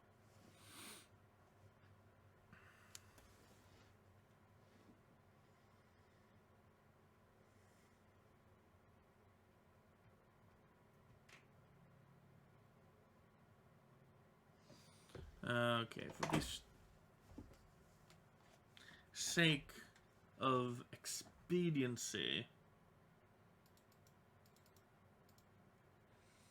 so there are some sections of this shitty tower that are bad.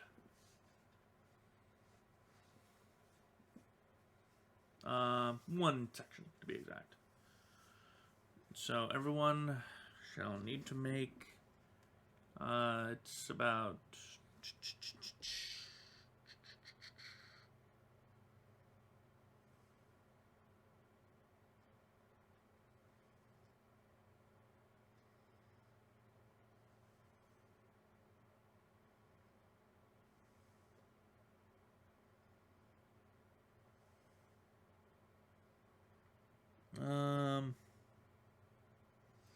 I think the shitty stare part is only like 20. I'd say like 20 feet up.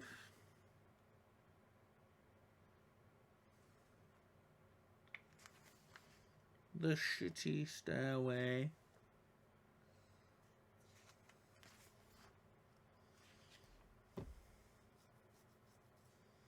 Let me just make sure. Each section on the map is 20 feet higher than the previous one. So the part that has the shitty stairs is 40 feet up, which means should someone fall, they will take 4d6 falling damage, because it is 1d6 points of damage per 10 feet, and they will be knocked prone upon landing. But if they perform an acrobatics check of a DC 15, they negate the lethal damage of the first 10 feet and turn it into non-lethal damage. Thus converting a 4d6 lethal to a 3d6 lethal with a 1d6 of non-lethal damage.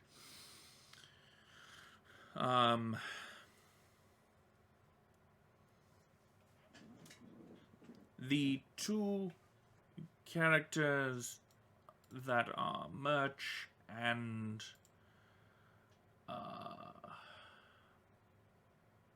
Zobus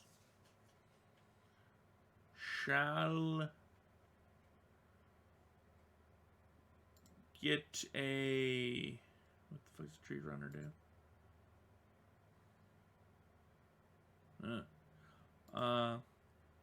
Shall get... I believe Merch gets a reflex to use his claws of the ice bear.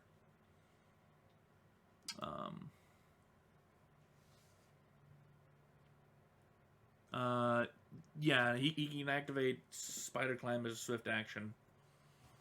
How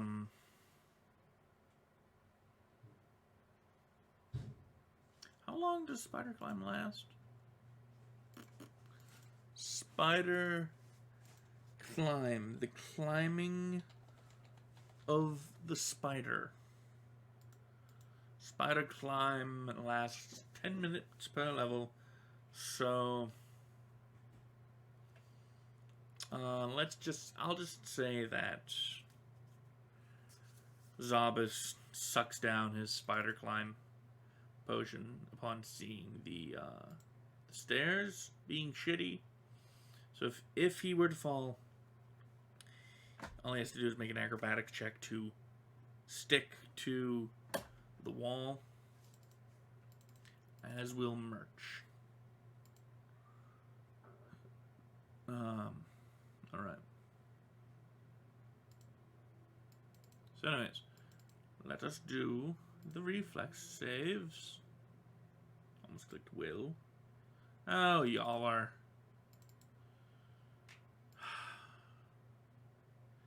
Y'all are failed by 1. Gretch failed by a lot.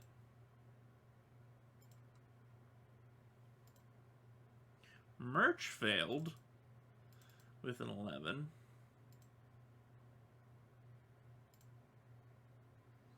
And Zobus is fine. So Merch needs to make an acrobatics check to stick to the wall. 1d6. 2d6. There we go. he plummets down to like the first section, but manages to catch himself. Gretch. Oh man, Gretch doesn't have anything, huh? Well, she needs to make an acrobatics check. She's taking full 46. Yaller doesn't have anything to help her. So she shall take 3d6 damage and 1d6 non-lethal damage. So Gretch takes 17 points. I forgot where I've put in the tokens. 17 points of damage. And that's like nearly half her health. And Yaller takes 12 points of damage and 6 points of non-lethal.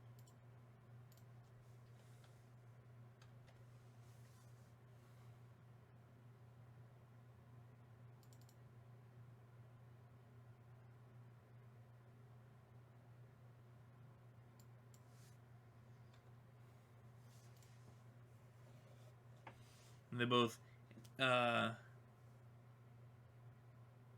impact roughly and just kind of lay there. Gretch, you okay? Yes, I'm quite fine. I assume that you're fine. I wouldn't say fine, but I'm alive. Good.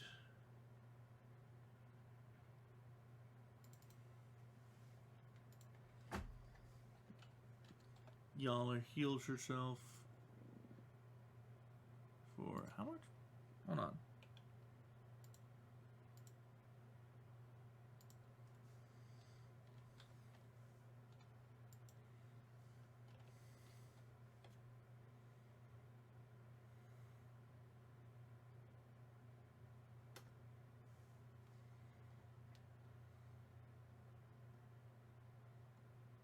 Did I not? Hold on.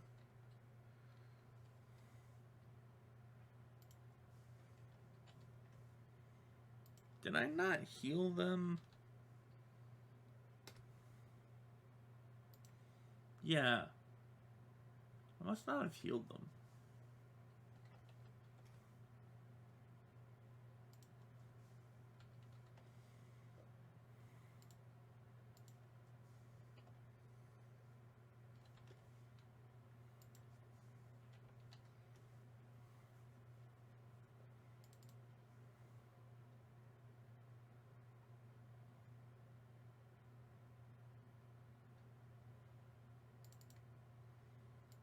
So that's 17 points missing.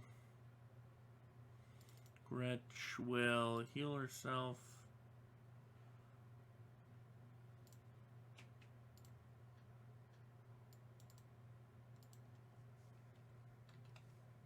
For 15. Merch's gonna look down and go, "Hey, we're going to keep going up and we'll meet you at the top."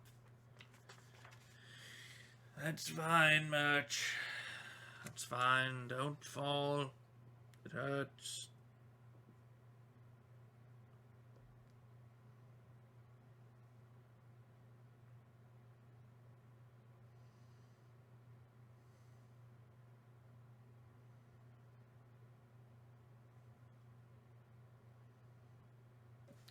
Though as Zabas and Merch get about halfway up, they hear a snap, followed by a clang, clang, and they look up, and one of the bells is falling towards them. Oh, shit.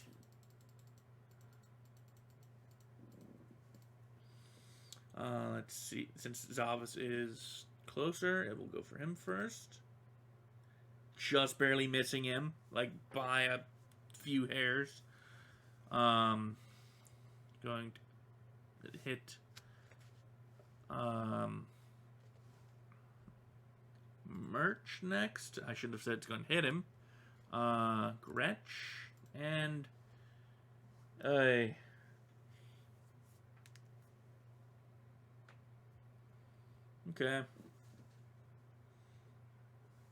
So it hits everybody. This is fun. We're having fun here. This is fine. Okay. So it hits everyone except Zavis. I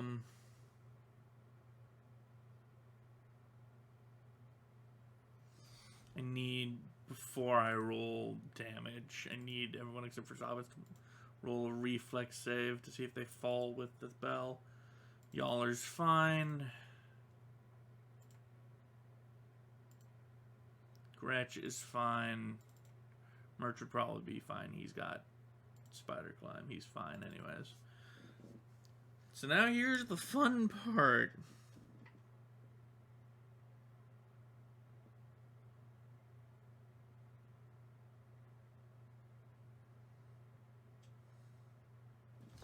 Here's the fun part. This big fucking bell hitting them deals 6d6 damage to everybody that it hits. So, Merch takes 26 points of damage. This may break very badly for the squishy members of the party. Yaller takes 24 points of damage, and Gretch takes 23.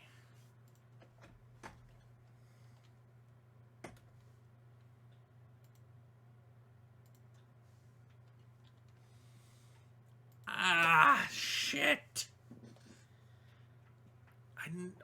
I knew that this place was... I'm caught between Yaller and Gretch. Hold on, give me a second. Ah, shit. I knew this place was falling apart, but... I mean, really? Ah, fuck.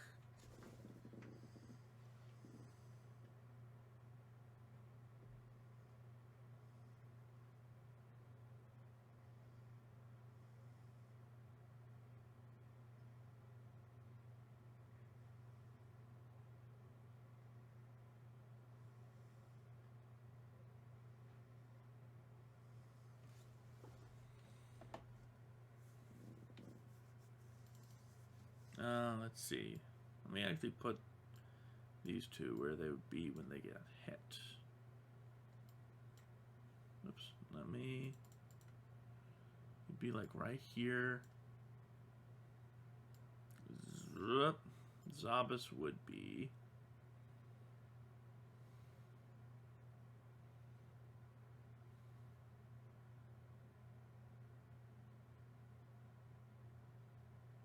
about here. Merch would be back up to here.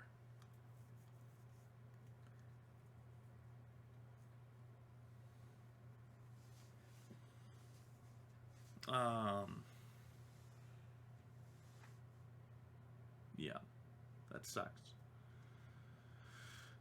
More spells will have to be burnt to heal.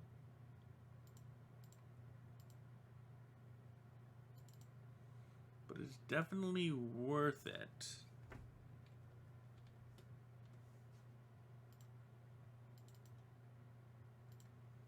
Y'all don't have any more cure moderates. But she does hit herself with a cure light And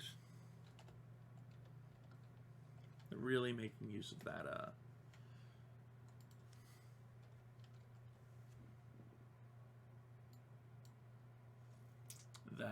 wand. Making great use of that wand today. Oh yeah.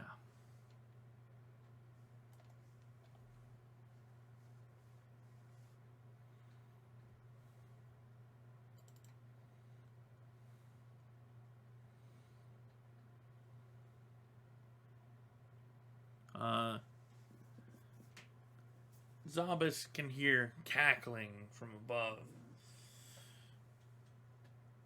And he looks and sees 3 of those odd, kind of mushy humanoids lurking above. And goes, "Oh, don't worry, you'll get yours once I get up there." And I'm just gonna re-roll initiative.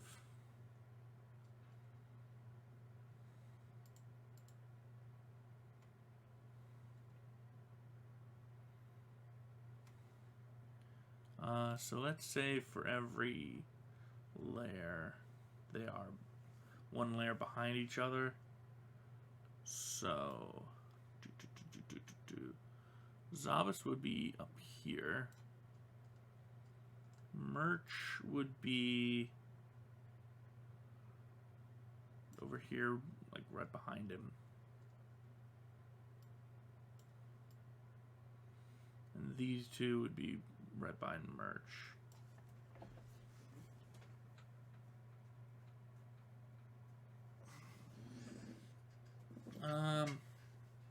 Yeah, let's re-roll initiative. Sure, why not? With Zabas, rolling Zabas first, because he's closest. Merch would be next. And then Gretchen Yaller.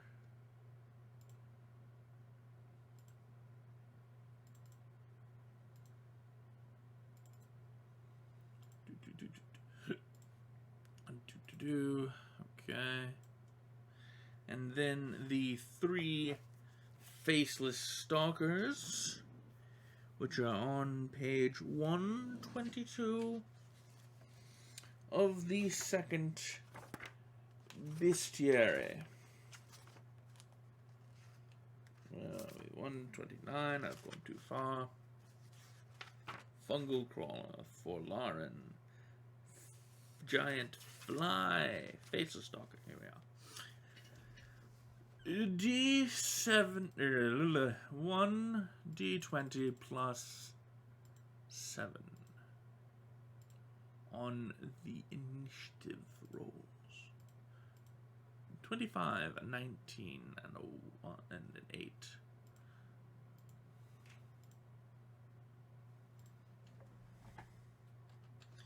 $25, going slightly before Zabas. A 19, going before Merch, and an 8, going after everyone else.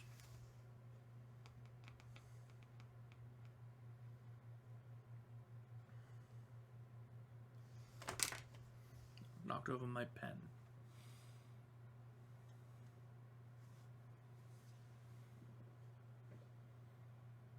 So this one's going to slink over across the beams and shall make an attack with its tendril and miss. And Zabas is just going to grin and do what he does best. So, you want to drop things on us? Well, it's not quite dropping, but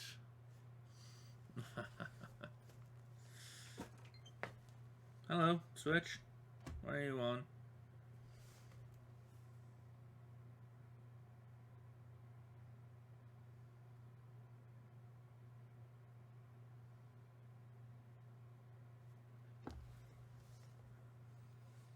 But it's still going to hurt quite as much. And he just throws a bomb directly into the closest one's face. The other one, which is within 10 feet, has to make a reflex save.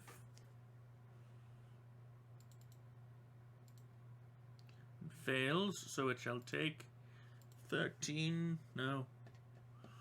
I keep forgetting the numbers on this.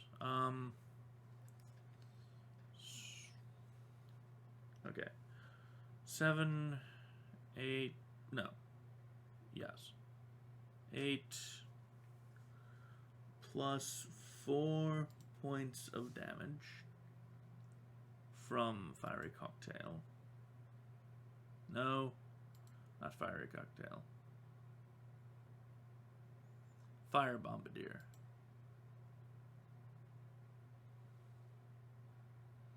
So 12 points of damage.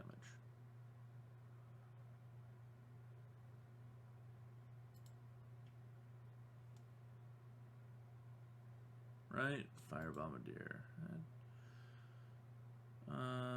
Splash radius, take an additional point of damage per die of fire damage dealt.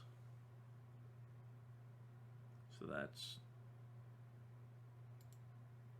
the splash damage, which is 3, 7, 8, plus 4, yeah, 12. Okay. The full 12 points of fire damage. And the one that was exploded upon shall need to make a reflex save. Well, here's... Hold on.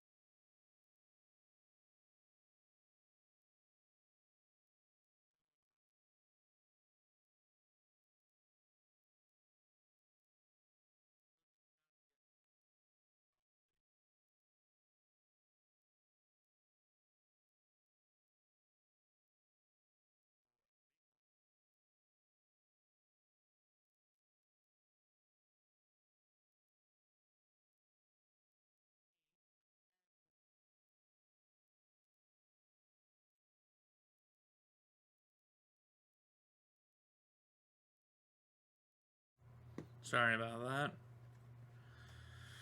that. Okay, where was I? Right. So the one that got hit has a problem because in order to put itself out. Okay. Never mind. It can extinguish the flame as a full round action that requires a reflex save. Rolling on the ground gives it +2 with that, but there's no ground to roll around upon. So there's that. Gretch, hearing the explosion, double move.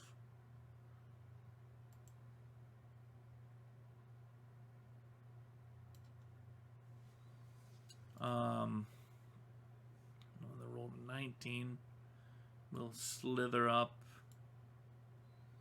and also assault Merch. The Tendril. Just barely missing. Not Merch, Zabas. Merch will also double move. Mad that he is missing out on the action. Y'all the only one that's really going to be left behind because she's only got like... Oh no, wait, she's up to 30 now. Once she doesn't have medium load, then she'll be... then she'll be moving like a little faster. These guys can move 30 feet, so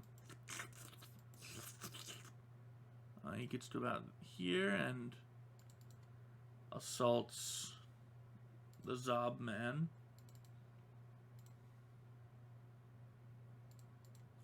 The other one shall try and grab him again as well, or hit him again, which does not work.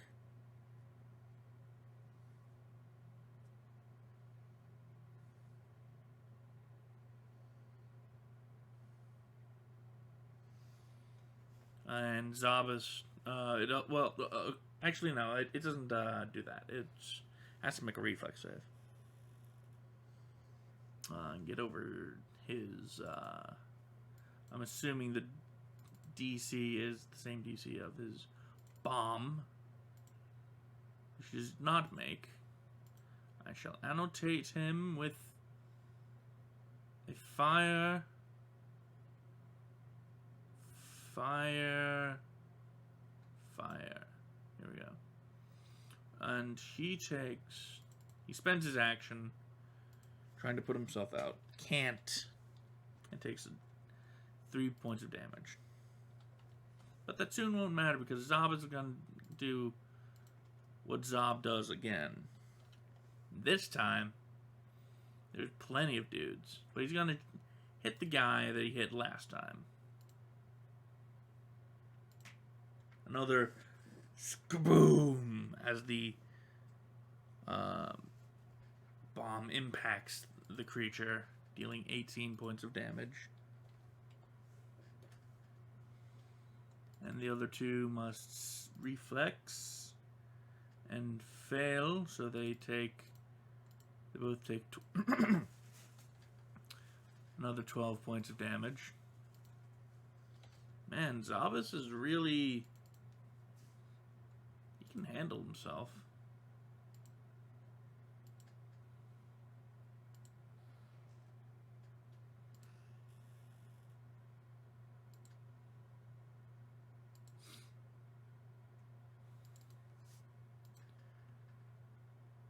Gretch.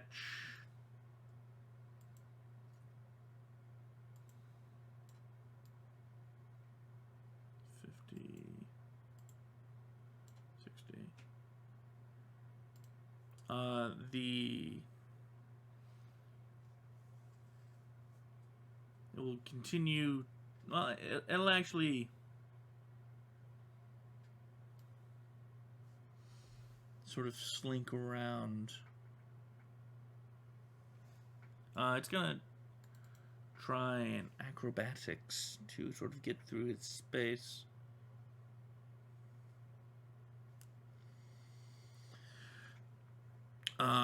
What does a 17 give me?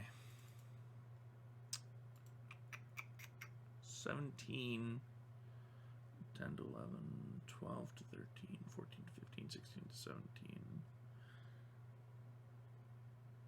So that's a +3. Okay. He won't get through Zabas' space, kind of like get behind him. But he will still try to tentacle him, which won't work. Merch.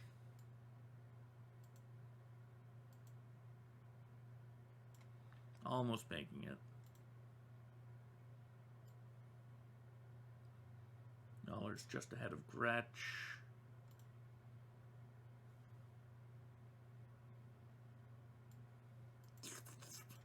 Well, the other one will get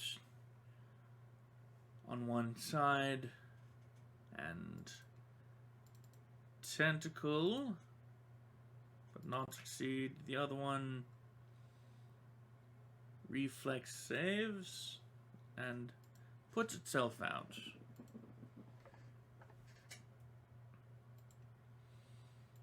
And Zoppus is just gonna, you know, just keep doing. Just keep doing what he do. He keep doing what he do, and kills the one that was on fire. 2 reflex saves, both fail, both take 12.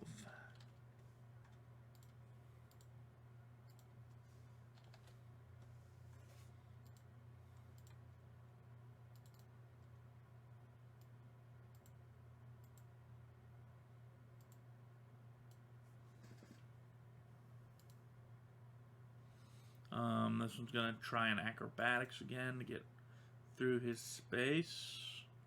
What's your CMD, bud? Yep, the meat, so it gets behind him. And now has him in flanking. Which can be bad, but we'll see what happens. Because these bad boys have sneak attack. Not gonna hit him. Merch is actually now behind the guy and will start biting. A chomp chomp. He gets 1 chomp off. But that's all he needs to try and grab. Let me see to make sure. Does he have any lockjaw? Nope. Doesn't get anything extra. Oops. So CMB to grabber. 16 will not cut it. Yaller.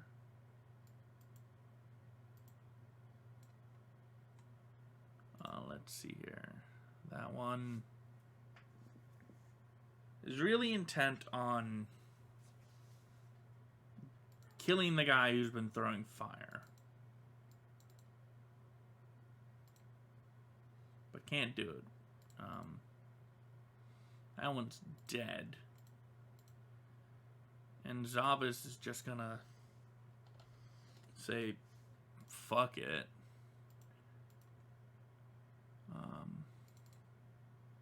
Keep throwing bombs. Killing the one in front, to his... So, like, on the screen, like, to the north of him. This one shall take half damage, which is still 6 points of damage from fire.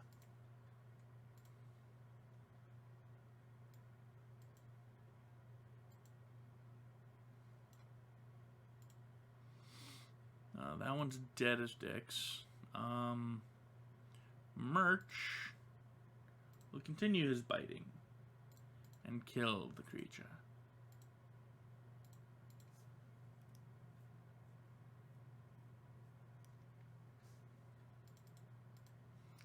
Okay, here, yeah, let's move them all up to this area so that they can sort of regroup and prepare for the final fight. And by prepare, I mean get everyone fucking healed.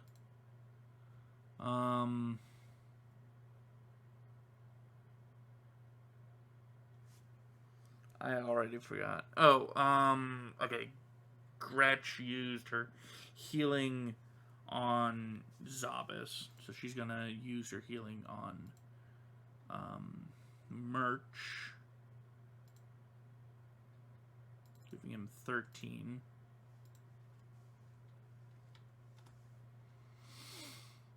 Do you think we should use some more charges of this?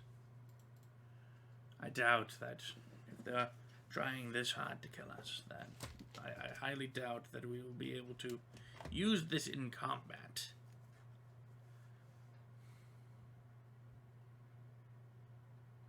Alternatively, I have a couple of casts of the lighter version. I mean,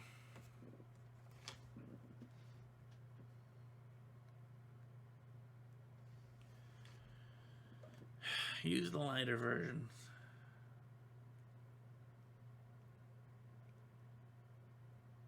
And we'll figure something out. Right. She gives one to Merch.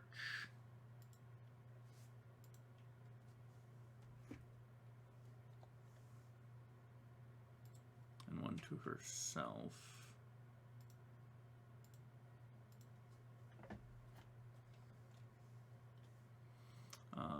Yaller, do you have any Cure Light spells? You do not have it prepared. You did have it prepared at one point, but it is not prepared any longer. Which is fine.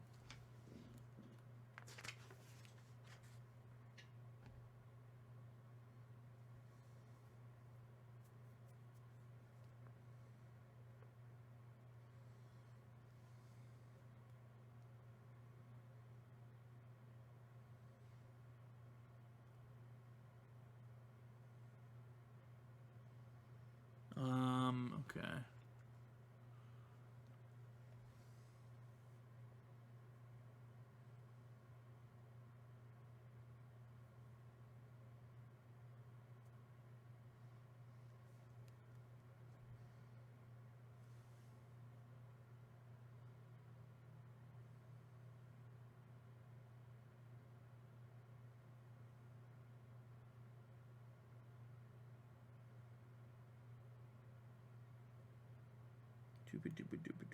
Okay.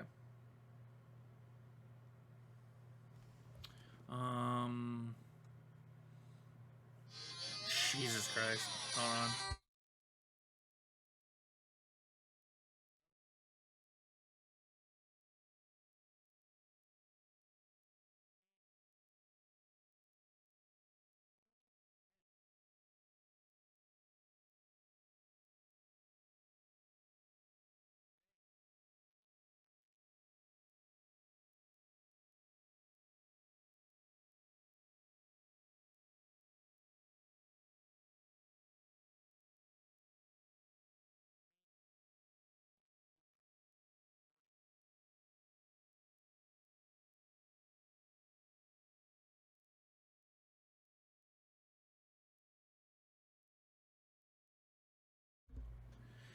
Right.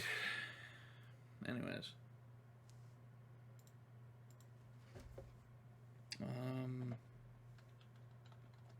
Just give me a moment to look something up real quick.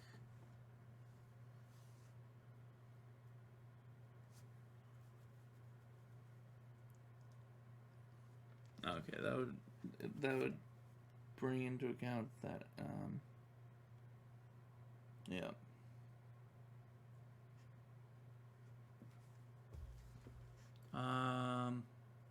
That lasts an hour per level.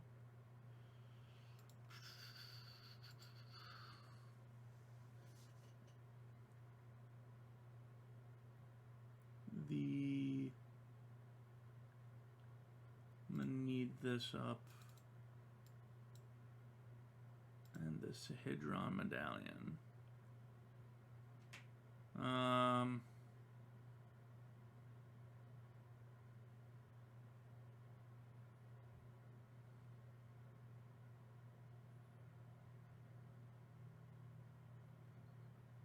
It is at. This was made at what? Caster level.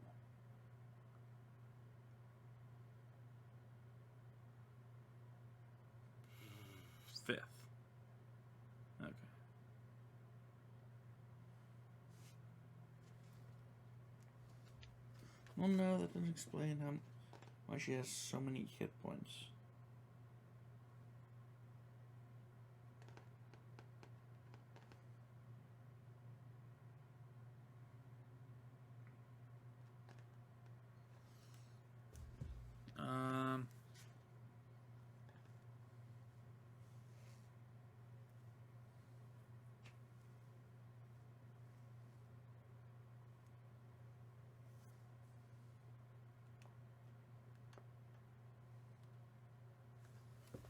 Let me just look up the creature. Just give me a moment. Bum.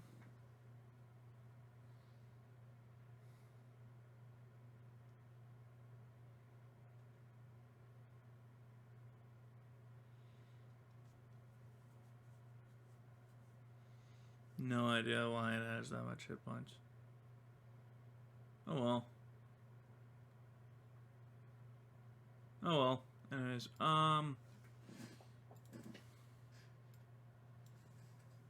Merch is actually going to hit himself with the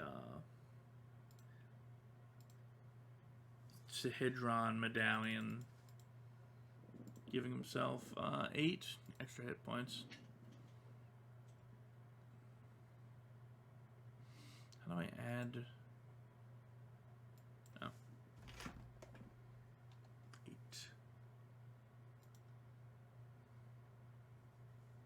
That did not add it to his hit points. Whatever, I'll keep track of it.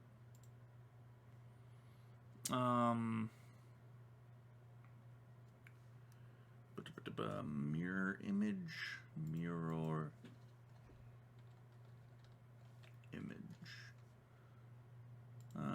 Okay. 1d4 plus per 3 caster levels.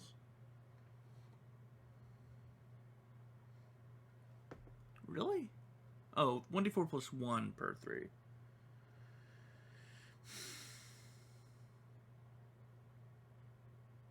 Okay, so that's... She has,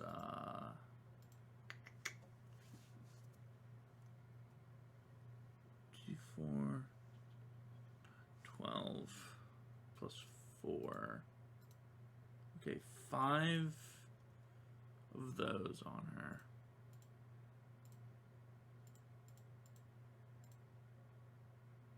5. Okay.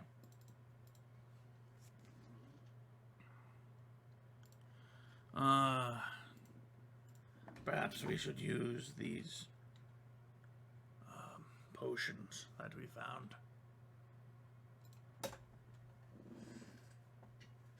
They will enhance us temporarily in terms of armor. We should perhaps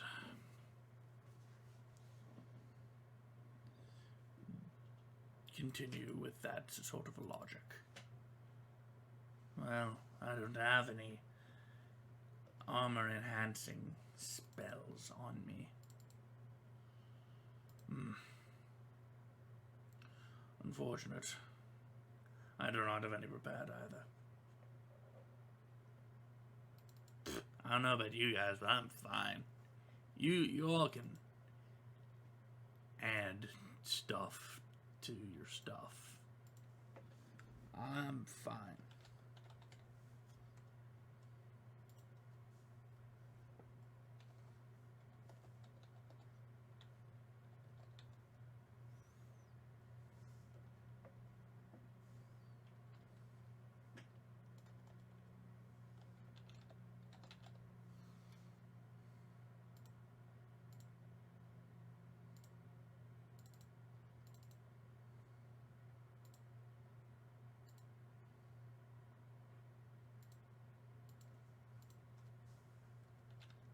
And they suck down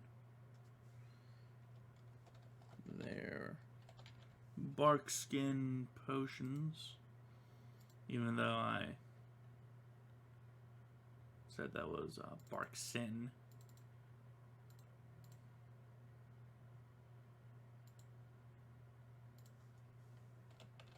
Bark skin +3 to natural.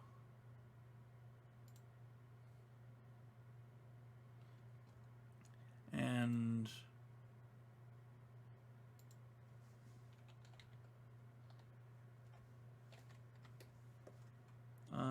will he suck down a mutagen? How long does mutagens last?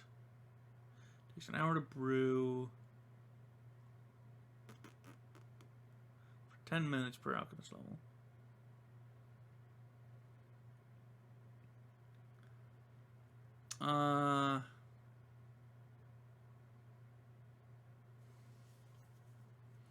So Zabas is just gonna suck down a dexterity mutagen he has on him.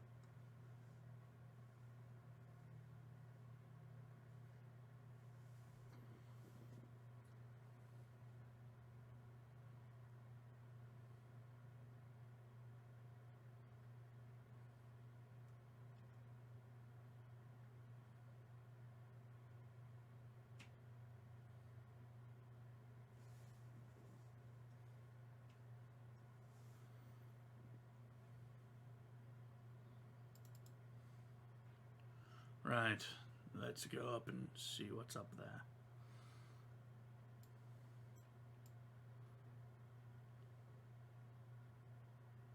So they make their way up to the top of the shadow clock.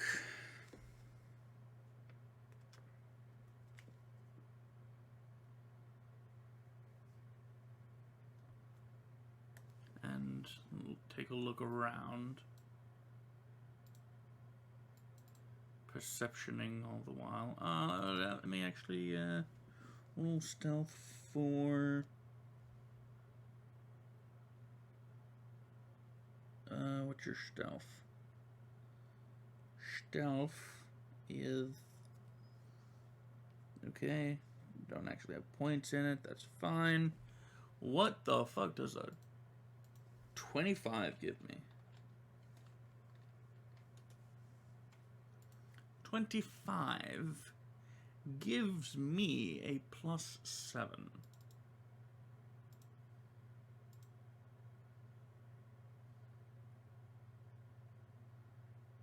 So I'm just gonna roll this as if she's moving. 37. Okay. The party perceptions about.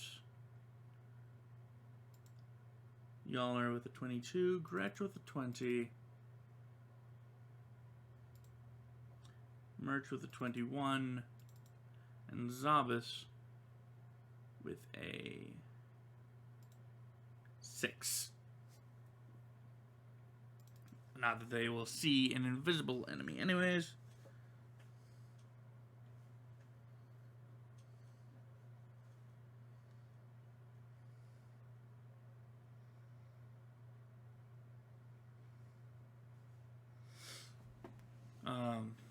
But while they are up on the tower, at the top of the tower, first thing they notice is it's smoky and filthy, but there's also an onyx statue of an angel in the center of the roof. It is weathered and caked with grime, making the features seem almost demonic in countenance. At the far end, there's a hollow space in the angel's shadow, where there is a nest of cushions, silk sheets, and a line of several small chests. Merch goes, "Hey, over there. Loot. We haven't found Zanesha or whatever her name is, but I think we found her stash.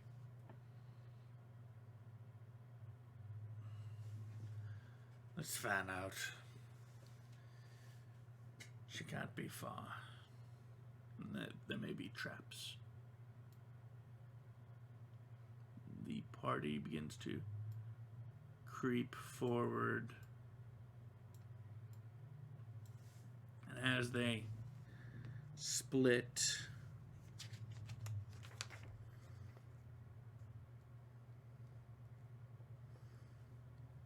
in a puff of smoke above the angel, there's a winged demon suddenly appears and begins flying in circles, and the party immediately goes on alert. See, I told you that she wouldn't be far. Watch out for spells and get ready to attack her if she comes down here.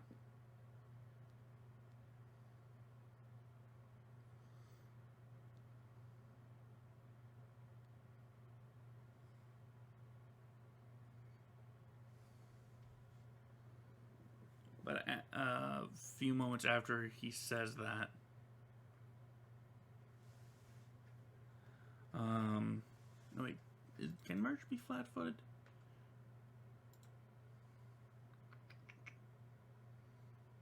Uncanny dodge. Cannot be caught flat-footed.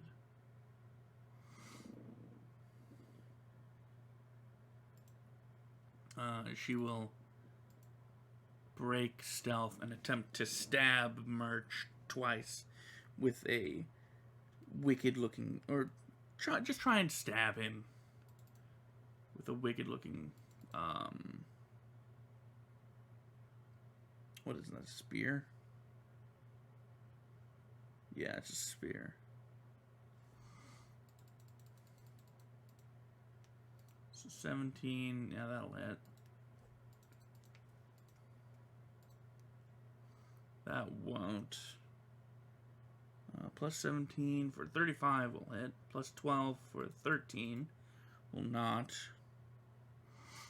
And a plus 7 with a natural 20 for 27 will hit. Okay. The Impaler of Thorns. First attack. Thankfully, that's the one that's max damage. Takes out Merch's temp HP.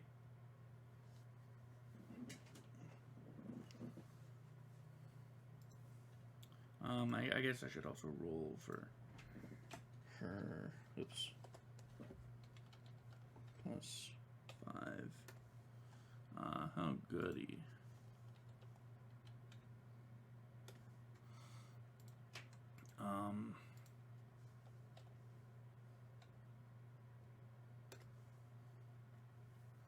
Okay, so minus 16, and then times 3 on that. We're actually Karzog's Burning Glaive. Here we go. Magic weapons.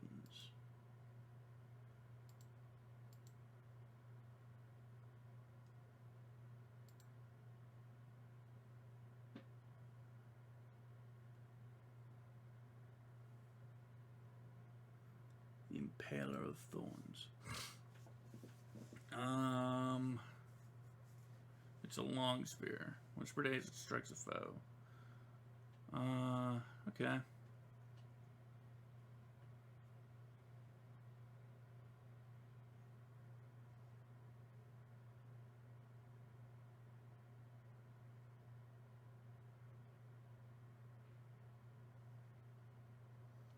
All right. Going back to the rolls. 5 times 3, that's 15. Plus 8, that is 15 plus 8. 23 points of damage. Let me just... Where's my calculator? 19. Nope. Not times. Yep, 23. And she is going to use the Impaler of Thorns ability. Sadness.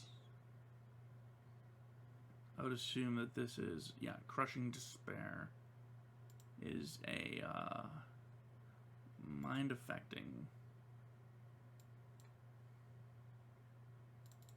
Yaller, it's not Sonic, so Yaller's, well, the first won't kick in.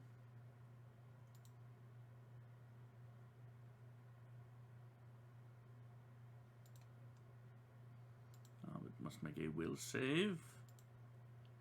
Yaller is afflicted by the sadness, taking a -2 on all attack rolls, saving throws, ability checks, skill checks, and weapon damage for 6 minutes. Gretch.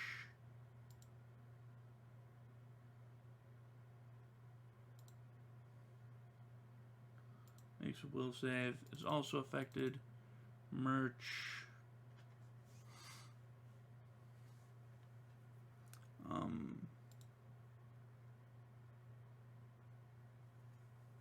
Will rage as a free action, giving him the superstition rage power, so he has a +2 bonus to that.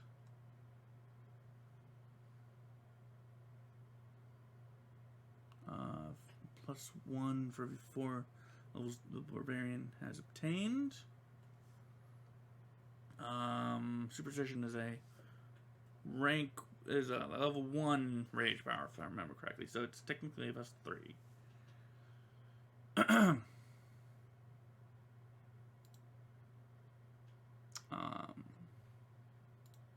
So I add +3 to this. He's fine either way. Zabas. That mutagen's really gonna work against him in this regard because it lowers his wisdom. That's the problem with mutagens. So you can bump up one of your physical stats, but you have to lower one of your mental stats accordingly. So he is also afflicted. Okay.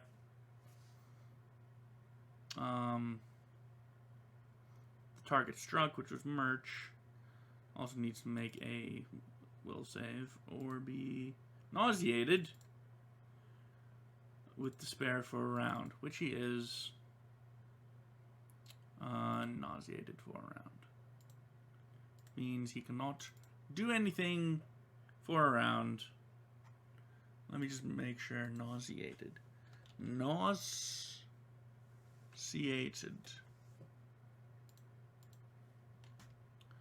Nauseated. Unable to attack, cast spells, concentrate on spells, or do anything else requiring attention. Can only make a single move action per turn. I also forgot. 2 hits of... those were... She was invisible for the first one, so I'll say... Well... Now, hold on.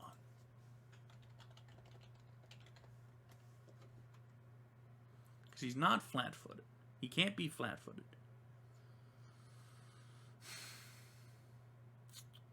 Anytime a target would be denied Dex to AC. So, because Merch has Uncanny Dodge, he cannot be caught flat-footed, nor does he lose AC, Dex to AC, if the attacker is invisible, so he does not get sneak attacked. Which is good. Okay. Okay. Which is good. So as Zanesha materializes and stabs at Merch, with her spear making a horrible, what did it say? Horrible, unsettling, just as it sails, as sort of the tip of it sails through the air into Murch twice. She goes, "Well, so you are the ones who have made a mess of things for me here. I will be your doom. I'll destroy all of you and throw your small, weak bodies from this tower. And then I will start again. And soon things will be going my way."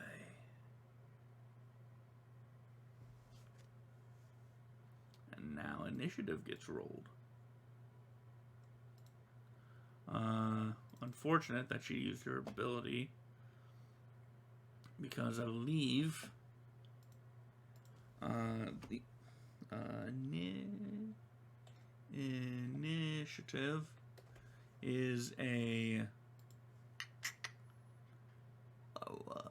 what is an initiative check designated as? Because everyone who is afflicted by this takes -2 on attack rolls, saving rolls, ability checks, skill checks, and weapon damage.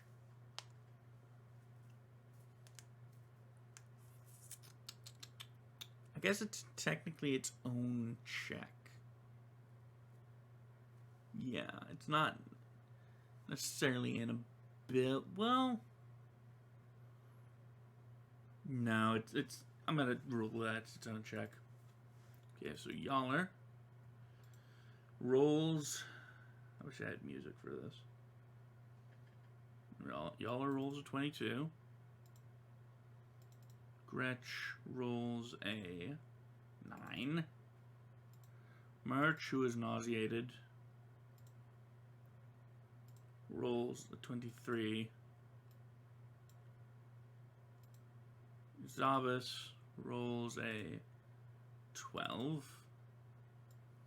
And Zanesha has a +7 to her initiative. I can actually just scroll down and hit re-roll for that. 14. A 14. Most unfortunate. That Murch will spend his initial turn being nauseated.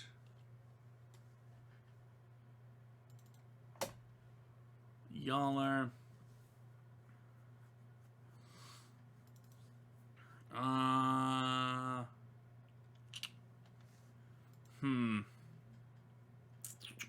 Okay.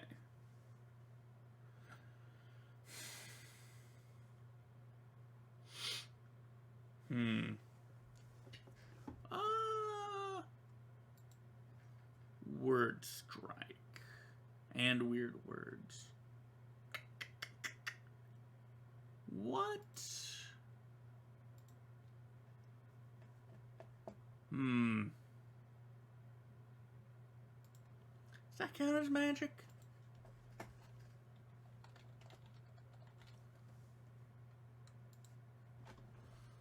I want to say that counts as magic. Well, okay. Bardic Performance. Is Bardic Performance subject to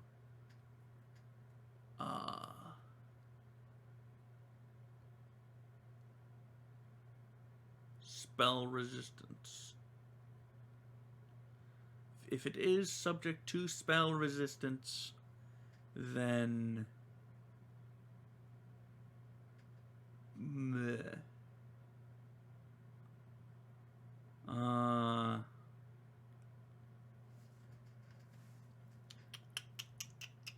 Let me see. Here. La la la la la. I should also describe what Zanesha looks like. So Zanesha is a rather long-limbed creature. Her lower half is serpent, and her upper half is rather, to some people would say, nice-looking, attractive even, female. But she has this weird, rather sharp-looking mask on her face. Man, it just doesn't say, does it?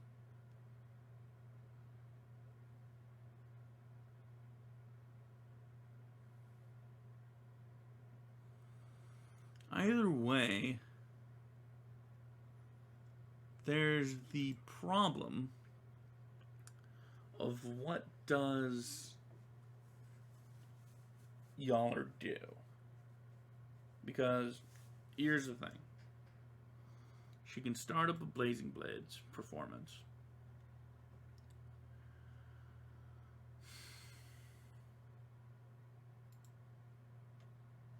Wait. Yeah, no, these are types of bardic performances.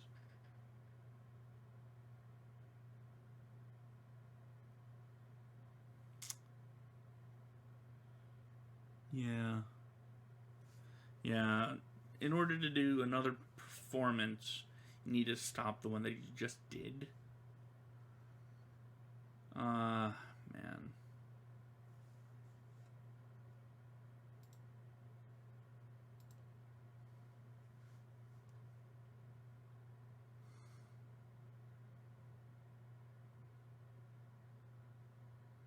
Yeah.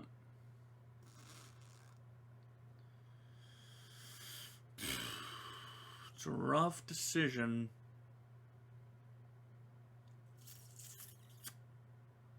But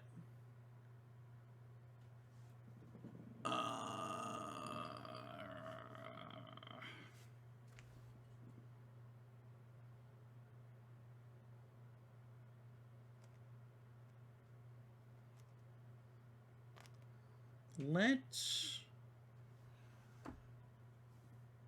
Okay, how about this? Let's start up Blazing Blades. She'll start singing about the glories of fire. And start up a Blazing Blades performance.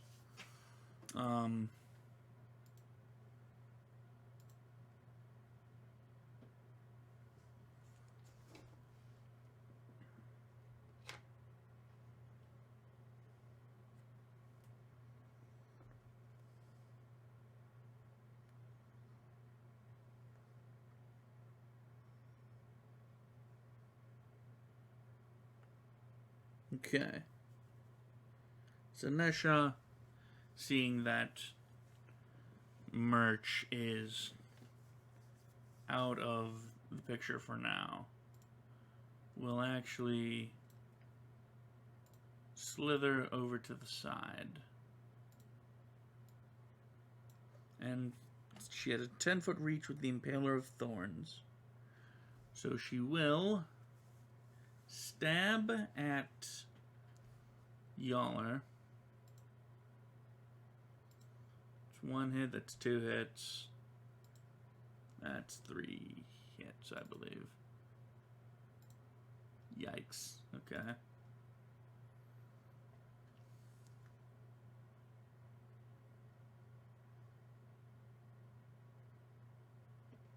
Actually, hold on. I may be doing this wrong.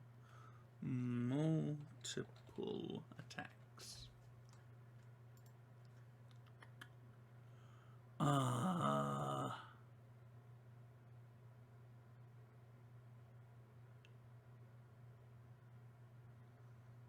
Let me look at standard action. Attack action.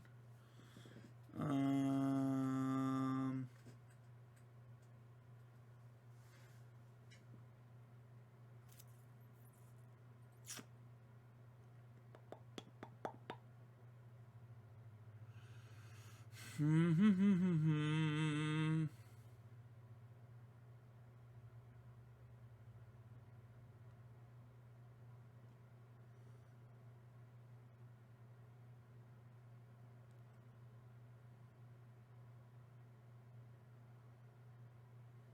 I mean, since she basically did a 5-foot step, so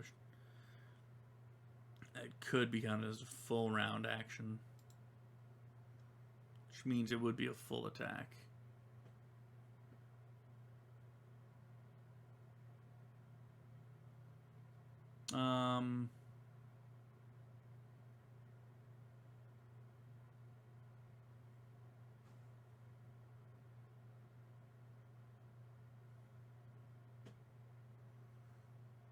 Okay, I really should add this ruling, or fix this ruling for my actual games. Oh yeah. Yeah, she did move 5 feet, so you can do a full round action.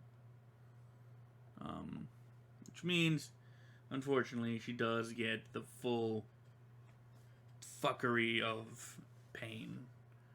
So the first attack is 14 damage. Y'all is gonna be gone in an instant. The second attack was a crit, so that sucks. 5 times 3. 15 plus 8. That's 23 damage. She's down.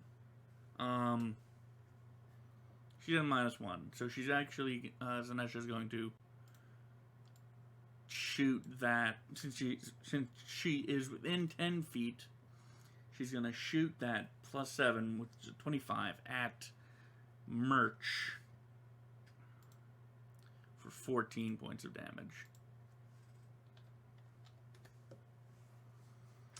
Zabas is going to huck a bomb at her.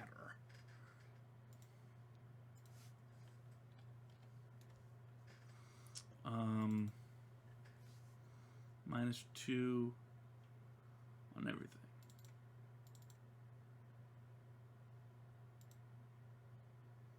$17 against touch still hits. That is 11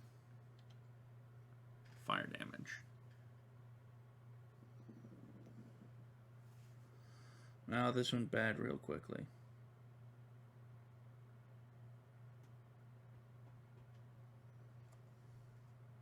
Oh wait.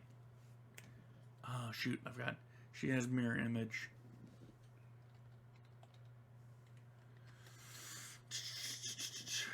Mirror image. Mirror image. Whenever you are attacked or are the target of a spell that requires an attack roll, there's a possibility that the attack targets one of your images instead.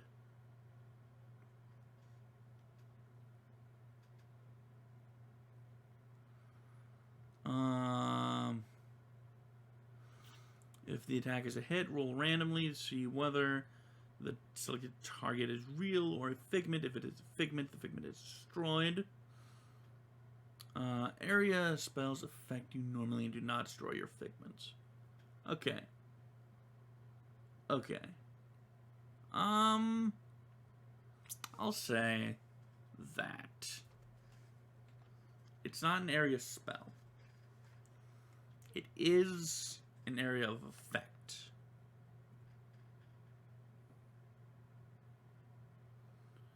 So I'll still roll to see if it hits.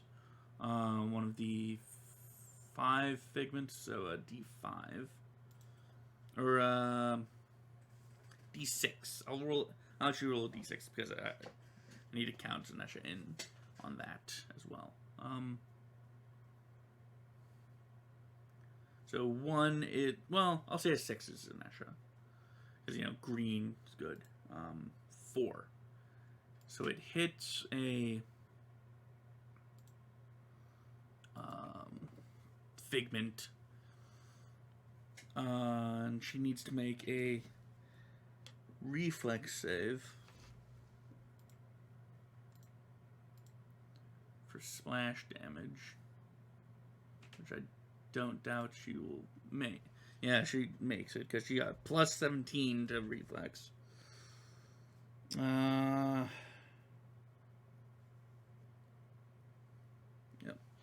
So she will take 6 points of damage.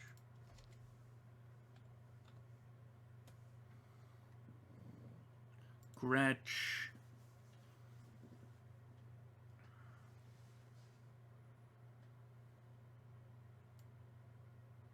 We'll rush over and do a Cure Moderate Wounds wand. Healing Yaller for 9. And Yaller goes, yeah, ow, nope. You're not, I don't think you guys are going to get buffs. We need damage. Yes, I would agree.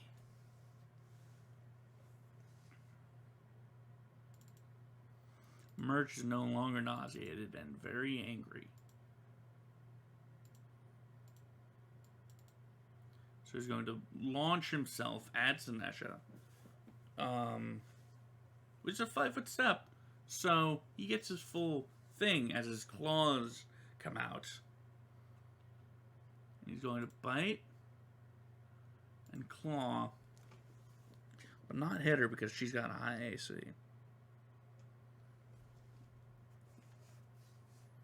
Well, no. Just barely misses on one of the bites. Yaller is going to take a 5-foot step back and cast a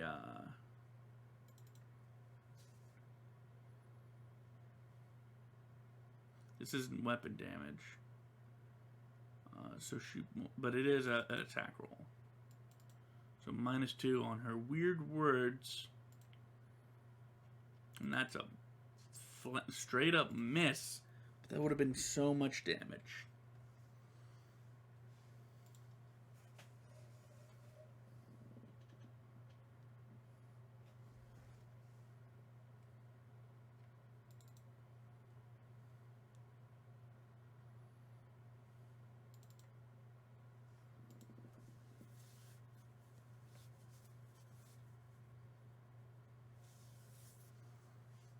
Sinesh is going to take a 5-foot step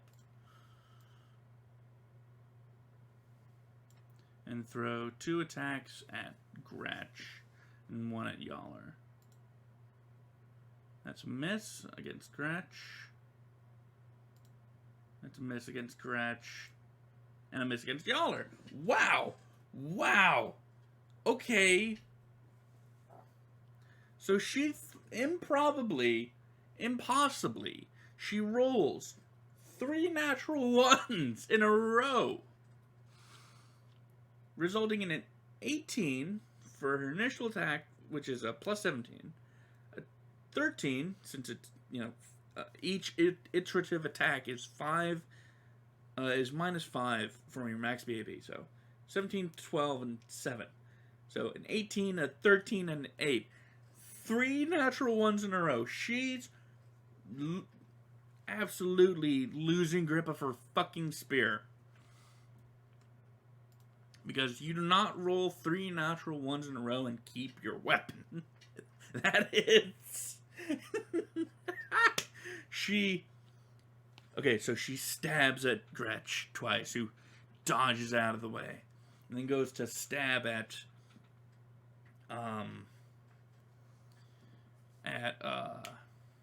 Yaller, I forgot her name for a second, and embeds the spear past the tip into the floor below, and goes, "Yeah, I do not need that weapon to kill the 4 of you." Oh, I beg to differ. You're probably gonna need it. And Zavas is gonna chuck another bomb at her. 1d5 now. So /R 1d5. Misses and hits a figment.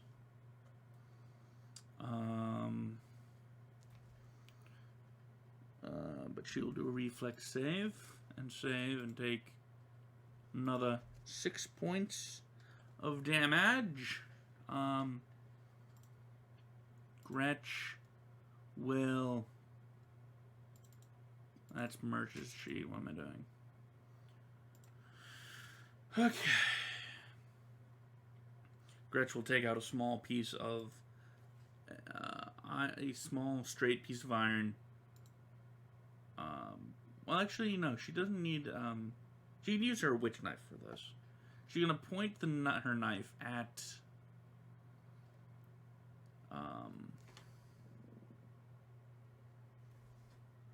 Zanesha and go, stop.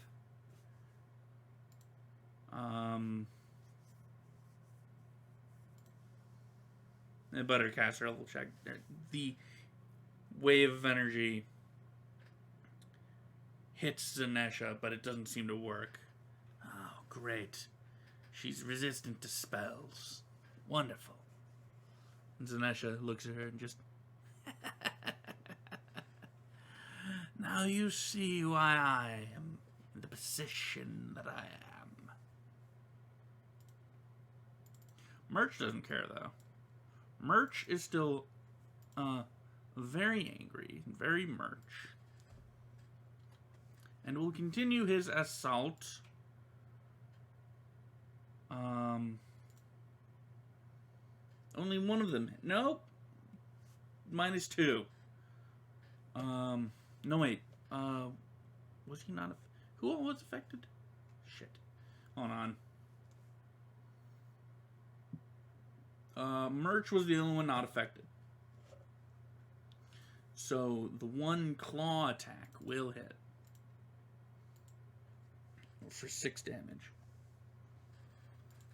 He is now burnt through her temporary hit points.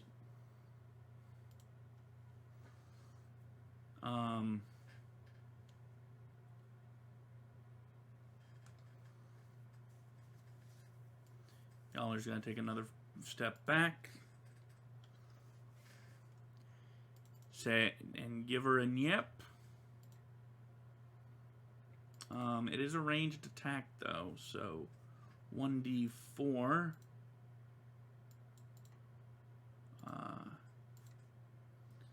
She nipped and hit a mirror image.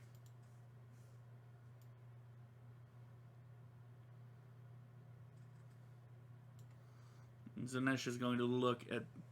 She's going to turn to Merch, and her mask will activate. And it's a rather intricate-looking affair of gold-plated iron. Writhing snake tails radiate from the gemstone. So, like, they rise and go out from the gemstone upon the brow of the mask. Almost as if it's, like, kind of Medusa-like hair. And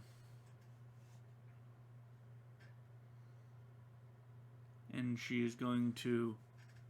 The central gemstone is going to glow.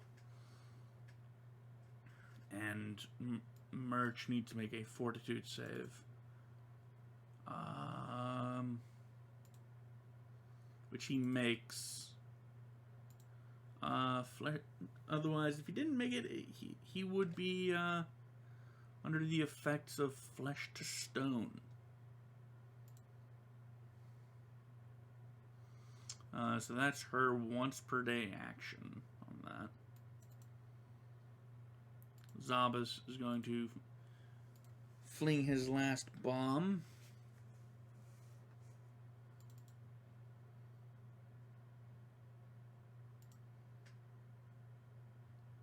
Oh, it's a crit. Oh, it's a crit. Oh, it is a crit. Oh, I so want to give it to him. Because it's like... Because it's a crit. And not only that, it's a natural 20. And he rolled pretty much max damage on his damage dice. He's got 3d6 plus 4. He rolled 2 6s and a 4. Oh, I want to give it to him. Oh, I want to give it to him, but I can't. Because mirror image is still up. Ugh. That would be... Wow, what would that be? 36 points of damage. Plus the additional 1 from the D4.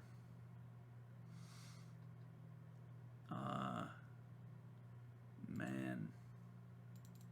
Okay. Okay, here we go. 1d3. 1d3 to see if he hits the genuine article with this crit. Whew, I'm nervous.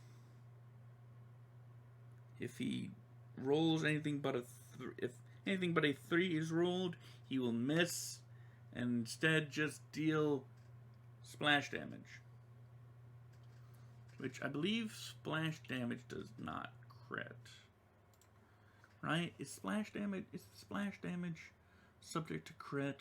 I don't think so. Because it's minimum damage plus intelligence. Yeah. Damage of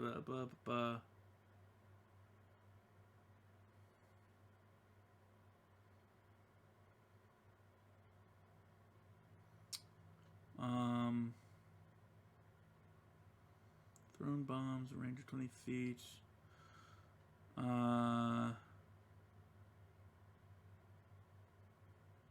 Oh wait. Actually, oh, that sucks. Alchemist bombs don't crit. Oh no. Well, okay. The damage of an alchemist bomb increases. Okay, so on a direct hit, an alchemist bomb inflicts 1d6 points of fire damage, plus additional damage equal to the alchemist's intelligence modifier.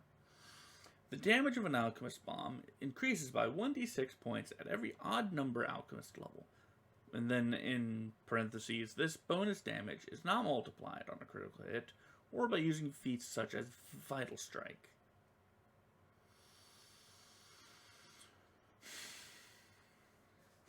So, I would assume that that means that the initial 1d6 is multiplied. But the bonus is not.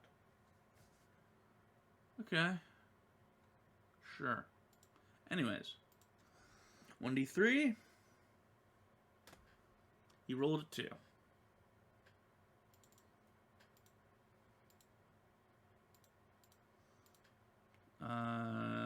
Reflex save. Take 6. Gretch will now... I hyped it up so much, too. Okay.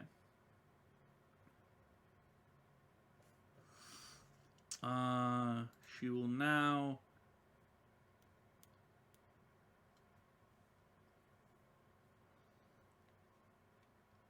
try and use another spell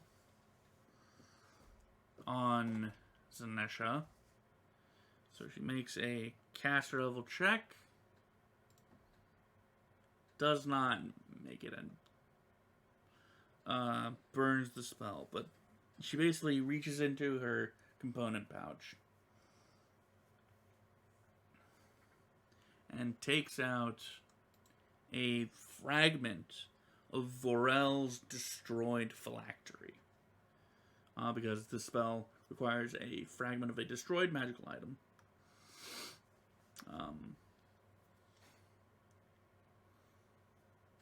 And her eyes roll back in her head. Her voice echoes a little bit. And she goes, "You shall be cursed to have your spells turn against you." The wave of magical energy flies at Zanesha, but hits her harmlessly. The spell is wasted. Damn caster level checks. Merch. Still raging. Still biting. And clawing. And hitting with one.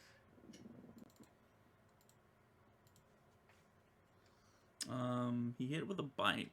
So that means he gets a grab attempt. 24. 24 will not do it.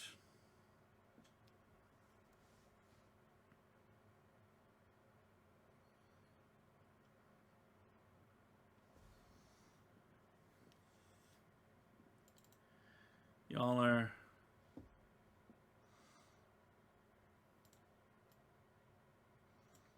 actually out of range. Wait, Yaller doesn't have any curative spells on her. Yeah. But she will attempt another hold person as well, but doesn't get past the spell resistance. She's actually going to move over to the other side of the area here. Zanesha's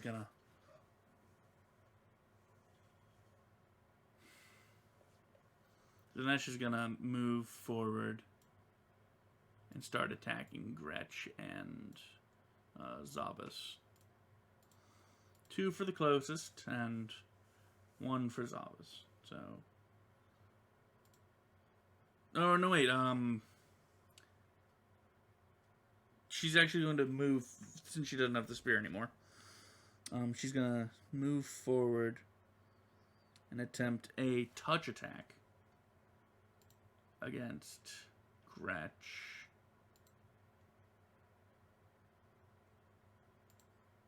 Which does hit. So now Gretch's touch AC is 17. And she will deal 1d4 points of wisdom drain.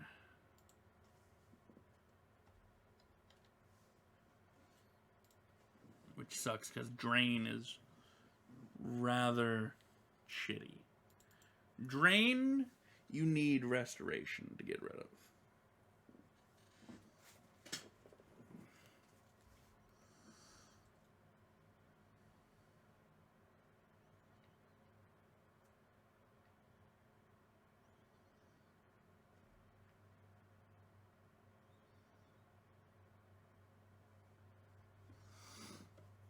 Zabas. He is out of bombs.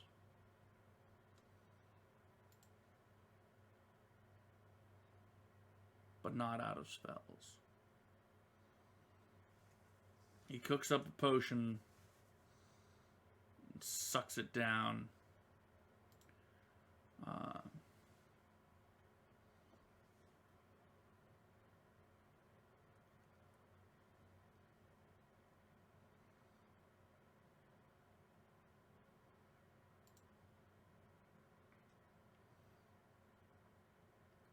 And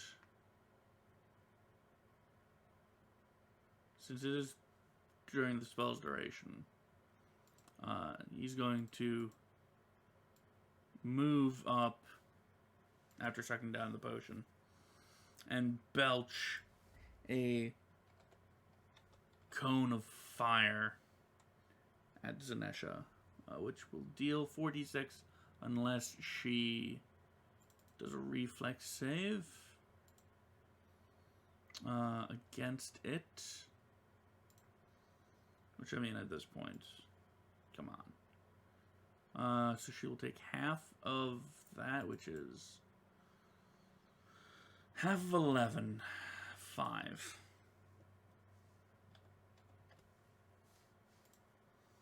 Gretch. Take a 5-foot step back.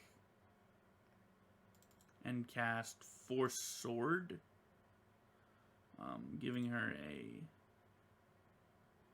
long sword made of force.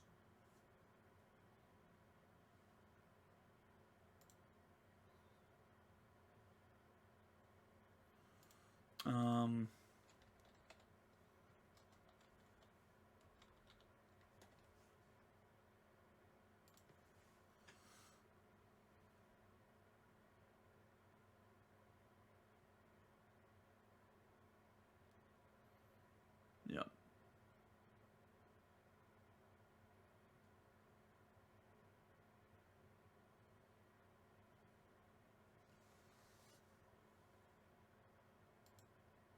She claps her hands together and balls one up into a fist and,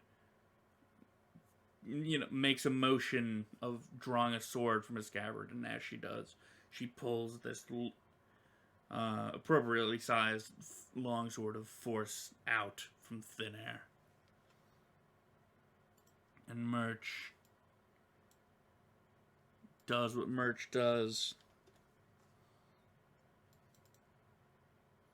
And bites and claws. He's getting good. He's getting hits in. Damage is damage.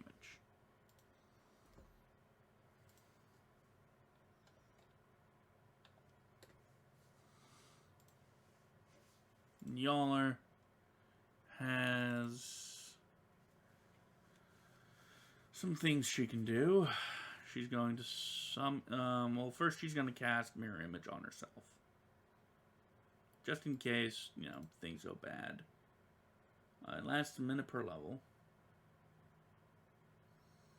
And it's 1d4 plus... It'll be 1d4 plus 2. So she gets 3 of her own. Oh, wait. Wow, I forgot, actually, that... Oh, man. Okay, so... Yes, we'll just rule it as Zanesha not having any more of her own mirror images, because I just forgot. I fucking forgot. Okay, that is fully my fault.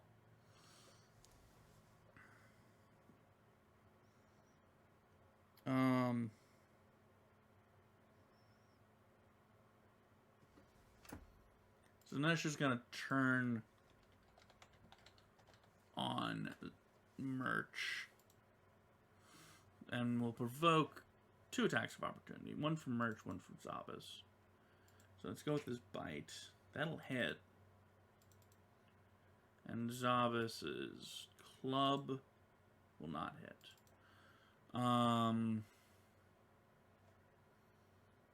So concentration.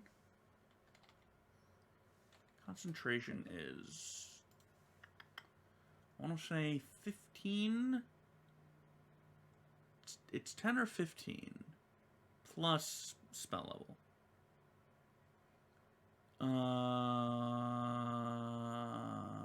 Injury. 10 plus damage taken plus spell level. Okay, so Zanesha shall make a concentration check on the spell.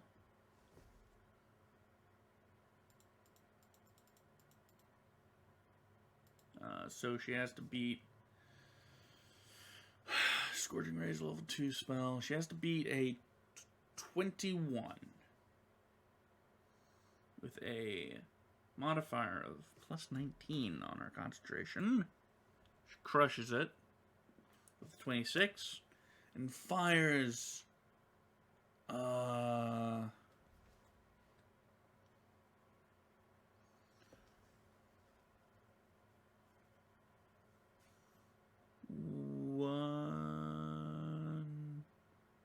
one ray of fire at Murch. Yep. She will fire a ray at him. As a ranged touch attack. Oh, no, wait. Actually, I was wrong. That's plus 19 on her spell-like abilities. Spells known. She has a plus 13. For her regular spell, she has a plus 13, so minus 6 from that is 20. Which means she fails. Just barely. She points at Murch. And as she takes damage from his bite, which he did bite, so that procs his thing, which he won't get. He will need to roll really high to get over her. Well, he'd need to roll. No, he wouldn't even be able to get over her CMD with a crit. But she points. Sorry, hold on.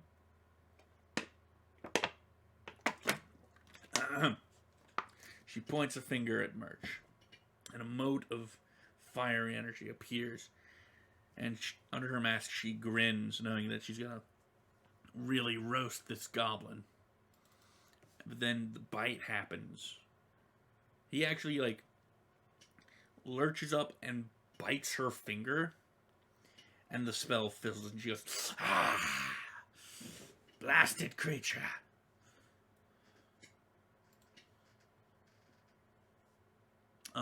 Zabas. Actually, no, yeah, okay, hold on. We'll have to potentially roll back that damage from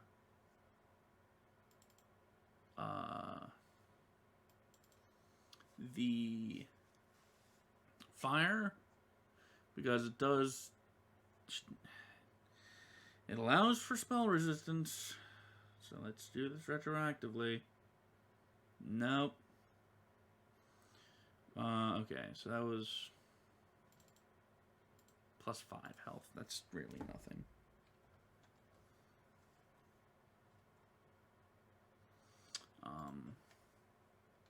Then 9. But he will belch fire again and get over her stuff this time. So it'll be 2d6.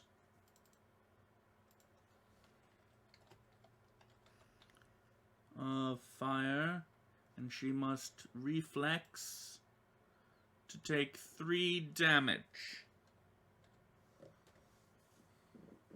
Gretch will use another spell, using her knife as a focus again. She summons a floating knife above her as she casts Twilight Knife.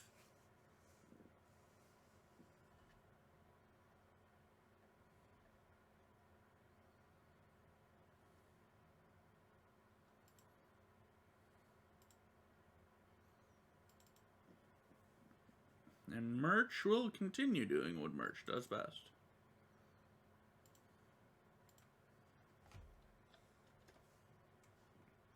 With 2 bites, 2 claws. The claws hit for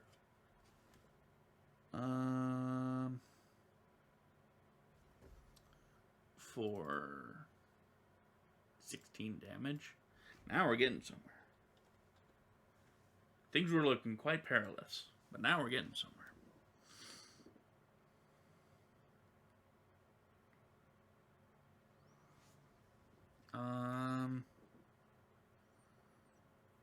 Okay. Y'all are now all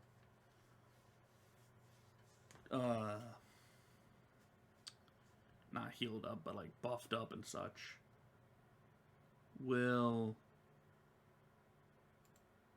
Does she have any potions? No, she can't heal herself. She will cast a weird words at Zanesha, since she is still full up on those. Weird words. Not gonna hit though. Yeah, versus touch. Yeah, not gonna hit. 12.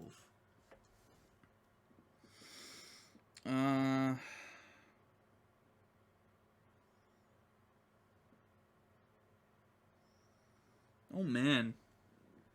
She's gonna keep trying to roast Zavis. Well, no, I mean Merch. So he gets a bite, which won't hit. Zavis gets a club attack, which won't hit. That's unfortunate. Because now she gets to make a ranged touch attack. And I gotta figure out what, okay, +7. What's your BAB? Okay. Okay, so it's a +19. That's fun.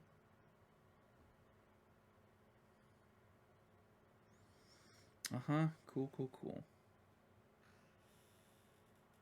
It's actually worse than her melee attacks. Yeah, though, that'll hit his touch. So, a nice, toasty 4d6 of fire damage. Going straight into Merch's mouth. That's 11. It's not terrible. She actually rolled 2 1s. 2 1s, a 5, and a 4. It's not terrible. Zabis. Gonna try and belch once more. And I believe this one's just a d6. Yeah, and after this one, the spell will end. Gonna try it. Gonna do it. Wait.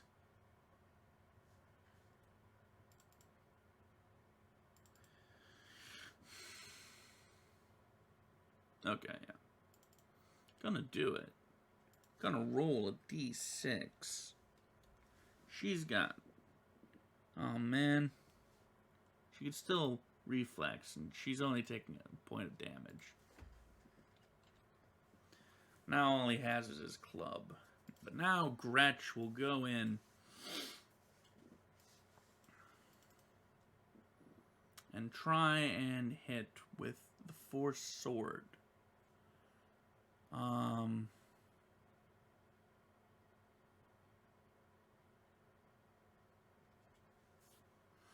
Yeah.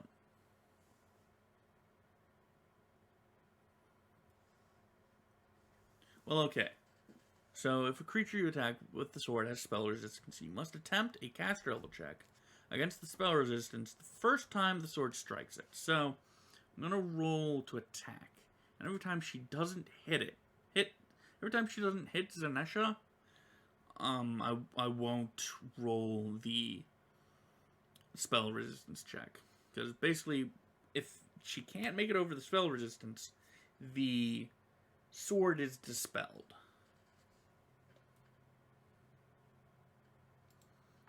So she does not hit, so it's still up. Merch is going to keep going with the fury of... with all the fury a goblin can have. Now we're getting somewhere. 11. So 1 bite hits. Just for the fuck of it, let's roll that grab. Nope. So 11 plus 6 plus 8. That's 17 plus 8, which should be 25. 11 plus 6 plus 8. 25. Yes, my math is correct. Yaller is gonna keep hollering and keep casting weird words her way.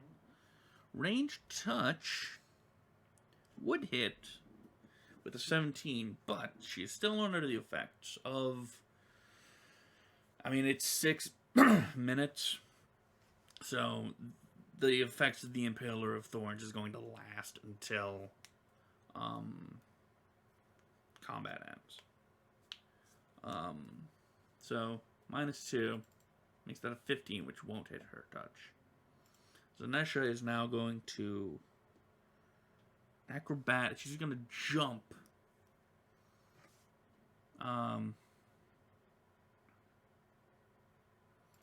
Past Merch. Oh yeah, she makes it out of everyone's CMD. Yeah, Zalvis has 19, Merch has 24, Gretch has 20, and she rolled a 33. So she jumps out of the way and casts a hefty spell on herself called Cure Serious Wounds.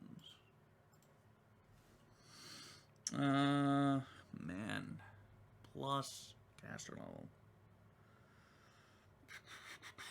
So that's a plus 13 on that. But she...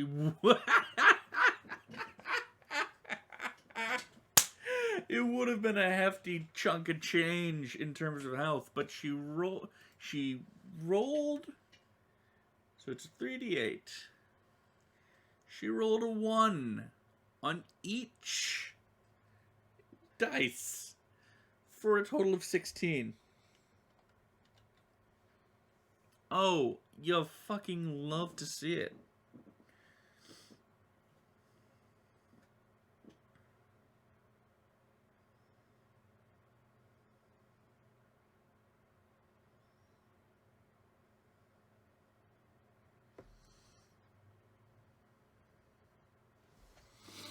You love to see it. Zabas is gonna just shoot at her with his crossbow. He doesn't want to get close to her.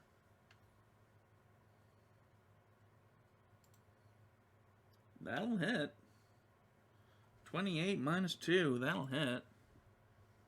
For 4 points of damage. Man. They had us in the first... well, no, it's too early to say that. It's too early to say that. They should still turn badly. Twilight Knife. Oopsie. Twilight... A knife. A knife.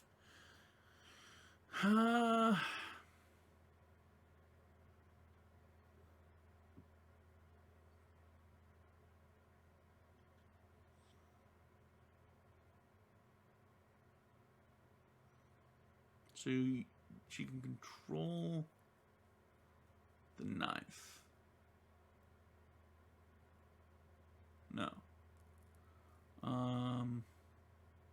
Always okay. Unless you specifically will it to do otherwise, or it proves impossible to do so. The knife always maneuvers itself so it can flank your opponent before making an attack. And it's the same thing with Force Sword. Okay.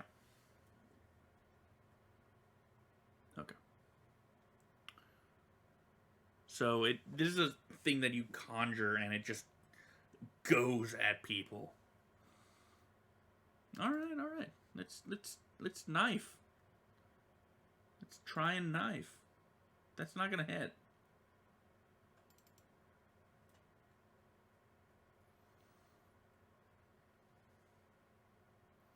Merch, my man, you beautiful bastard. Bite, claw. 1 hit. Oh, man.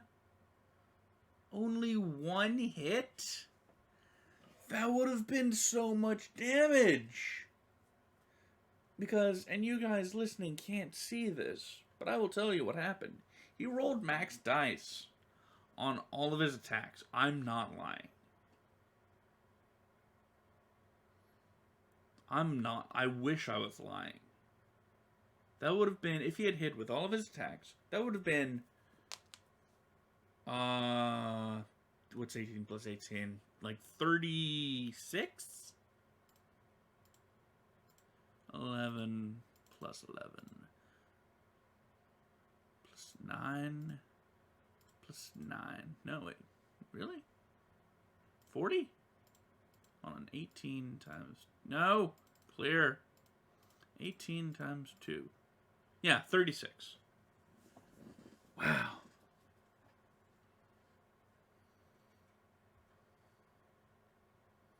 That would have been so much damage. But he only hits with one of them. And that's one of the claws. For 9 damage. Damn it! Y'all are gonna spice things up with a summon monster. And summon... She's gonna... What's she gonna summon? She has summoned monster too. Huh.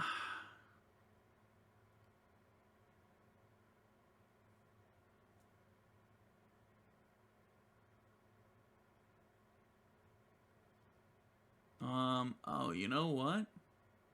Yeah, with higher levels summon monster, you can summon 1d3 creatures from the first level list.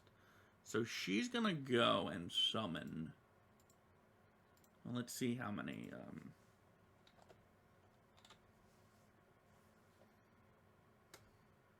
3.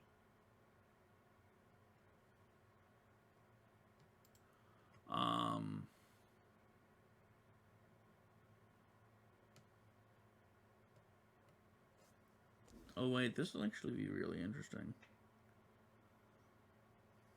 Because Zanesha doesn't have, like, damaging attacks. She just has her touch attack.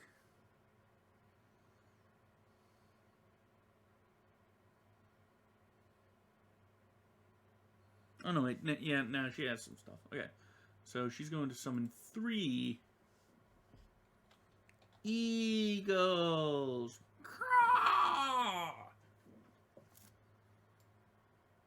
A 1, a 2, a 3. So one of them is now flanking the knife, and one of them is technically flanking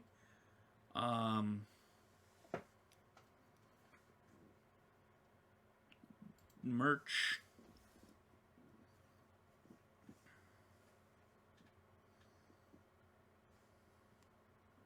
And all 3 eagles get to move on her turn. Wild.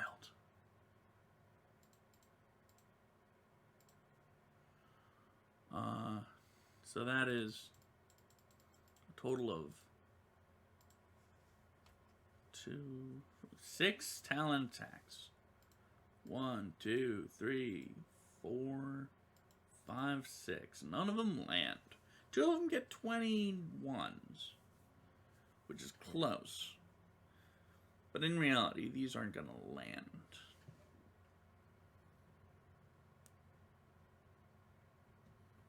They're just here to, you know,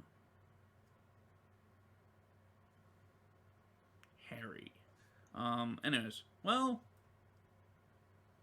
yeah, no, they don't land. Okay, so Zanesha gonna take more attacks of opportunity. So let's just roll. Oh no, wait! They can full round attack. 3 more attacks from biting. 2, 3. Nothing's hitting. 3 basic attacks. Claw or bite, doesn't matter, it's the same. Modifier. No hits. And a bite from merch. Not gonna hit. So she's gonna try and roast a boy.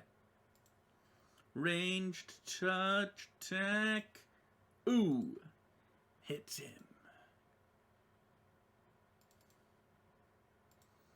4d6, 12 damage.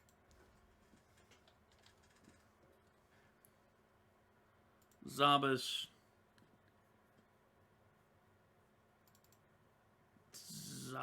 doesn't have much left to do here. Oh no, Zabas gonna move up and just like pull on Murch's ear, causing him to go, ah! And he's going to shove a Cure Light Wounds into his mouth, healing him for 13. So you can do that. As long as the alchemist is holding the potion, he can do it.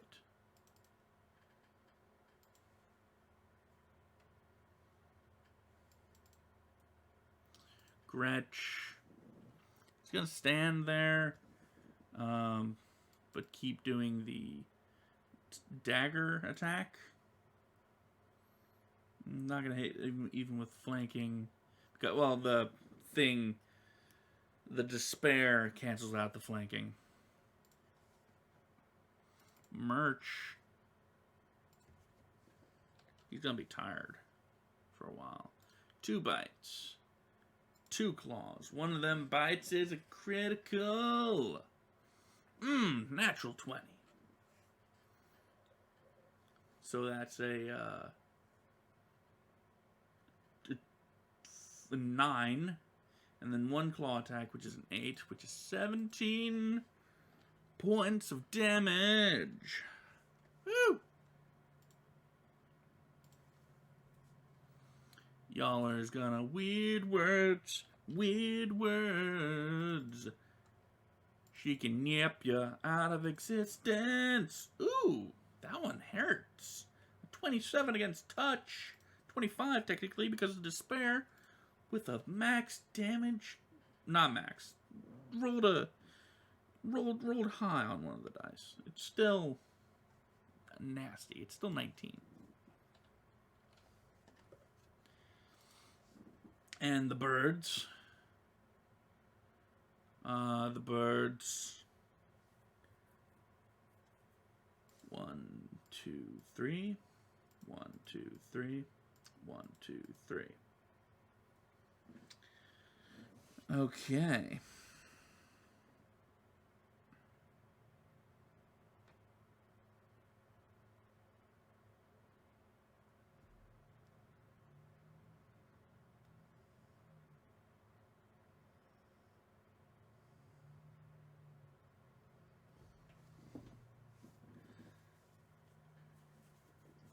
Zanesha's gonna take in everything. And with a sneer that can barely be seen under her mask, she's gonna go, "This is not the last you've seen of me." She's going to acrobatics over the group again.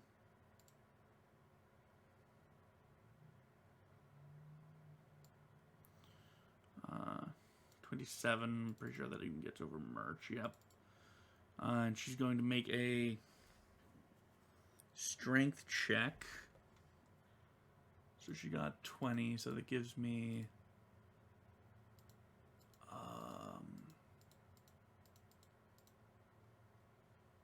plus 5. Wow, she rolled a 9.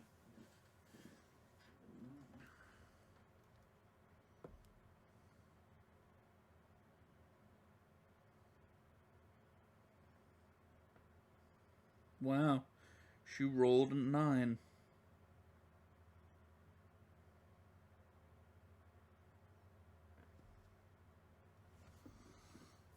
Okay, that was her action.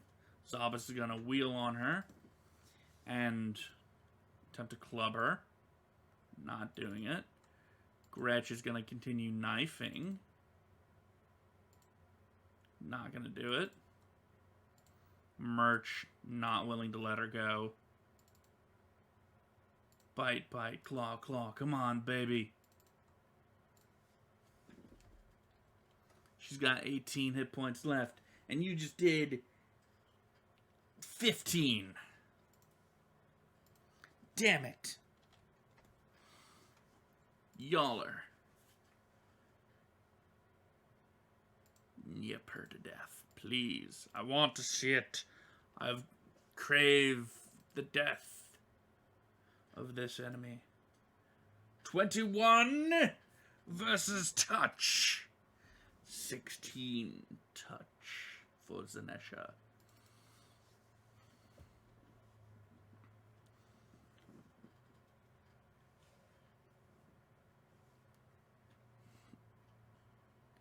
Yaller's gonna smirk and go, "Hey, Zanesha." Bitch. And the word flies, the sonic energy flies at Zanesha and impacts her. Thump. She falls over, quite dead. 15 points of damage.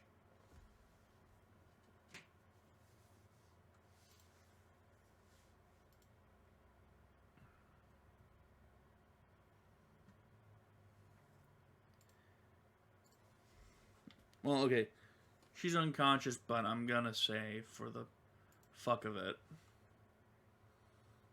that, you know, she's dead, but we're gonna see how far we can get with coup de grace.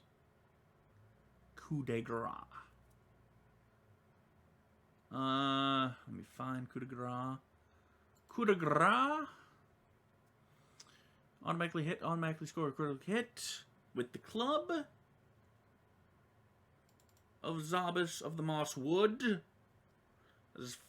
That is 6 damage. D10 plus damage, or 10 plus damage dealt. 14. Okay. Nope. 16. If you save,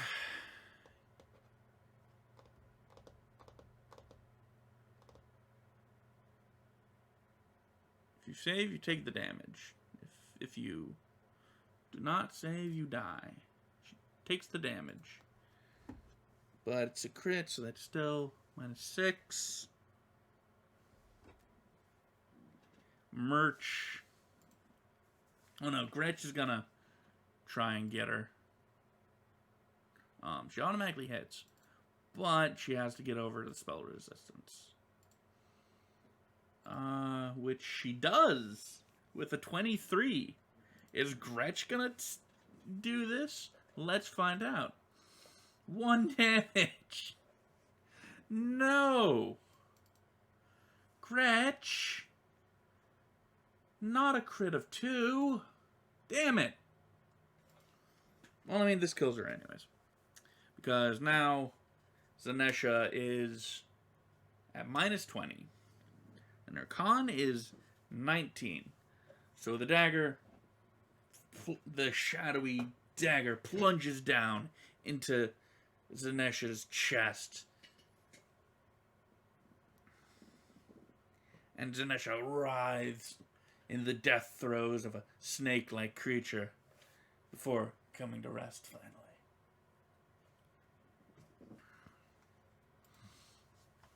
And then Merch just kind of leaps on top of her and just starts tearing into her for a round.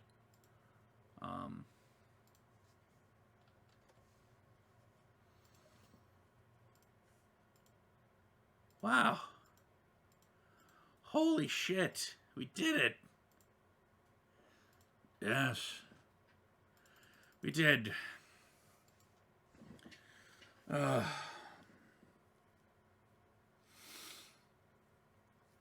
Oh, yeah.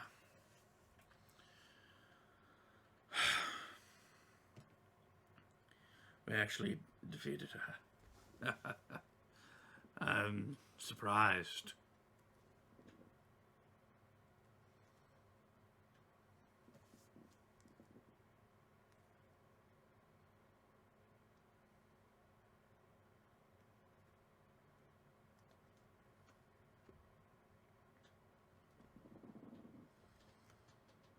So, with a bit of work, they find plenty of good stuff. And, I'm just for the sake of expediency. And I've already gone over time. You know what? I'll just cut this and add it to the supplemental episode. How about that? Yeah, that's what I'll do. So anyways, they add, or the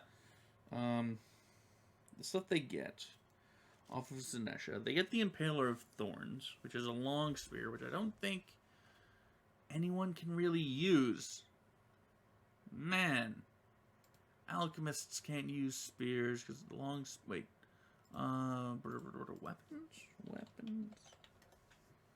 Weapons.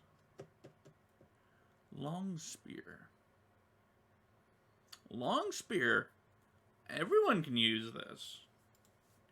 Interesting. The Impaler of Thorns. I'll have to decide who gets that.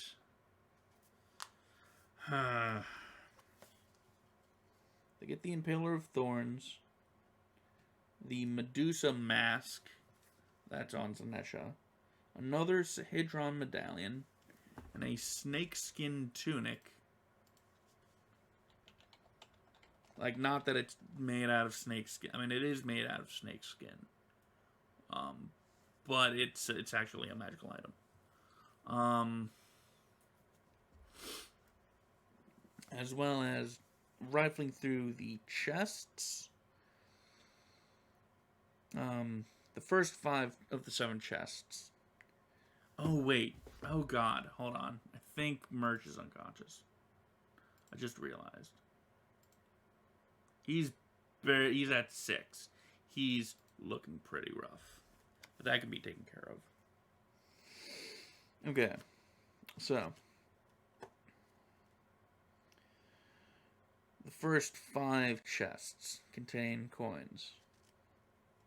And it's a lot. In all, there's a decent spread of 33,000 copper pieces, 8,100 silver pieces, 900 gold, and 100 platinum. The 6th chest contains 4,200 gold worth of various bits of jewelry and small pouches of gems.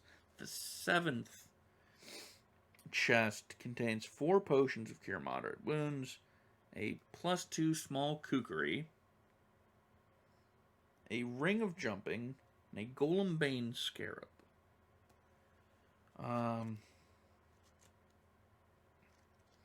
And scouring. Zabas begins scouring the room. And ends up finding a crumpled up wad of parchment in the southwest corner. It is unsigned, but reads, "My sister, I trust your little band of murderers is doing well, gathering the greedy souls for our Lord's rise. Has Magnamar proven to be as sinful as you had hoped? It may interest you to know that my plan to nurture greed here in this backwater has blossomed. The quality of greed in a soul is so much more refined when it is given the proper care.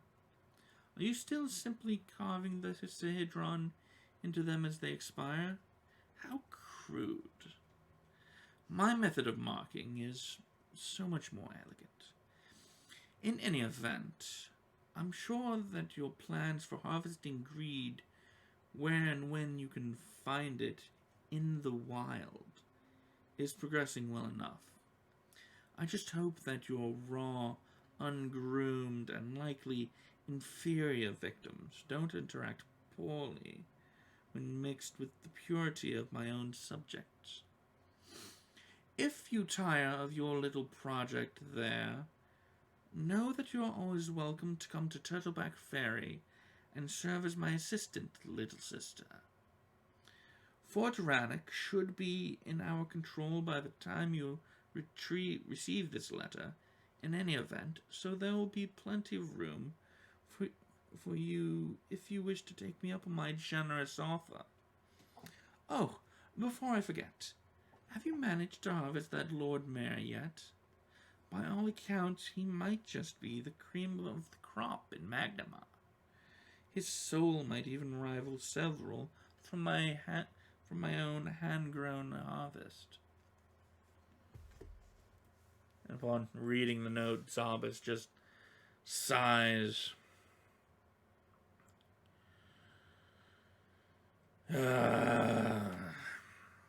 What's wrong? We have to go somewhere else. What do you mean? We gotta go to Turtleback Ferry. Because this lady had a sister who's also going around harvesting or whatever. She's killing people in Turtleback Ferry, wherever the fuck that is. I also realized I'm not doing Zabas' voice correctly. We have to go to Turtleback Ferry. And perhaps bring this to the attention of the Lord Mayor. After all, he did say he would pay us.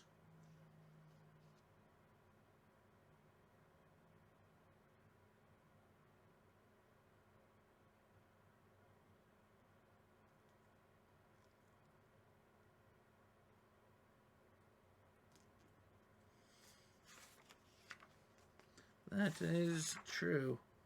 We probably should go talk to him about it.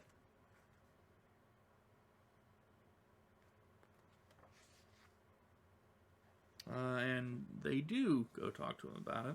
And it takes a little bit to, get an audience with him since the guards are just being total pricks.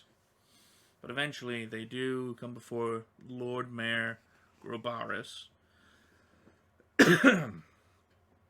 and tell him about what was going on and what's going on in Turtleback Ferry. Yes, I see. This Zanesha was most likely going to make an attempt on my own life. You have earned your reward, and my thanks. My men will point you in the direction to Turtleback Ferry, and I advise that you go there in all due haste. The fact that Fort Rannoch is under assault, well, the fact that there are problems there is concerning. But for now, rest and leave to do good work as soon as possible. Here, your reward. And a cart is brought out with several how much is that? Yeah, several sacks of platinum.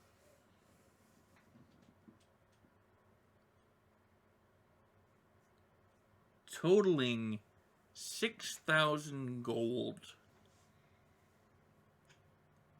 for each member of the party. That's a lot. As I said, you have earned this. Not only was my own magnificent life spared, but you have rooted out a cult. One that had sunk its fangs, claws, or whatever metaphor you wish to use, into our own dear Justice Ironbriar. You have earned this. Now, I would suggest, perhaps, enjoying the city. And purchasing whatever you might wish for the adventure ahead. And that's where I'm going to stop recording, because I have a lot of work ahead of me. I gotta tally numbers. I gotta figure out how much everyone gets from, like, all the loot after it's all sold and what all. I gotta distribute loot. It's gonna be a lot, but I'll be back with the supplemental episode. What is technically speaking, part 4 of my overall recording. But basically, I'll probably tackle this like tomorrow or Sunday. One of those days. I'll tackle it. It'll get done. But until then, hey, I'll be back. Alright, hello and welcome to what would normally be a supplementary episode, but because I went a little too long with the last bit of part 3? Part 3. Since I went a little bit too long with part 3, this is part 4, where we do random encounters. So, the traveling to the Turtleback Ferry area, there's a few ways to do this, going from Magnamar to Turtleback Ferry. There is, by foot, it'll take 2 weeks, and on horseback or with mounts, it'll take about a week, or it'll take about a week if the party takes a barge and travels down the river. So, what I'm gonna be doing, oh shoot, and I forgot to tally up, I forgot to open up the sheet and tally up the XP. Oopsie doopsie. I've done a fucky wucky. Time to get into the forever box. No, I'm kidding. Anyways, so what I'm gonna be doing is basically I'm going to do random encounters until the party levels up. And depending on how many encounters there are, will determine how many, which route they take. Just because I feel like that is what I'm gonna do. Okay, so let's see here. Let me do a quick tally. Skinsaw cultists times 13, since I've gone that over in my notes about a million fucking times. Justice Ironbriar. 3,200. No XP for... No story XP for the 7 Sawmill.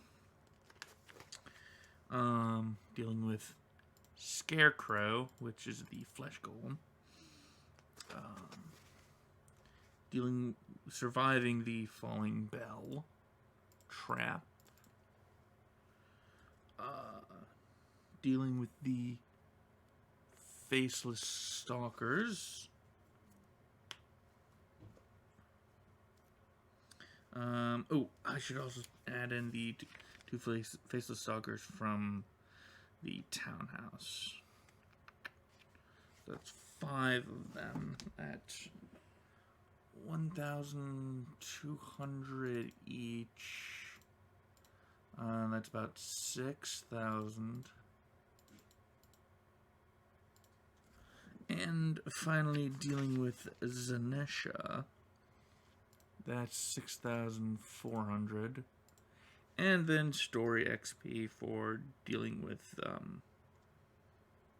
the whole thing, 4,800. Divided by 4 is 8,150 XP. Tack that onto what we already have. And we have... It can't be right. No, okay, hold on. I must have did this wrong.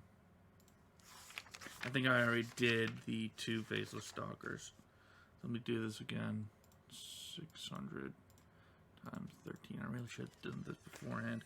Hello. Oh, thank you. Justice Ironbriar. That was my roommate giving me a package. Okay. Scarecrow.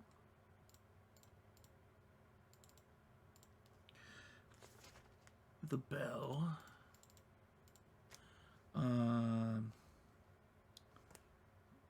12, 24, 36. Zanesha.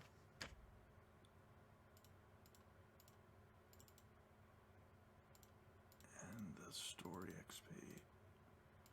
Divided by 4. Plus what we have. 27,875. And we have...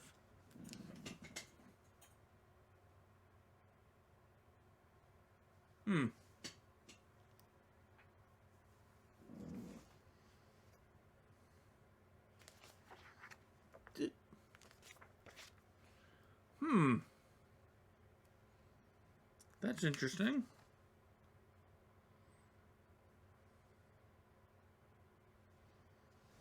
Because now I'm coming up with that we leveled up. I could have sworn that the party didn't level up.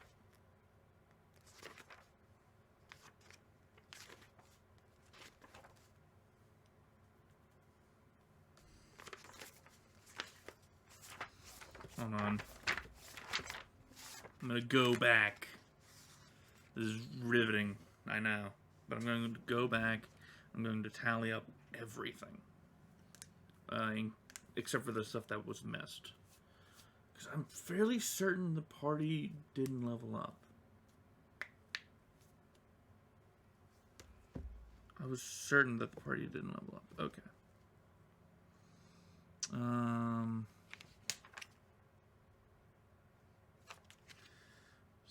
9 goblins.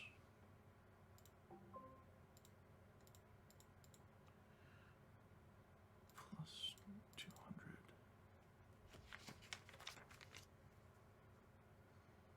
Plus 400. Plus 200. Plus 35. Plus 135.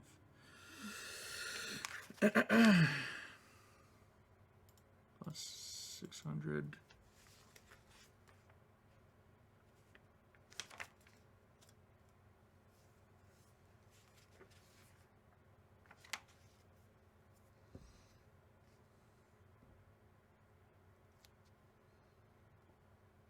Plus 600.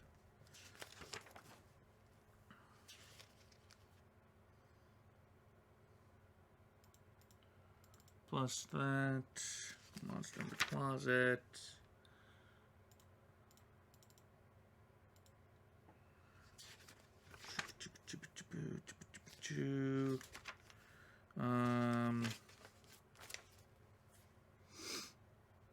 Eight goblins at 130. 35 each. 0, 8, 0. Suto Kaijutsu.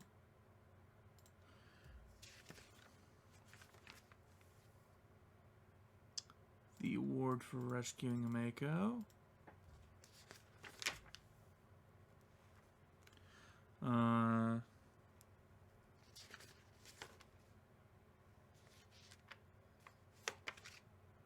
Three Sin Spawn. That's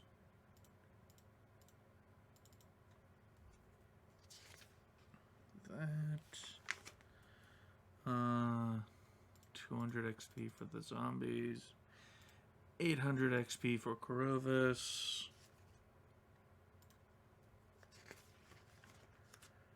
Aurelium. And a Sin Spawn.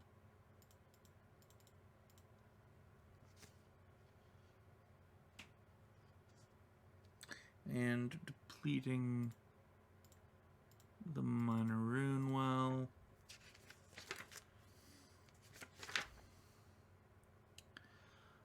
The Goblin Refugees.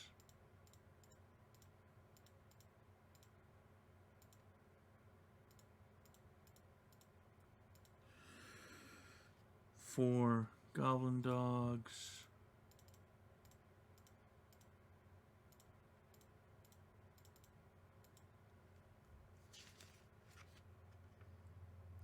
Tangletooth doesn't have any XP.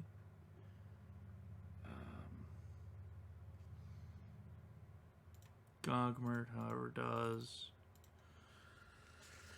The Bunyip wasn't attacked. Tackling the rope bridge.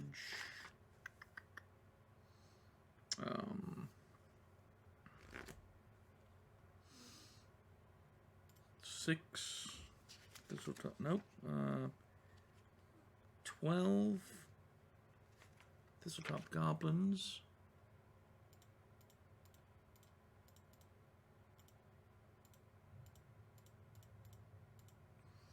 And 8 goblin dogs.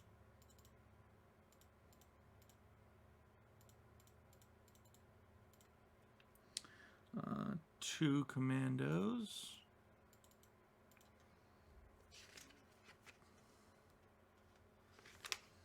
Releasing Shadow Mist, the horse. The defeat of War Chief Rip Nugget and Stickfoot. And his 3 commandos. And the War Chanter.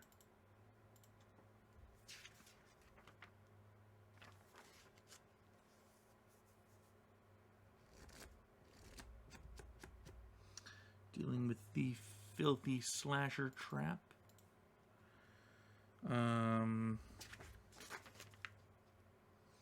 The Death of Bruthasmus. And the Goblin Wives.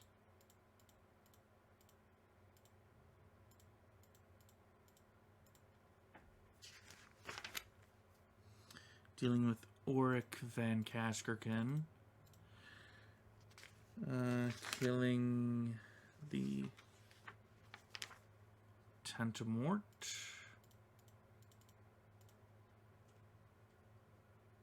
The 2 Yeth Hounds.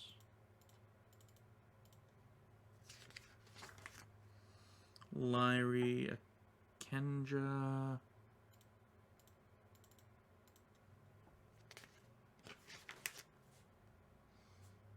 The Slashing Cage Trap. Dealing with Nualia.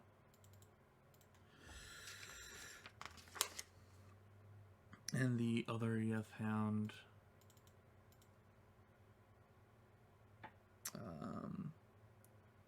The 3 Shadows.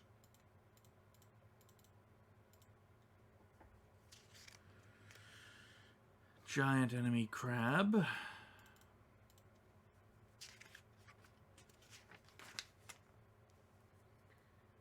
The promise given to Malfeshkanor.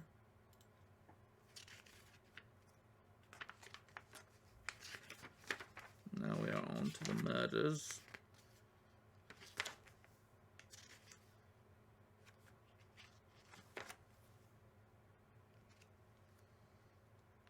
Which has a bunch of story XP.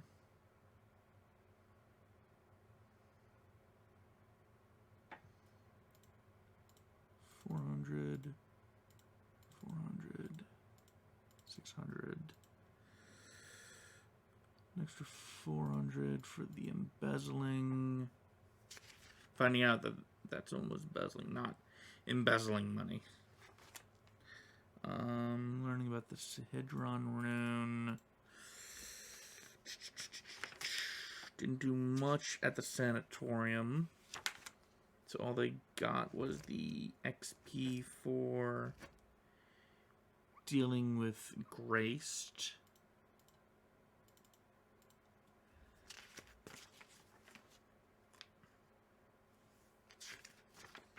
The Hambley Farm. That one was fun. The Scarecrows.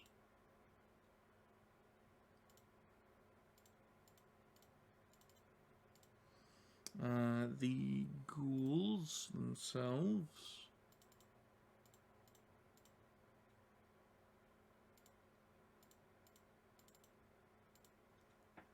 Roger's Craesby, the Ghast.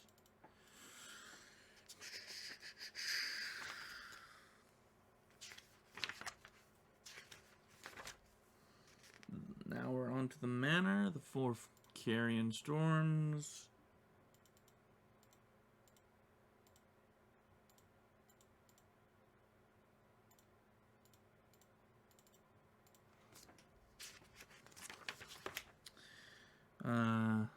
Burning Manticore.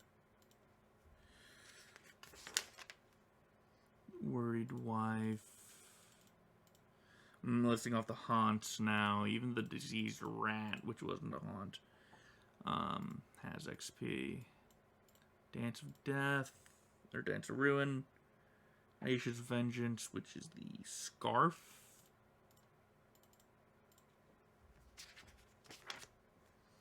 The Frightened Child. Phantom Phage. The Collapsing Floor. Misogynistic Rage.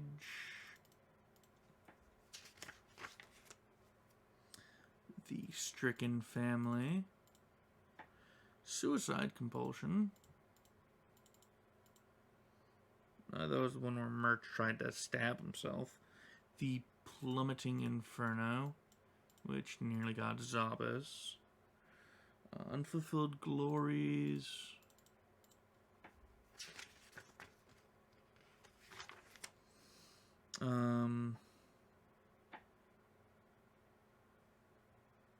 The 2 Rat Swarms.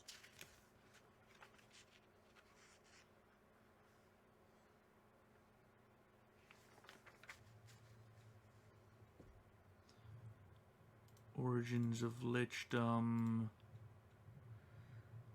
The Ghoulish Uprising.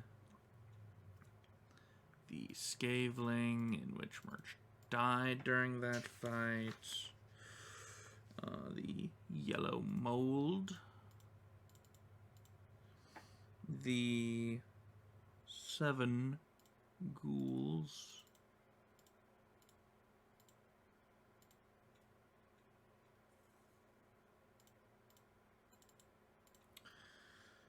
The 4 Goblin Ghasts.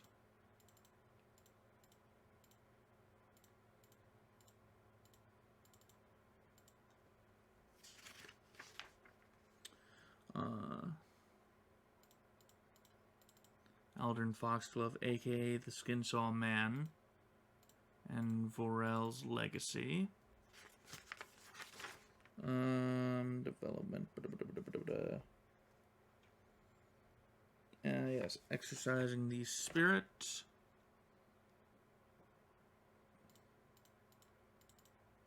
And the XP for allowing Aisha to participate. The 2 Faceless Stalkers at the townhouse. The 13 Skinsaw Cultists.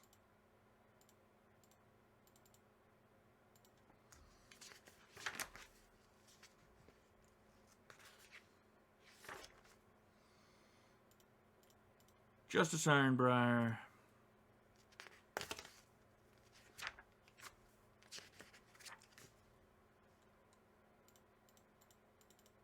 Scarecrow.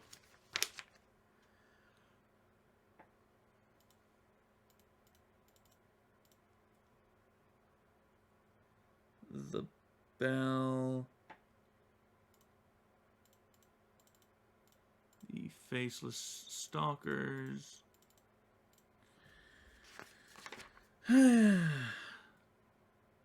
Zanesha.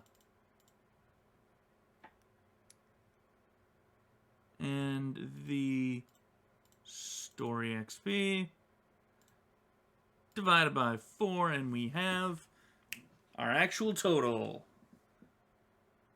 Okay. So the party needs 35,000 XP to level. They have 31,493. Now we can get to the actual part of the episode. I am so sorry. Holy shit. Now let me take a moment to fix my light. No, I'm kidding. Anyways, okay. So, let's roll some effing dice. Stupid math. Hate math sometimes. Okay, so the Yondapakari River encounters. Here we go. First one. Boom. Son of a... I really need to fix my keyboard. 55 on the thing. 55 gets you... Ew. Do we have...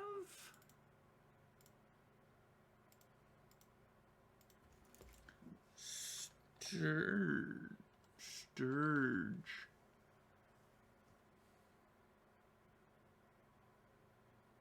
I don't think we have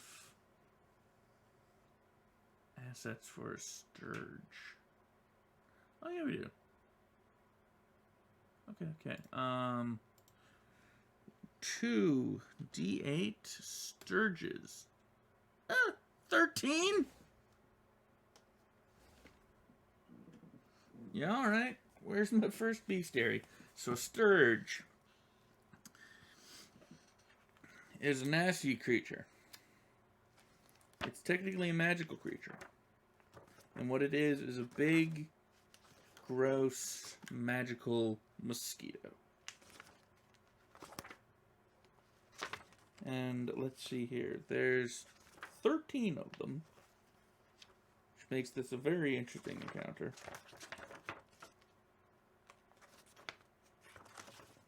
Sturge. Let me just do some quick math. Let's see. There's 200 of the creatures. Times 13. Divided by 4. That's not a lot of XP. But either way. So, 13 of these fuckers. Alright. Plop that down. Give her some health. Not a lot of health. And then just copy and paste it a bunch of times. 1, 2, a 3. That's 4 total. 5, 6, 7,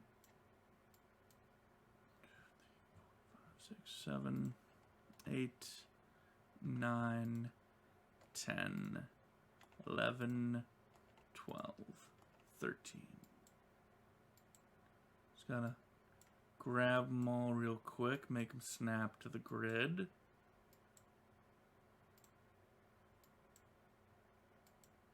I will not be rolling individually for these, since there are 13 of them. But let us roll them bones for initiative. Merch coming in probably last with a 5. Yaller with a 16. Zabas with a 22. And Gretch with a 19.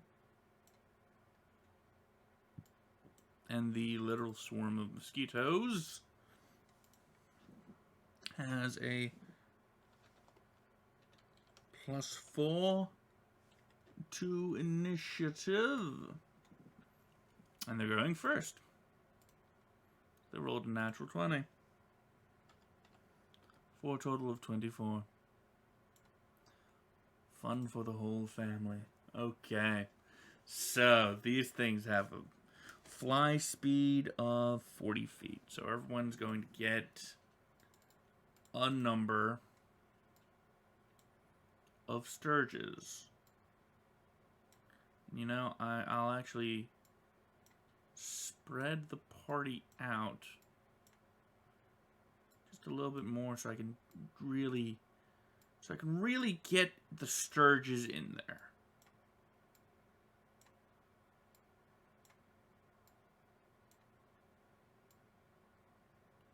So I can just really cram as many Sturges per person as I can. There's like an extra Sturge. I'm just gonna roll a d4. 3. Zabas, you're getting an extra one. Okay. Okay. So this one's fun. They all do touch attacks. So starting with Merch against his no doubt baller touch AC. We got 3 attacks. Cool. He's got 16 touch AC, so with a 22, a 16, and a 24, pretty sure they all get him.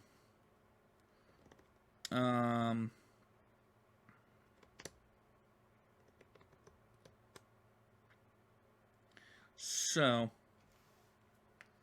that is fortunately their round. Next turn, they can start.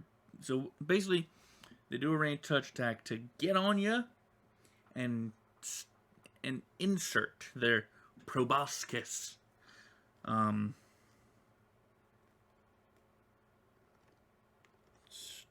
they can do blood drain. Sturge drains blood at the end of its turn if it is attached to a foe.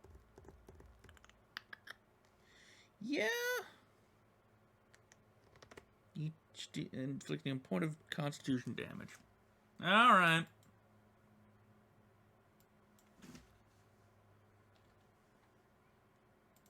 So that's up. Gosh dang it, Merch. You're always giving me problems.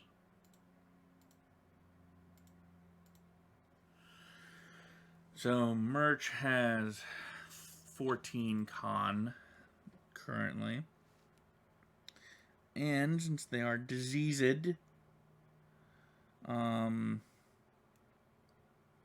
10% chance of being exposed to a disease.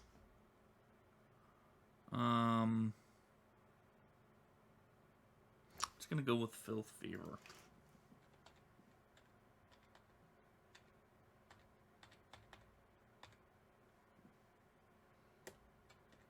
No. Okay. Next up are the ones for Yaller. 1, 2, 3. Y'all are also getting the suck.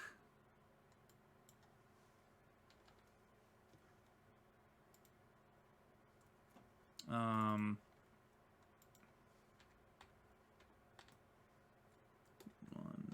two, three. 4 for Zabas. 1, 2, 3, 4. I know one of them's not making it. Actually, 2 of them aren't making it.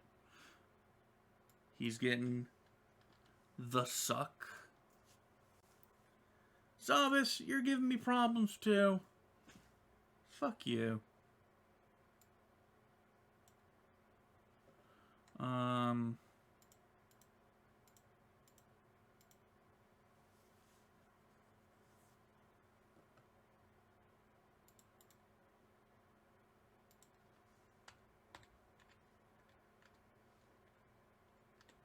Okay. So Alice needs to make a fortitude save.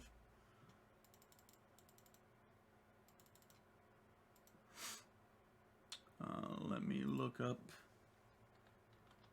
disease, afflictions, diseases. Here we are. Diseases by Paizo. Filth, fever, fortitude save. He's fine. Oh no, wait, I had to roll that once. He's fine. 3 sucks for Gretch. 1, 2, 3. I believe she's only getting the 1.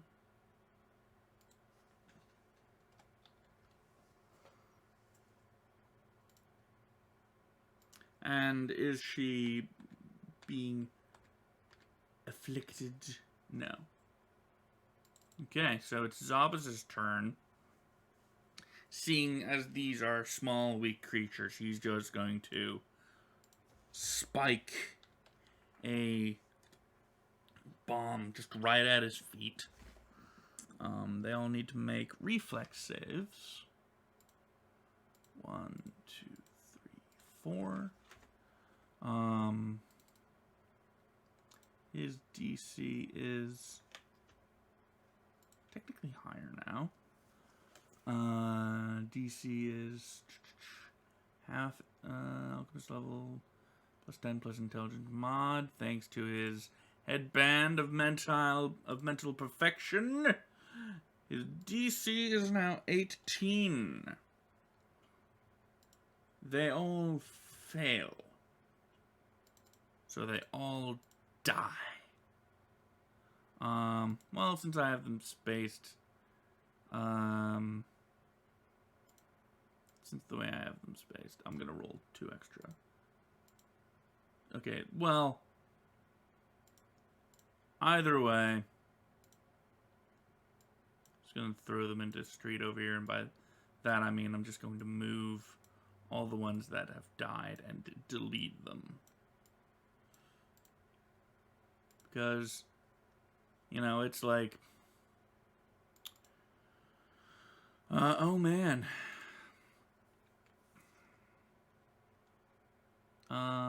It actually went up by a point, so it's the minimum damage is, let's see, 3, 8, 9, fiery bombardier, 13. Slice that in half, that's more than 5. Gretch is going to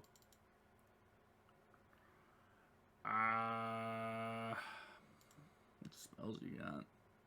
I didn't repair your spells there, sorry.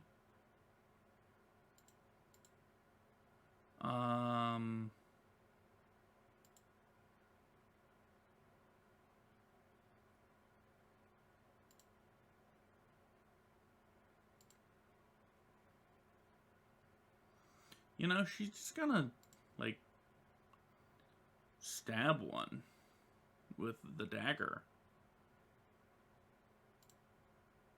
and miss, because it's Gretch we're talking about. Yaller's going to do the same thing. She's going to take that long sword she has and get to slashing. And miss barely. Merch. You know what? Let's just say this is the 2 week thing because it's gonna take. Well, no, yeah, it's gonna take a little while to get rid of all of this nastiness.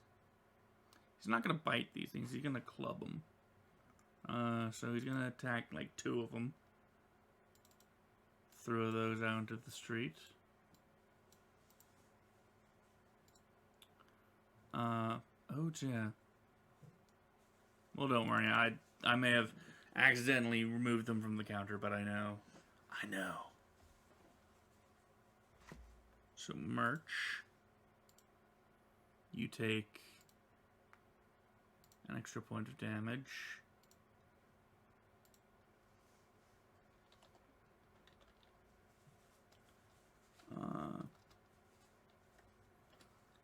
But are not afflicted. Yaller takes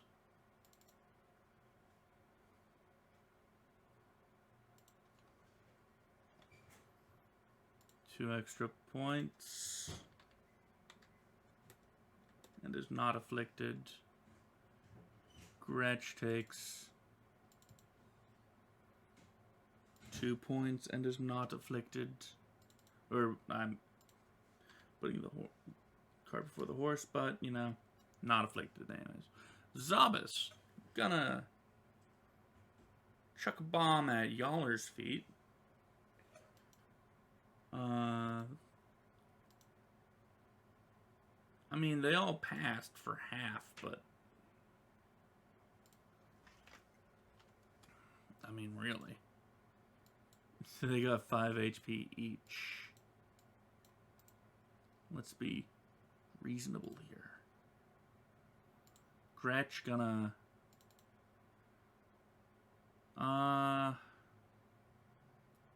you know, she's actually gonna pull out her wand of produce flame and do melee touch attacks on them. And she's gonna burn one off. Yaller's gonna go over and try to assist. Technically getting flanking. Oh no, wait. It's fine.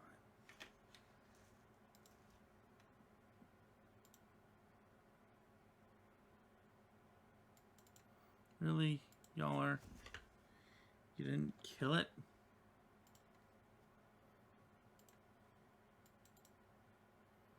Merch coming in with the great club. Kills it. Alright. Add 650 experience to that number that was their experience. 32,400 and something. 32,143. Let's roll another D100. Whoopsie. What do we got? 99.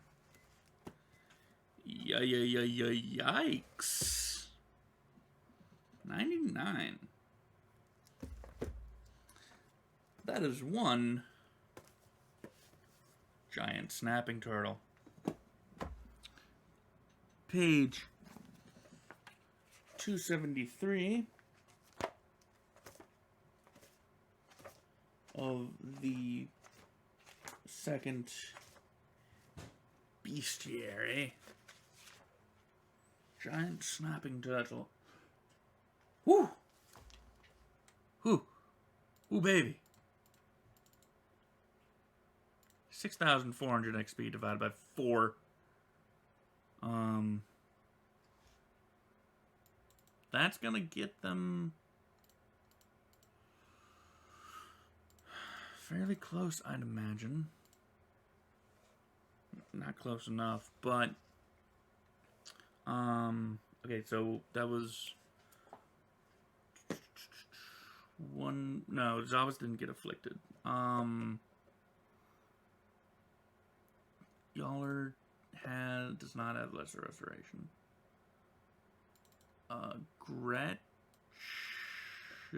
Gretch's herb lore only gets rid of diseases and slight afflictions, so she's going to have to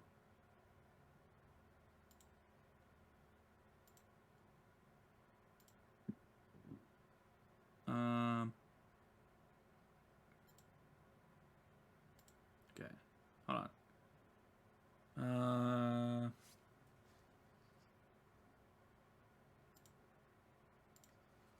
Yeah, let's start with merch. Lesser restoration doesn't do the heal. Oh, okay.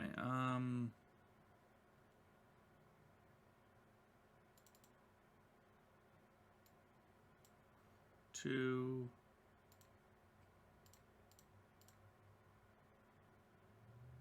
Let's see. That was just one day. +1. +1.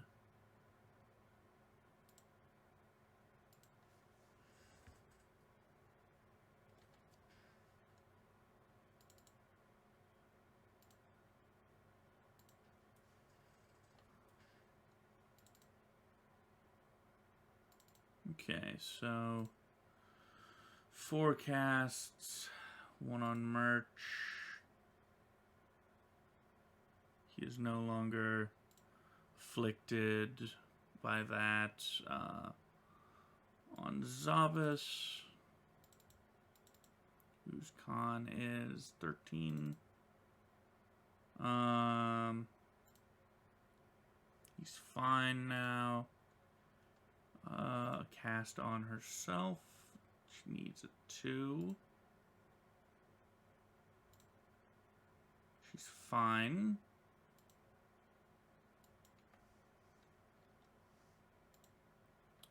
And a cast onto Yaller, who needs a big old 4. Got a 2.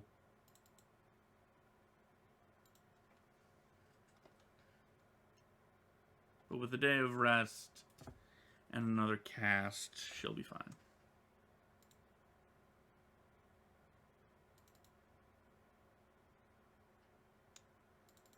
Okay. Giant enemy turtle again.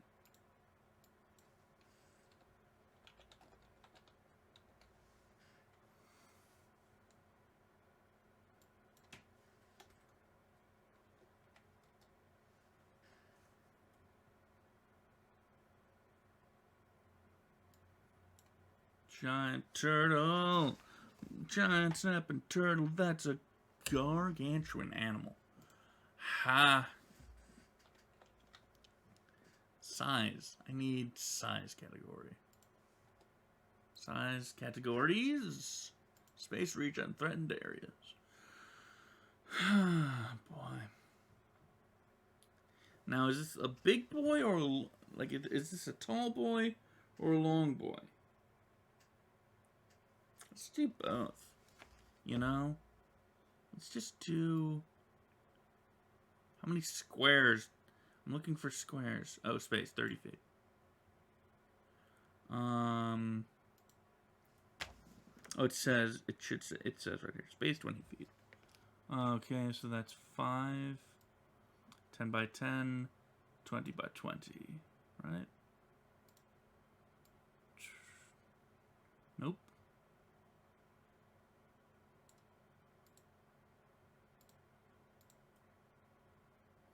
$10, $15, $5, $10, $15, 20 by 20. 5, 10, 15, 20, 5, 10, 15, 20. Yes. Alright. Time for a boss fight. Y'all ready? Because this bad boy's got 115 fucking health.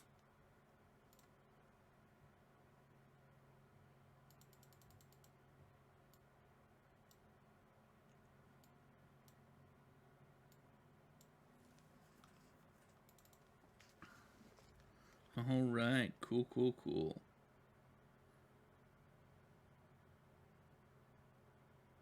This thing has Swallow Whole as an ability. Okay. Yaller rolls initiative. Gets a 5. Gretch rolls initiative. Gets a 6. Thank you, thank you. Merch rolls initiative. Gets a 22. Zavas rolls initiative. Gets 19. The turtle rolls initiative and gets... What's your initiative, bud? Oh, +2 modifier. Gets a 4. Merch goes... Time for turtle soup. And he's gonna... You know, they've had problems with giant enemy crab before. So he's just gonna get into it. He's gonna get into it right now. Go into a rage. But he's not gonna get his full attack. Since, you know, he has to be standing still to do that. But he's gonna bite a turtle. He's gonna bite a turtle. Not gonna hit him. Because turtles have a lot of AC. At least this one does. Zabas gonna do what Zabas gonna does. And throw an explosive at Turtle. Hitting it because it does not have a lot of touch AC. Giant snapping turtle. You wanna guess what its touch AC is? Don't worry, I'll wait. Alright, you look it up. 4. It's opposite this thing's worst fucking enemy. Total of 19 damage. And the turtle will have to do a thing to put itself out later. Gretch is gonna... You know, she doesn't want to engage this thing. She's gonna do Twilight Knife. I don't believe that thing... no, yeah, she has to use it on her next turn.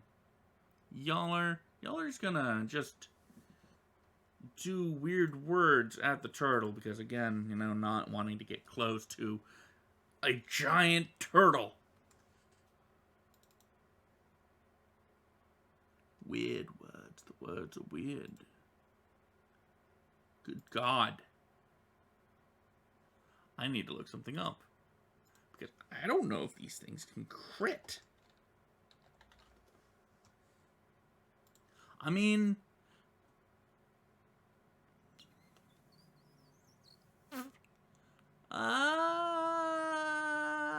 it is an attack. And it does deal damage. And it doesn't say it doesn't. So, sure. She got a natural 20. So let's see here. 2, 10, 14, 24 damage. 24 damage to the turtle. Turtle's gonna not be too smart. Turtle's got 1 intelligence.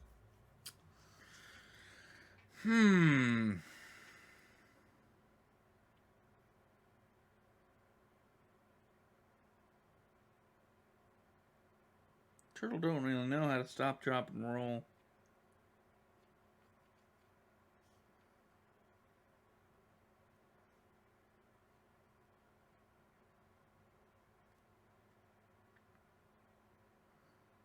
So Turtle's gonna bite.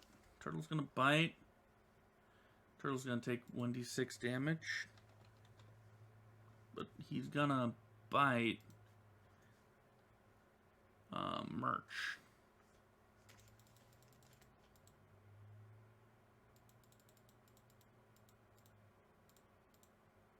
Yep, that's a 26 to hit. Merch has 19 AC. When raging. So, oh, fun. Fun for the whole family.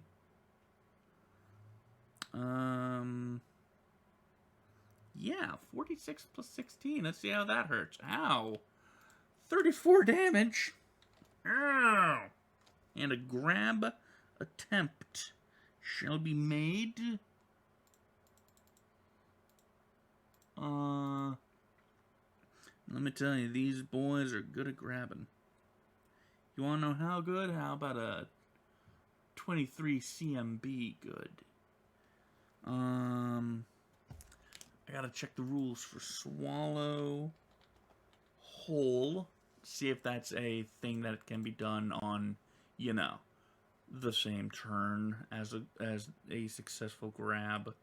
Swallow whole. If a creature begins its turn with opponent grappled. Okay. So next turn. Merch does not take kindly to being bitten, for he is the one who bites. So he shall do that. He shall bite the turtle and hit with the bite, and also some claws. Not gonna hit with the claws. Damage with the bite. 8 damage. And he's going to try and gain control of the grapple. Since he is... Well, he has a... Well, actually... That's right. The grappled creature... yeah. Shoot. That's right. Grappled creature has -2 on all attack rolls. He's raging, so... Makes sense. Zabas gonna zob. Skaboosh. That's another big old meaty 20 damage. But now Gretch is gonna get in on the action with that Twilight Knife. Let me just make sure I have the damage down right. It is 1d4 points of force damage.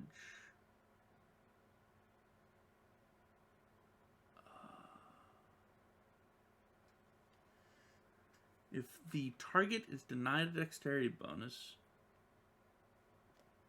it is grappling, so it is not fully denied the dex bonus.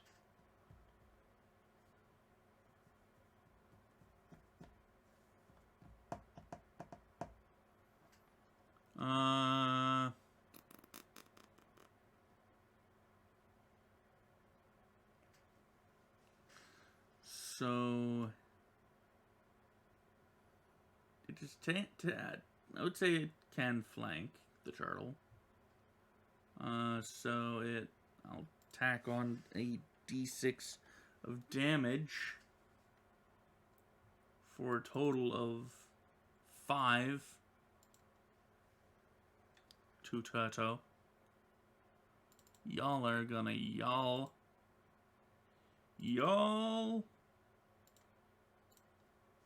Lure. Gonna deal 19 damage to turtle. Oopsie. Turtle house. Now, Toto is going to begin to target with an opponent grappled in its mouth. Shall make a new combat maneuver check, as though attempting to pin the creature. Should it succeed, which it does, the opponent is swallowed. Swallows its prey and the opponent takes bite damage. Cool. 26 damage to Merch. Merch is now on the inside of the turtle.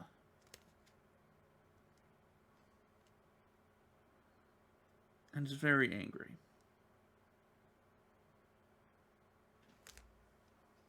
Very angry. He's going to start biting and thrashing around. The swallowed creature keeps the grappled condition. So he's got a -2 on all of these. But that's not going to matter for the first bite. Or the claws. Okay, natural 20 on the bite. So, and he rolled max damage. So that's 12 plus 6. That's 18 points of damage. Plus 9, 27. Plus 7, that's like 34. He literally tears his way through outside of out of the turtle. Like, the rest of the party sees Merch get swallowed. Y'all are like, oh fuck, he got swallowed. Yes, that's right, bad. We need to get out of him. Get him out quickly. And then the turtle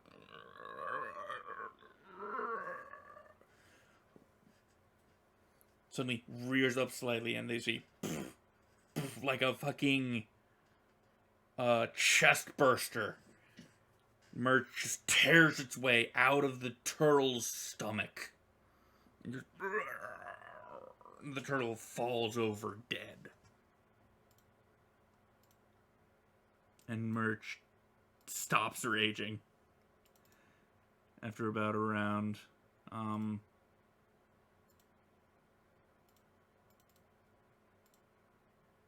Pertnir falls unconscious. Whew. That's... Okay, so the party bought some, like, cure wounds potions.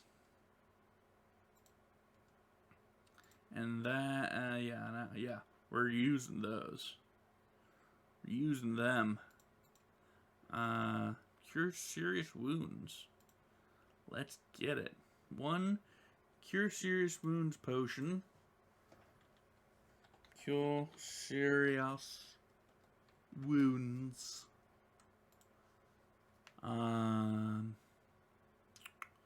3d8.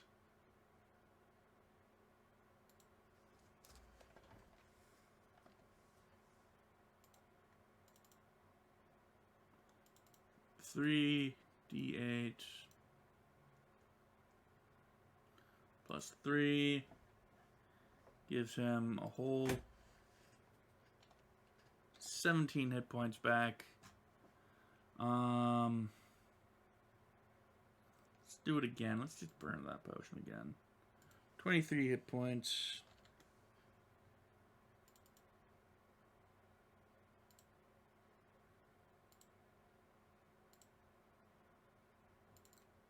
Let's hit him with a cure moderate wounds. Posh.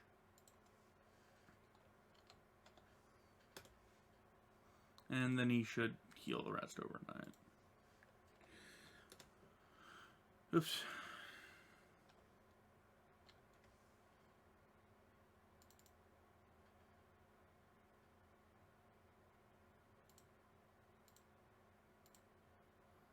Didn't expect to burn through all of those so quickly, but hey.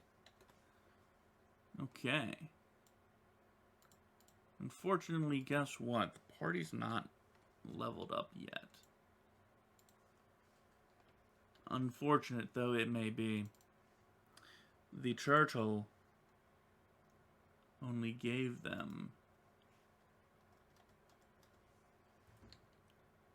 so much XP.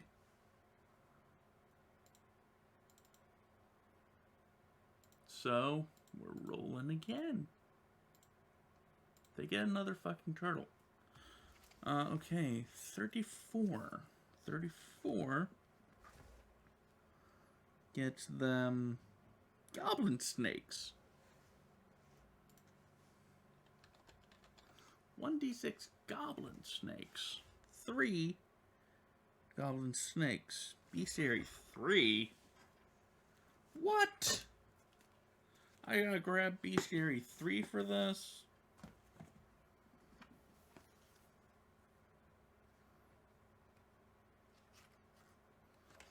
And turn to page 132.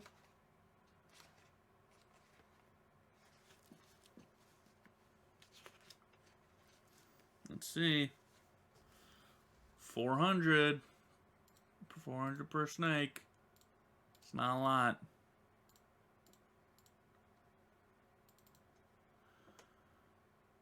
Yeah, no, that's like nothing. Wow.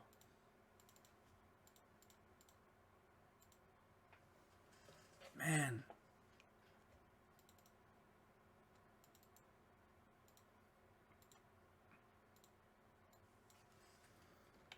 Snake.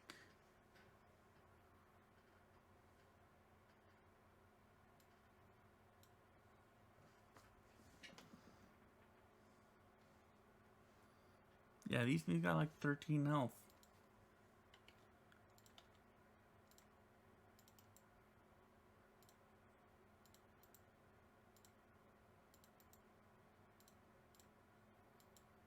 And weirdly enough,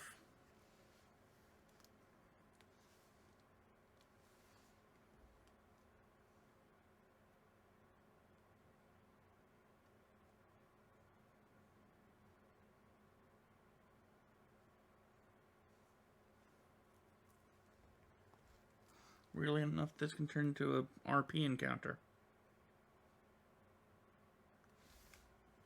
So as the party travels along, they encounter 3 goblin snakes. And goblin snakes can speak in common and goblin. So they speak in goblin. Halt, travelers. We 3 guard the way. You shall pay homage to us by turning over all of your food, and then we shall allow you to pass.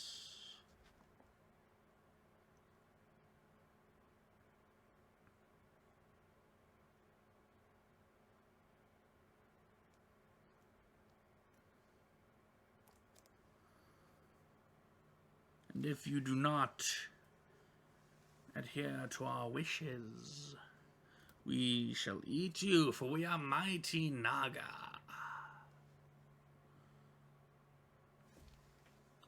And the speaker makes a bluff check.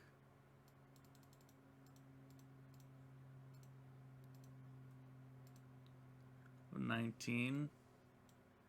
Y'all are... It's suspicious.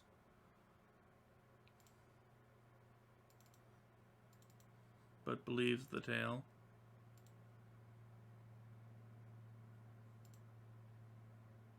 Are they all gonna believe the tale? Merch doesn't believe it.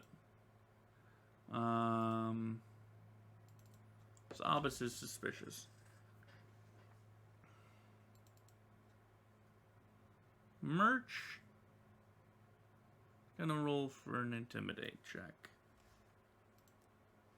Not be too intimidating. He goes, you all ain't Naga. You're just freaks.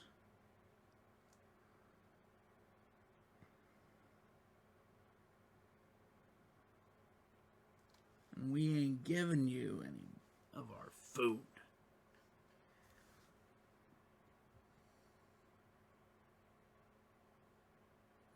So back off or you'll die. The snakes all look at each other. Cackle. You will be the one to die. And initiative shall be rolled. Merch with a 16. Zabas with a 22. Gretch with a 12. Yaller with a 12. The snakes has from top to bottom 13, 3, 8.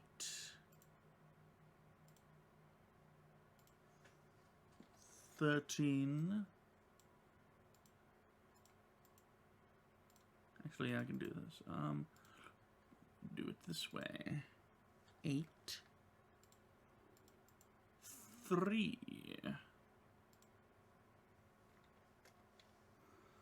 Zabas targets the middle one. And does what he does best. Wow. And he rolled mostly low damage. Okay. So that's not enough to kill the middle one outright. But it's close. The other two require reflex saves, a 1 or 2. They both fail and take, I forgot what I said for minimum damage. 8, 9, 13. They die outright.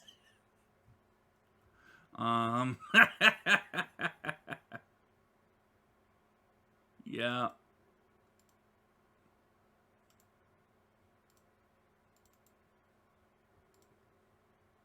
And then merch. I deleted you. Get out of here. Merch is just gonna go up and just chomp chomp and eat a snake. This thing is literally like it's cooking and he just grabs it, bites its neck, bites its head, and it's dead. Oh no, bites its neck and it dies. And he's just carrying it for the rest of the day. And eating goblin snake. Rolling again. 61. 61 gives me a... Oh no. Oh no. Please no. Okay, it's only 1. But still. Ah, great.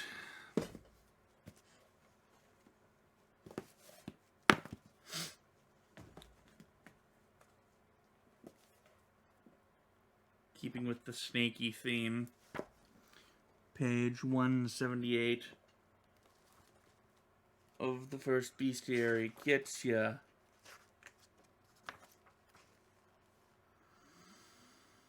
Gets ya a hydra.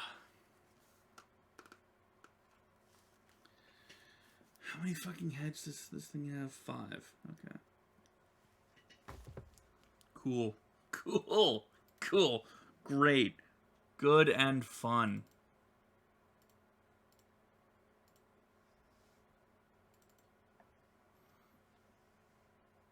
Oh wait, shoot, I didn't add the goblin snake yet to the XP. That's my fault. 400 times 3 divided by 4. 300.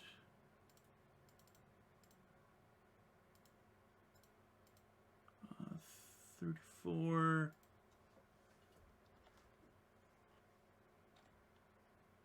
Thousand. And then this one's gonna... This Hydra is gonna net ya...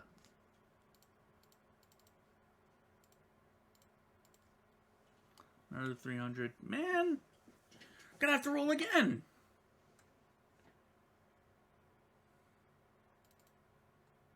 God damn it.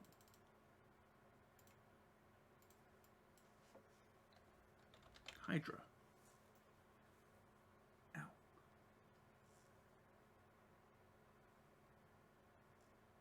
Five-headed Hydra. Okay, huge magical beast. That's about a 15.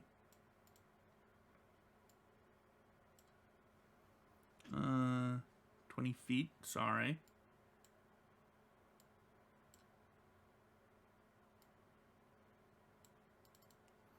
This boy has not a lot of health, but that's the bad part. Okay, magical beasts fall under Arcana? No. What the fuck do they fall under for knowledge? No, I was right, Arcana. Okay.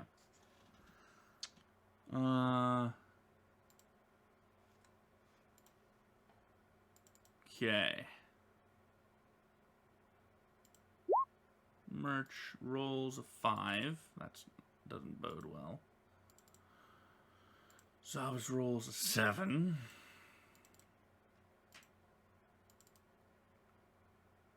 Gretch rolls a 21. And Yaller rolls a 6. And the 5-headed Hydra rolls an 8.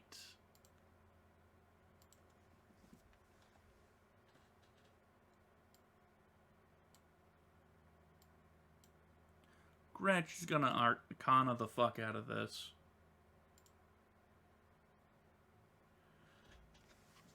Definitely knows. Let's see, 10 plus the CR of the monster. Yeah. Oh yeah. Crushed it.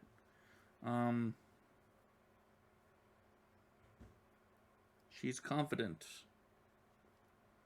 in the abilities of the party.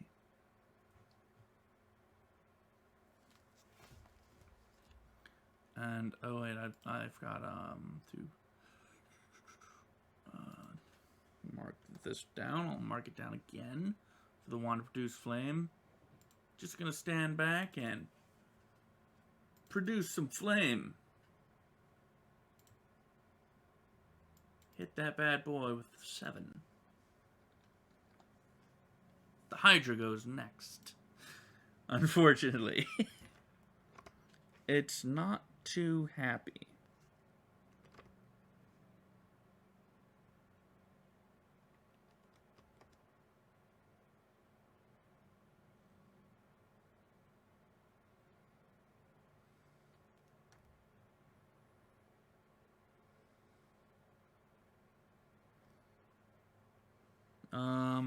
Okay.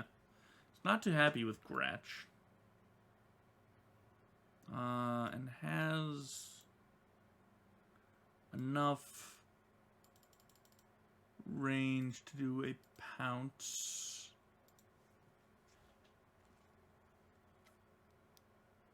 We find pounce.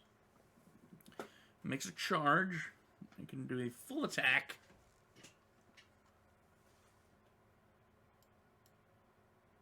So these are at -2. No.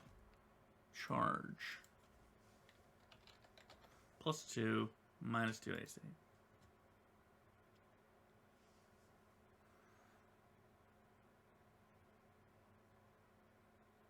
Let me look up charge.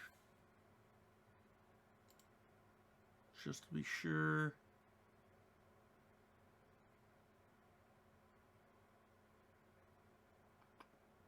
+2 attack roll, -2 to AC. Yep, I was right. Okay.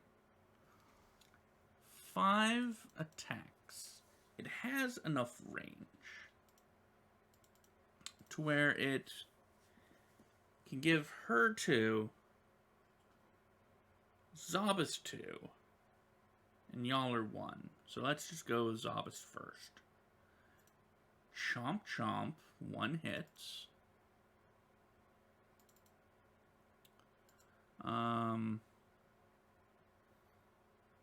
Gretch has chomp chomp, 1 hits. Chomp on Yaller. Okay. That doesn't hit Yaller. No, it does. It meets. So,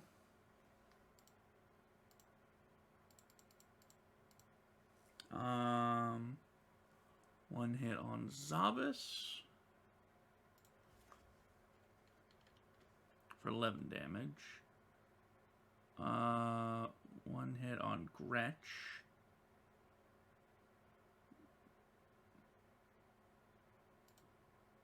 for 10. And 1 hit on Yaller for 4. Zabas is not happy. And Zabas does what Zabas does best, which is burn things for 15 damage.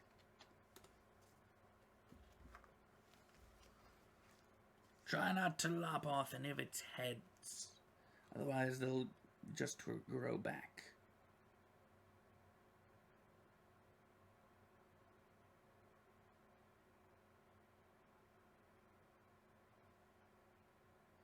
Also, it does have fast healing 5. So it does,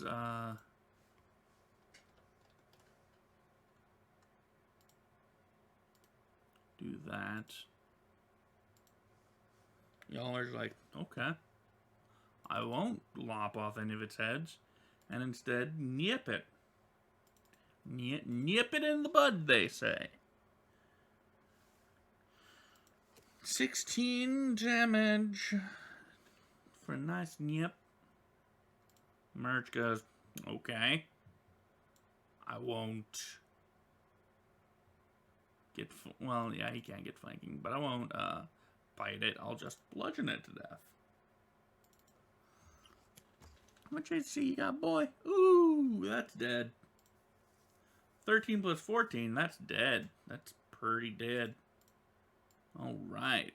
Not a lot of XP. Not a lot of meat on these bones. Rolling again. 2-week journey. Here we go. Son of a bitch. Rolled low. 21. 21's bandits. Boy.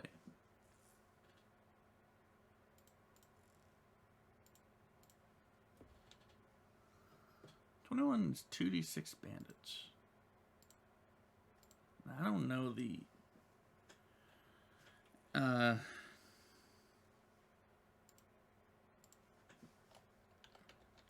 don't know the XP value of a bandit. Okay. 9 bandits at 200 XP each. Divide that up by 4. That's not a lot of meat on them bones either. God damn it. Well, plus 34,343. God damn it.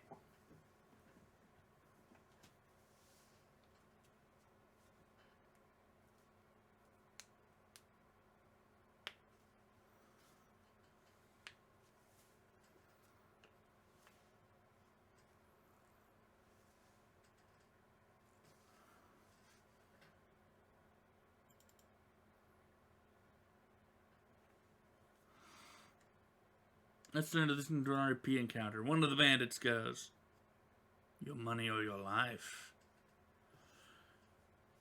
Yaller steps forward Look, guys, you don't really... We may look like, you know, regular goblins, but look at the stuff on us. Look at what we got. We're not regular goblins. We're tough. We're scary. We just killed, like yesterday, we just killed a Hydra.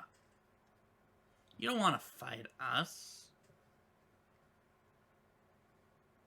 So come on. Let's be reasonable. Get out of here. We won't kill you.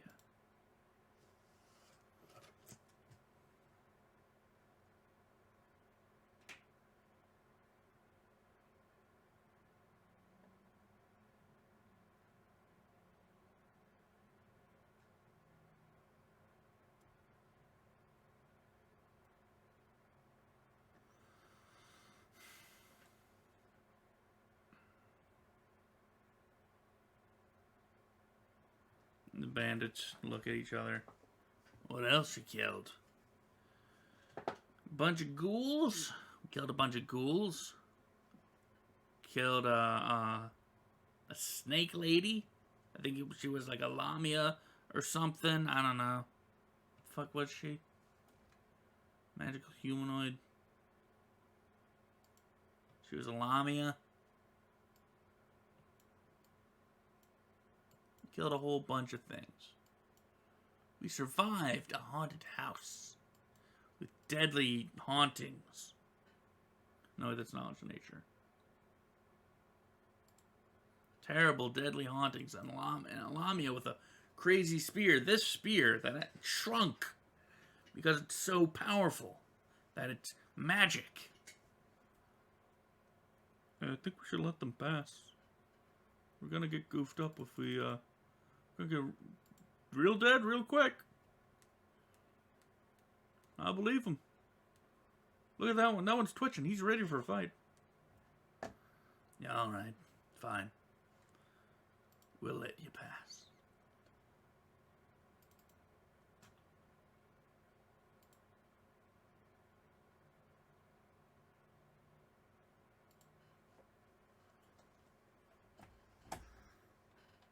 And I guess thanks for killing the Hydra. No problem. Roll it again. A 3.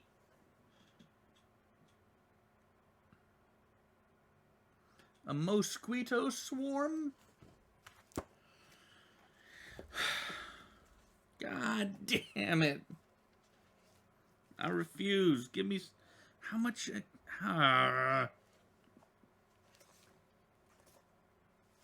193.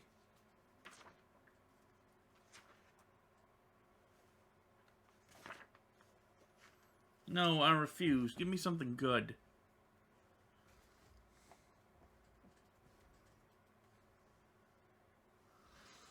God damn it, mosquito swarm, that's 800 XP. Divided by 4. It's 200 XP. No, I refuse. Give me something good. 90. I had to open my big mouth. 94. Oh, fun. Okay. Alright. Sure. Everyone's healed.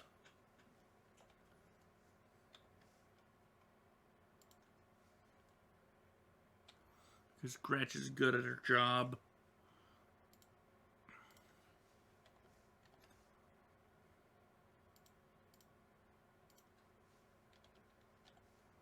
And out from the swamp.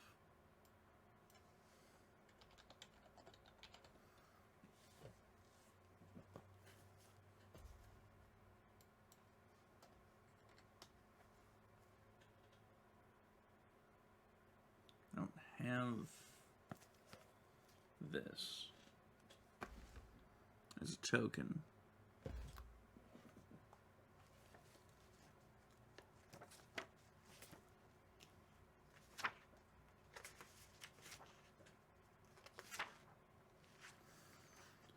But out from the swamp comes this large really gross looking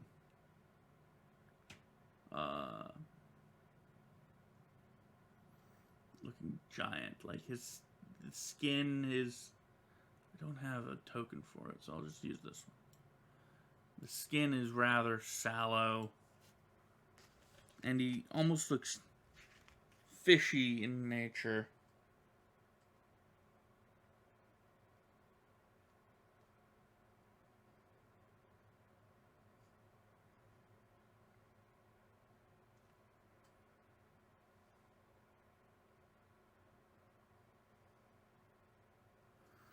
And he's got like a weird, like a really weird, like fish mouth. It's like sideways. Or, it's, what's it called?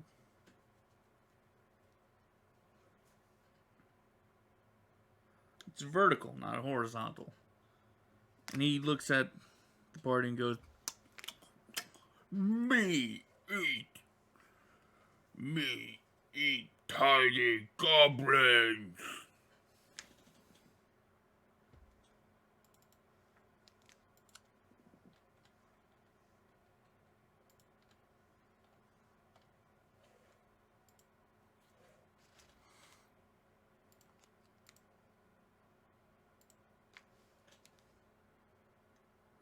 Oh, but he says that in giant, which I don't think anyone has. Goblin, common, dwarven, draconic. Goblin orc, common, dwarven, goblin common. Goblin orc, common, halfling. Okay.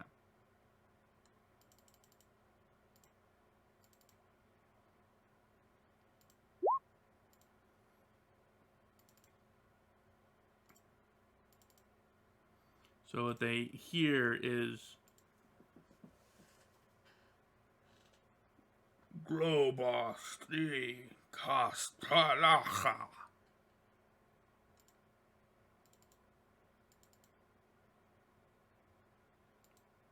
And it menaces them with its gaff, which is a kind of a large club with a hook on the end of it.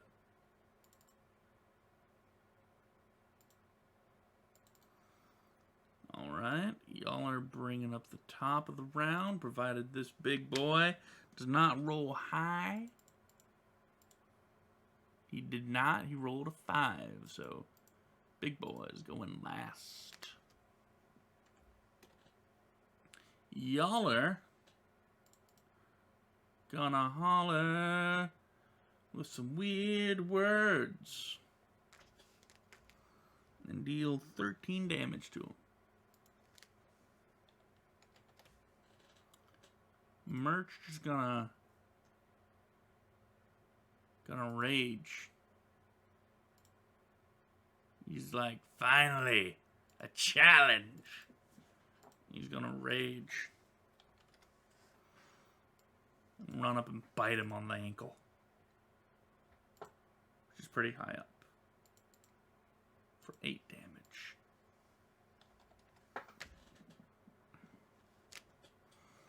Gretch is going to summon a... Well, no. Gretch is going to cast... She's going to take out her knife. Point it at him and go, stop. Or no, she doesn't have the... Well, I get to say she has it prepared. No, she's gonna cast Twilight Knife. And Zabas is just gonna do what he does. And chuck a bomb at him for, this is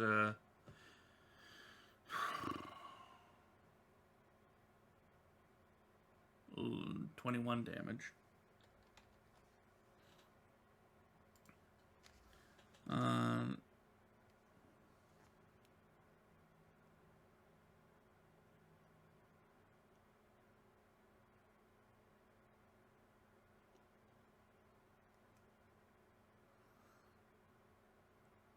The man does not like, the big man does not like, oh wait, I'll see if Merch grabs him or not.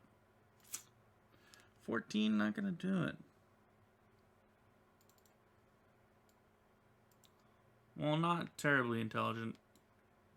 He knows what he doesn't like, and the big man's gonna move to Zabas while getting an attack of opportunity from Merch. He will bite him again and attempt to grab him again. To no avail. And he's going to power attack with Vital Strike.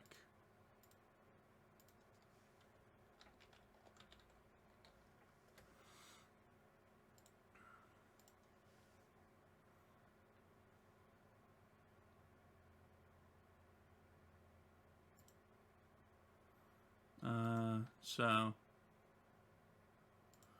power attack. He takes a -2 on his attack roll, which is fine. But he makes one big swing with the gaff and misses because he rolled a 16. Y'aller's gonna keep singing at him with a bit more enthusiasm now because she's like, "Oh, shit! He just forgot about Merch and charged Zabas while on fire." Merch's gonna 5-foot step, and because he's biting, guess what? Or because he's raging, guess what? He's gonna go all out. He's gonna go all out, baby. That's a 10 plus 12 plus... Yeah, no, he's dead. 32 damage kills the giant. And now... the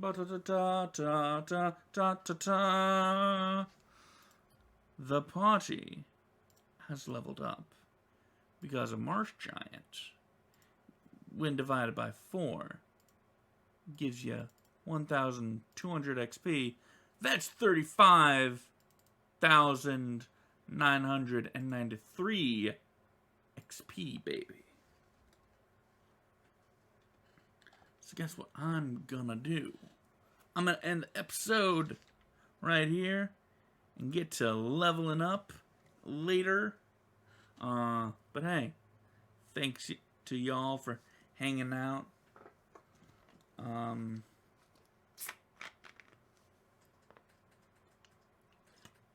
I will... Do I compile it now or do I compile it later? I'll compile it tomorrow because I'll have more time. But anyways, thank you all for sticking around. If you skipped over the whole, me tallying up the XP, I completely understand. I would too. But when we get to it, the party will, in the next episode, the party will be at Turtleback Ferry. We'll be good to go. So anyways, thank you all for watching and listening. And if you can, tell any friends you might think, if you think they would like listening to me ramble on and play Pathfinder by myself, you tell them, you let them know, hey, check out this podcast. Or go on YouTube and check out the visual version of it. If you would do that for me, though, I'll be very grateful because I want my audience to grow. I want to make a thing out of this. I don't really care if I make money off of it, but if I do, you know what? That'd be amazing. So spread the word. Vote 5 stars or whatever on your podcast apparatus of choice, your app of choice. Vote 5 stars, like and subscribe, all that great stuff. Or if you don't feel like doing any of that, just sit back, relax, and enjoy the episodes. But hey, thanks for being there. Thanks for listening. As always, I'm your forever DM, and I'll see you next time.